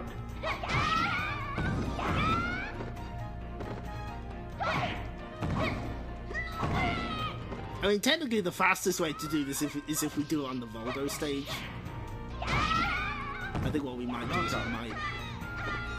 You win. Well, fuck, I saved over that stage, didn't I? God, she's so strong. How did I do this the first time? Did I just get lucky? You lose.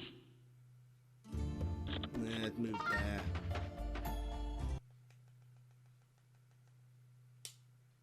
Oh, no. Oh, no, I'm fucking with something I shouldn't fuck with. Okay.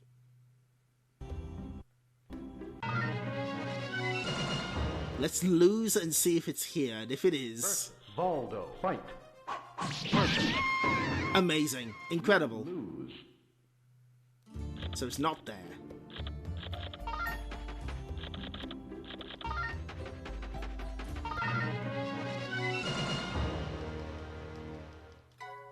Versus Huang Song Fight.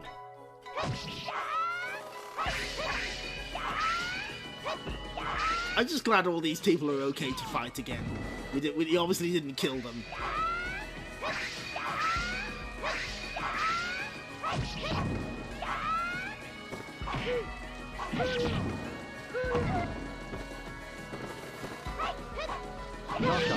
Ah, you asshole. You lose. Okay.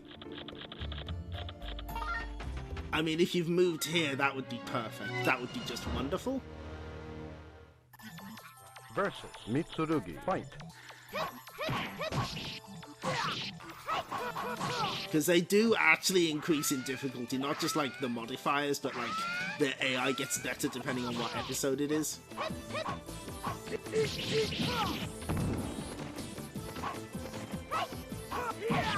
Oh my god, let me win!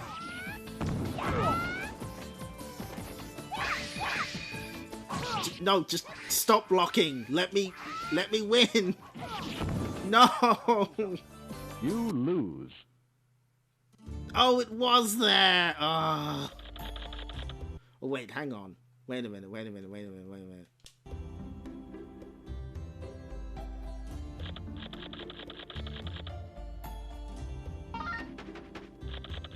I think this means that it's actually here.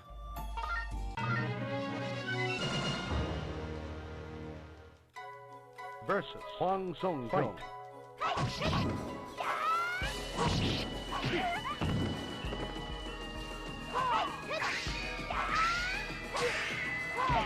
Yeah, I guess there are 2 extra stages that I don't think are in the arcade version. There's an Asia stage and a Colosseum stage. So they sometimes show up in Edge Master mode. So there's technically 2 stages. Okay, so we know where it is now.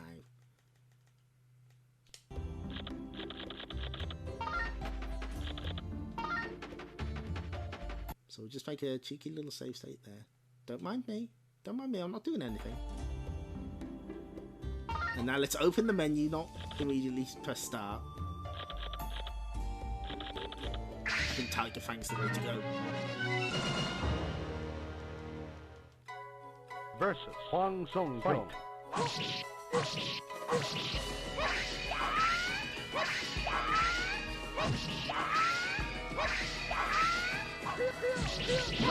I think the game knows that we're approaching the 5-hour mark and has chosen violence. Oh, fuck no. We have to restore the state. Then we have to go in. And I've picked the wrong weapon. Versus Huang Song Fight.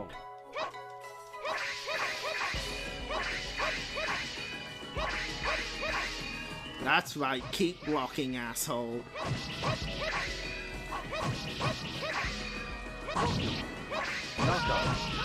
There we go. The grueling battle ends with the victory of Chun Mina. You win.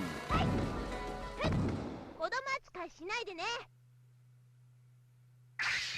Mina acquired the ultimate weapon, Spiked Mace, so we got it. Weapon gauge recovers within certain period of time. Oh, that was at the end of the credits. So it's like teasing you. It's like, ah, there is a weapon. You don't have it.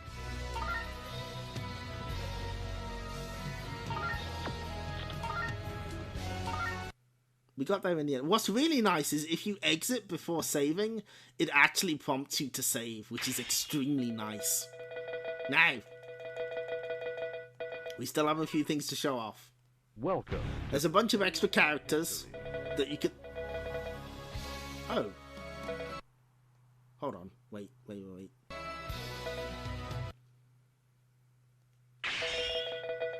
Oh, I think what I have to do is I have to go into Edge Master mode and then load this save file.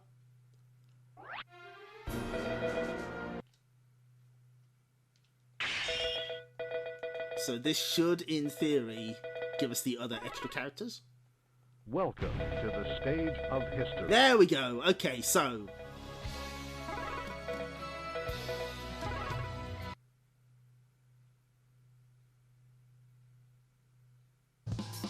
Versus Guest Fighter. So this is Guest Fighter. That's Sung Mina's dad.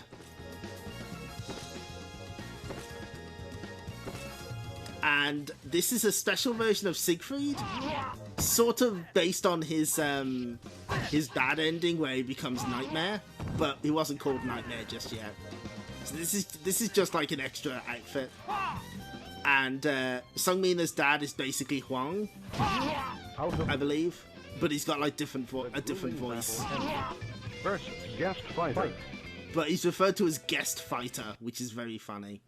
Nightmare prototype, yes. Of history. And of course, we have two different Sophitias. Versus Sophia. Fight. One's in a swimsuit and one's without her armor. Are there any questions? That's it.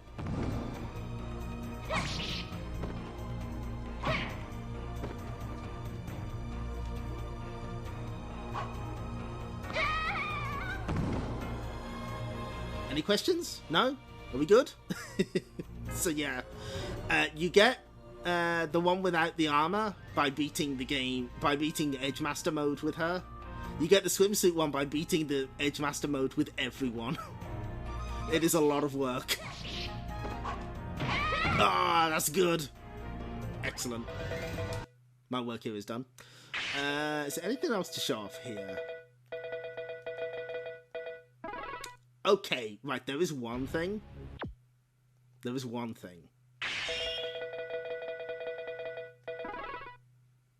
it? Welcome Does it let it? Ah, it does, okay. Of history.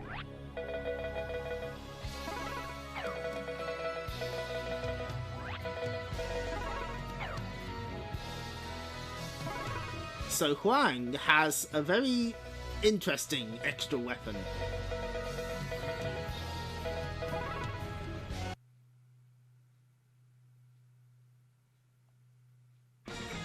Versus Siegfried. Fight. Can you see it? Look at this. So this is an invisible sword. And look at the range. Look at the range on this bad boy.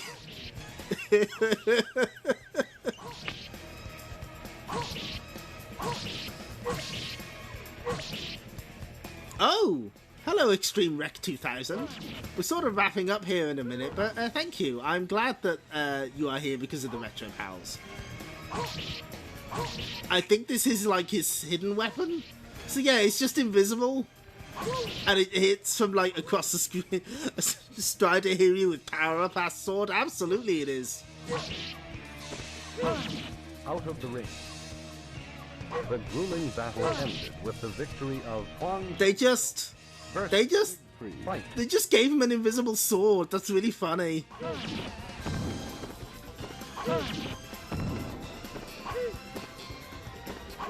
Anyway. So, I don't think there's any other, like, really silly weapons like that. Oh, wait, no, there is one more important thing. Welcome to the stage of history.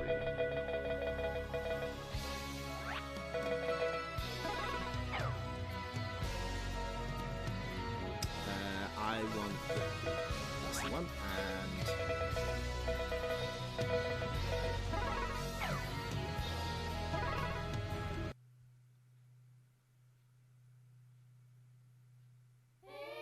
Versus Sophia. The grand tradition of referencing Namco arcade games in SoulCalibur started here.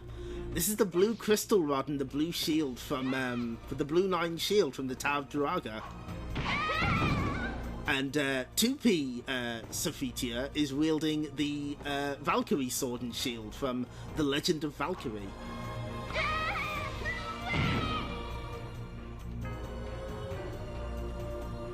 So there you go. There's a slightly better look at the shield. They kept trying to make Duraga a thing. You know, people are saying, oh, that's a recent thing. No, they never stopped. They were always trying to make Duraga a thing in the West. Anyway.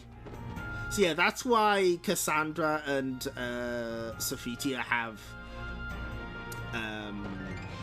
why they have Valkyrie and Kai outfits. Because, yeah, they just have direct references to those games as weapons. It's now time for the extra portion of our program. Let's see. No, I don't need to link.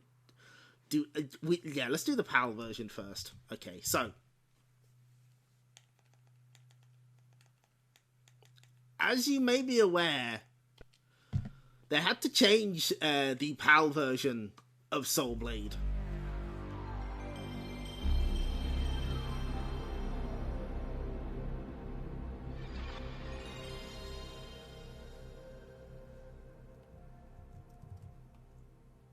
Atari Games localized Duraga as a Gauntlet spin-off. Oh my god, that's evil. We know we're in PAL Land. We know we're in PAL Land when we see that message.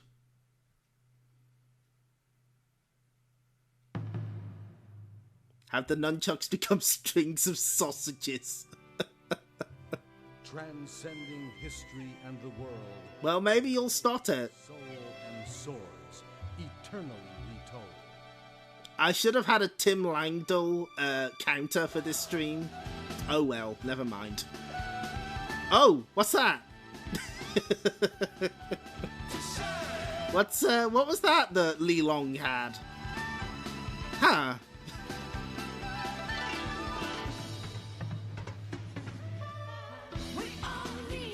Oh, I didn't realize that some American games had the piracy message. Anyway, I'm not talking over this.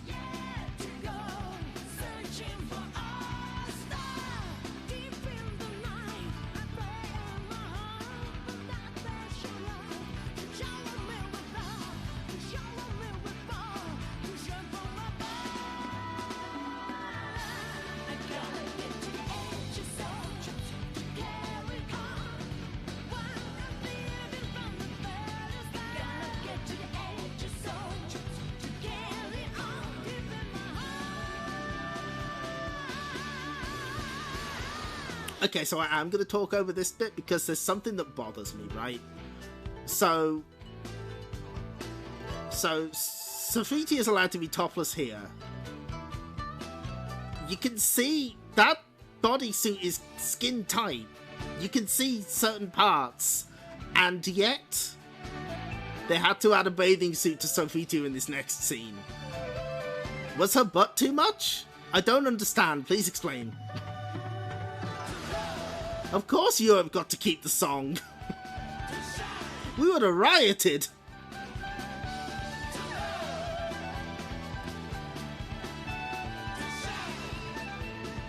Too much power in the that shot. Nipples, yes. That's what I'm referring to. Ass cracks are illegal in parts of Europe. I see, I understand. So, let's go to the... Oh no, we don't have the weapon room, do we? But, let's go to practice mode.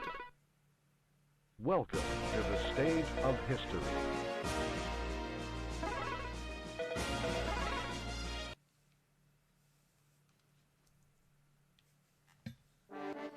Versus Li Long Fight. So, yes, as you can see, they had to edit his nunchucks into what is it? A three-piece staff. A three-section staff, that's what it's called.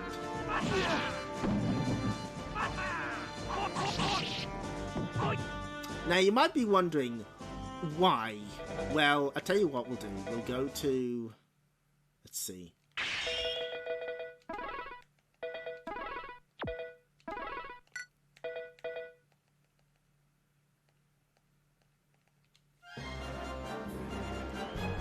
So, let me grab my... What do you call it?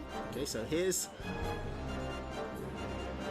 Well, first off, here's an amusing explanation from a Sega Saturn magazine. It seems as though Sega have been able to convince the BBFC that Last Bronx is only a game after all, and as such the Nunchuckers, spelled wrong, have been granted a stay of execution. This is particularly odd, considering when faced with a similar problem, Namco removed the offending weapon from the PAL version of Soul Blade and replaced it with a three-section staff. Now I'm just speculating here, but maybe the BBFC considered Saturn owners less likely to be affected by images of the aforementioned weapon than gullible and impressionable PlayStation-owning saps. Who knows? In fact, who cares? However, the real answer is actually a bit more complicated. We have to link to the classic Tedium article all about the Teenage Mutant Ninja Turtles and the nunchaku getting censored. Right. For nearly a quarter century, James Furman was the primary figurehead of the British Board of Film Classification. During the last quarter of the 20th century, Furman came to have possibly a deeper influence on British popular culture than possibly any other person in the country at the time. This was in part because he made a stronger effort to make clear to British filmmakers what wasn't going to fly. And one of the things that he honed in on was nunchucks. And almost every depiction of nunchucks in popular films were snipped out. That includes things like Enter the Dragon, and most famously, Teenage Mutant Ninja Turtles. He also didn't like the word ninja as he felt it had violent connotations for children's media, and so it got renamed Teenage Mutant Hero Turtles.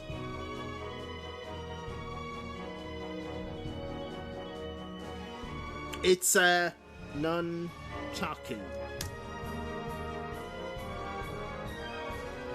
I wouldn't call it a scapegoat exactly, because they didn't blame any crimes on them.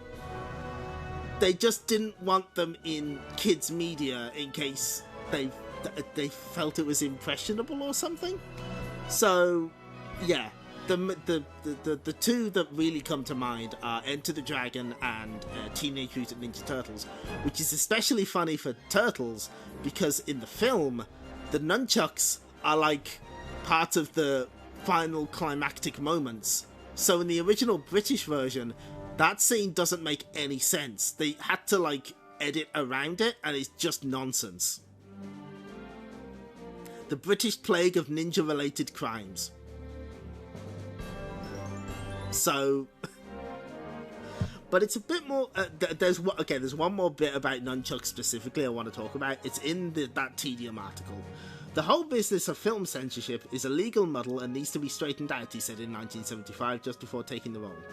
In an attempt to swerve the director from his chosen path of non-nunchaku, an examiner decided that extreme steps had to be taken. Halfway through one of the board's meetings on weaponry, he reached into his pocket and slyly produced a pair of the dreaded chain sticks. He then started to swing them around above his head, but unfortunately, the chain immediately got caught around his neck and the examiner nearly strangled himself. But even after this peerless demonstration of the weapon's self-destructive capability in the hands of an enthusiastic amateur, Furman was still not persuaded to desist. Finally, in exasperation, the examiners told him that there was no evidence from the police or the courts that the weapon had been used for years. "Aha!" replied the imperturbable director. "That shows the success of my policy." Which is, the correct technical term is very, very funny.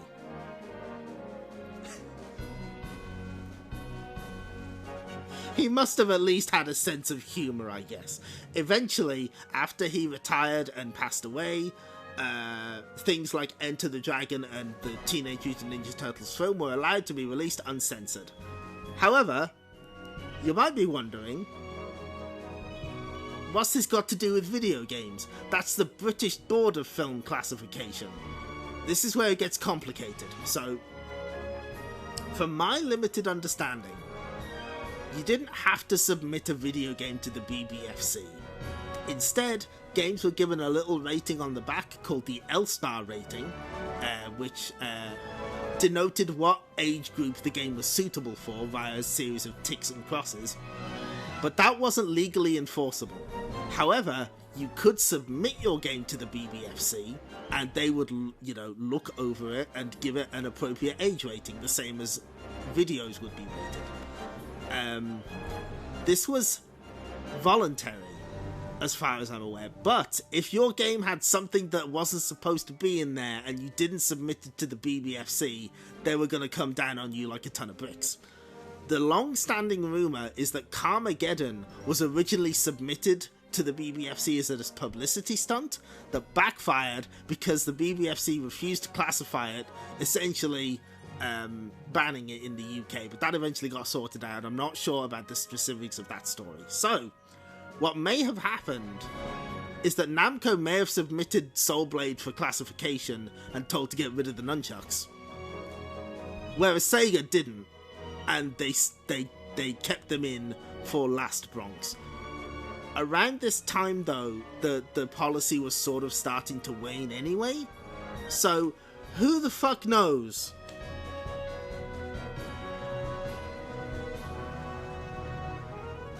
The thing is, we didn't miss out on everything Ninja. Sometimes they just renamed them. Ninja Gaiden got renamed to Shadow Warriors.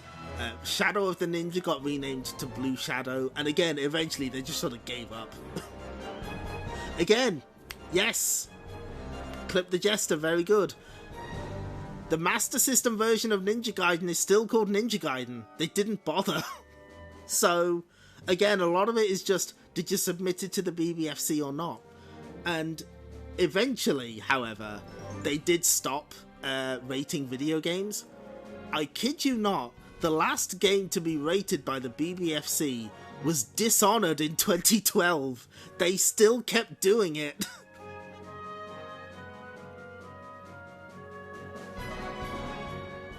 Which is, pretty funny. We had DMX Ninja. It's so inconsistent and maddening. So, yeah, it's complicated and really stupid. So, there you go. Hopefully, that has helped explain it a little to our audience. Again, I'm not 100%, but, That's as close as we're gonna get, because it's really complicated and it makes my brain hurt. So, that's why Li Long is missing his nunchucks in the European version of Soul Blade.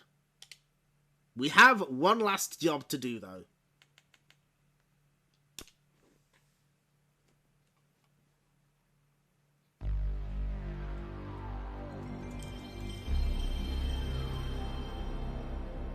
One last mission.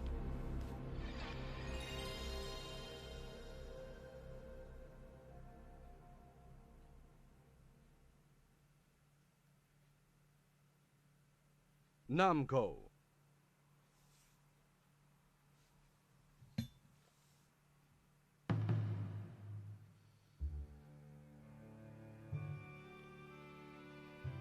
Transcending history and the world, a tale of soul and swords, eternally retold.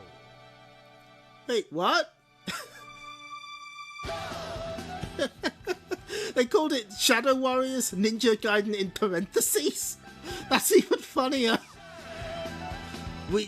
It's like, we know what game it is, they just won't let us say it. At least, not entirely. Please, Ninja Gaiden was my father's name, call me Shadow Warriors.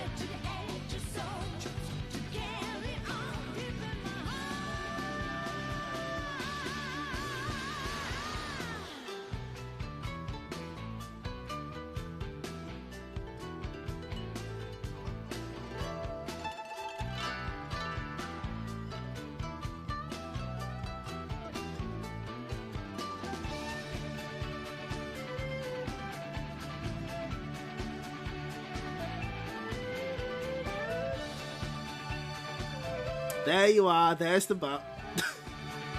Banned in 56 countries.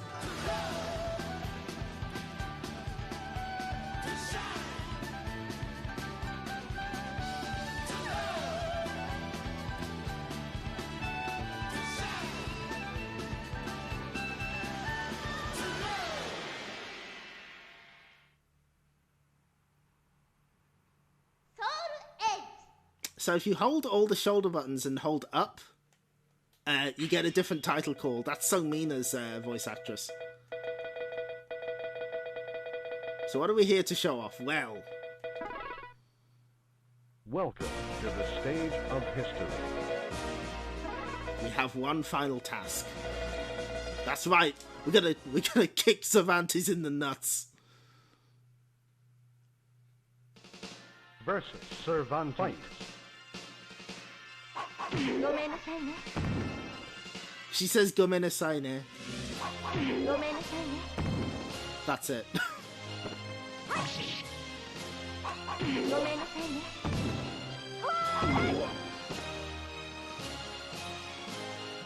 Yes, originally I'm sorry. ごめん She says it in Japanese here, and that means that Rock, Cervantes, Of history.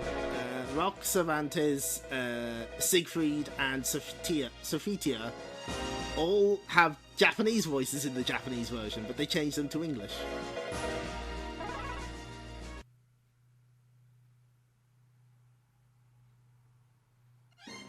Versus Sophitia. Fight.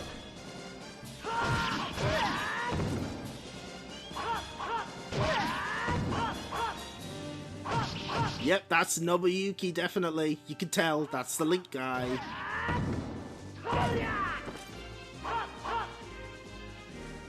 Anyway, I think that should be it. Oh shit, we gotta wrap this up. We gotta fucking book it. We're getting very close. Oh, thank you for following Extreme Rec 2000. I'm glad that you've been entertained enough to continue watching me. There's no funny scream here yet. The Joe guy. Anyway, right. Okay, we gotta book it. We gotta go. It's time to end the stream in the traditional manner. Any minute now, and it's gonna be Chomp City. Clyde! Not now. I'm getting ready to chomp pack. But Clyde, there's something I think you ought to know. What is it? I think he's getting ready to chop us. But Clyde, we forgot to look at the Korean version. I mean, you're right. You're absolutely right. Oh god, Klonoa is almost fully formed.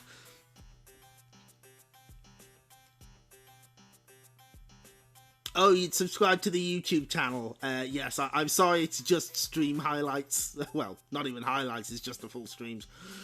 But, yes, thank you all so much for showing up. We played Soul Edge for like 5 hours. I wasn't even able to show everything off. But I hope I did a decent enough job showing that while it's not, obviously not as well played as SoulCalibur, because, you know, it's missing a lot of things that people really like about those SoulCalibur games. I hope that I've demonstrated that it's a worthy game to play. I quite enjoy it a lot, actually, so... Thank you for 5 hours of edging. Ugh. I mean, I walked into that one.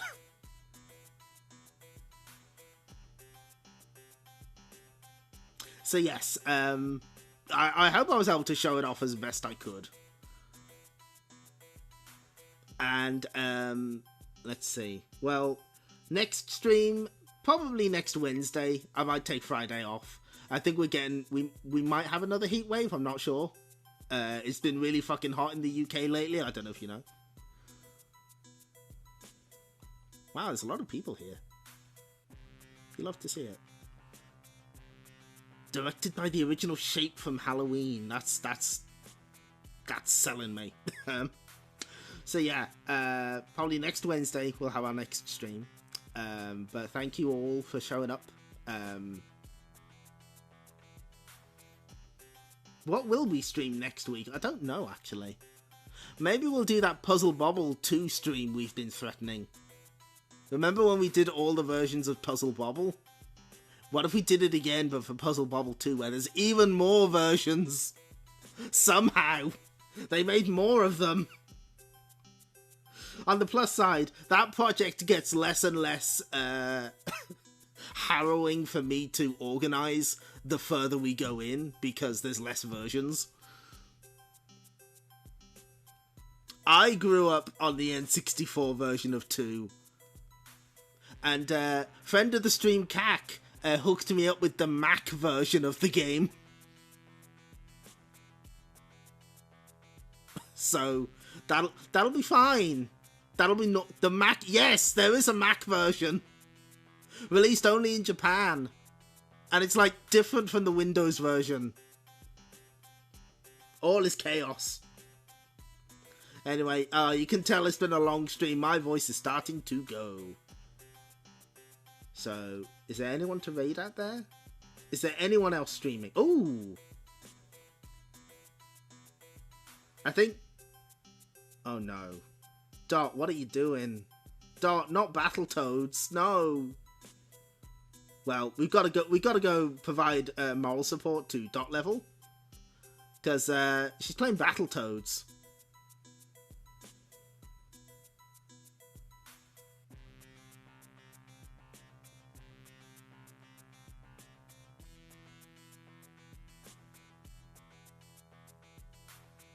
I would not wish that upon my worst enemy. The Toads must battle. Just like Fred must paint the wall. Anyway, you go and be very polite to Dot level. Thank you all so much for showing up, and I will see you next time. So take care. Bye bye.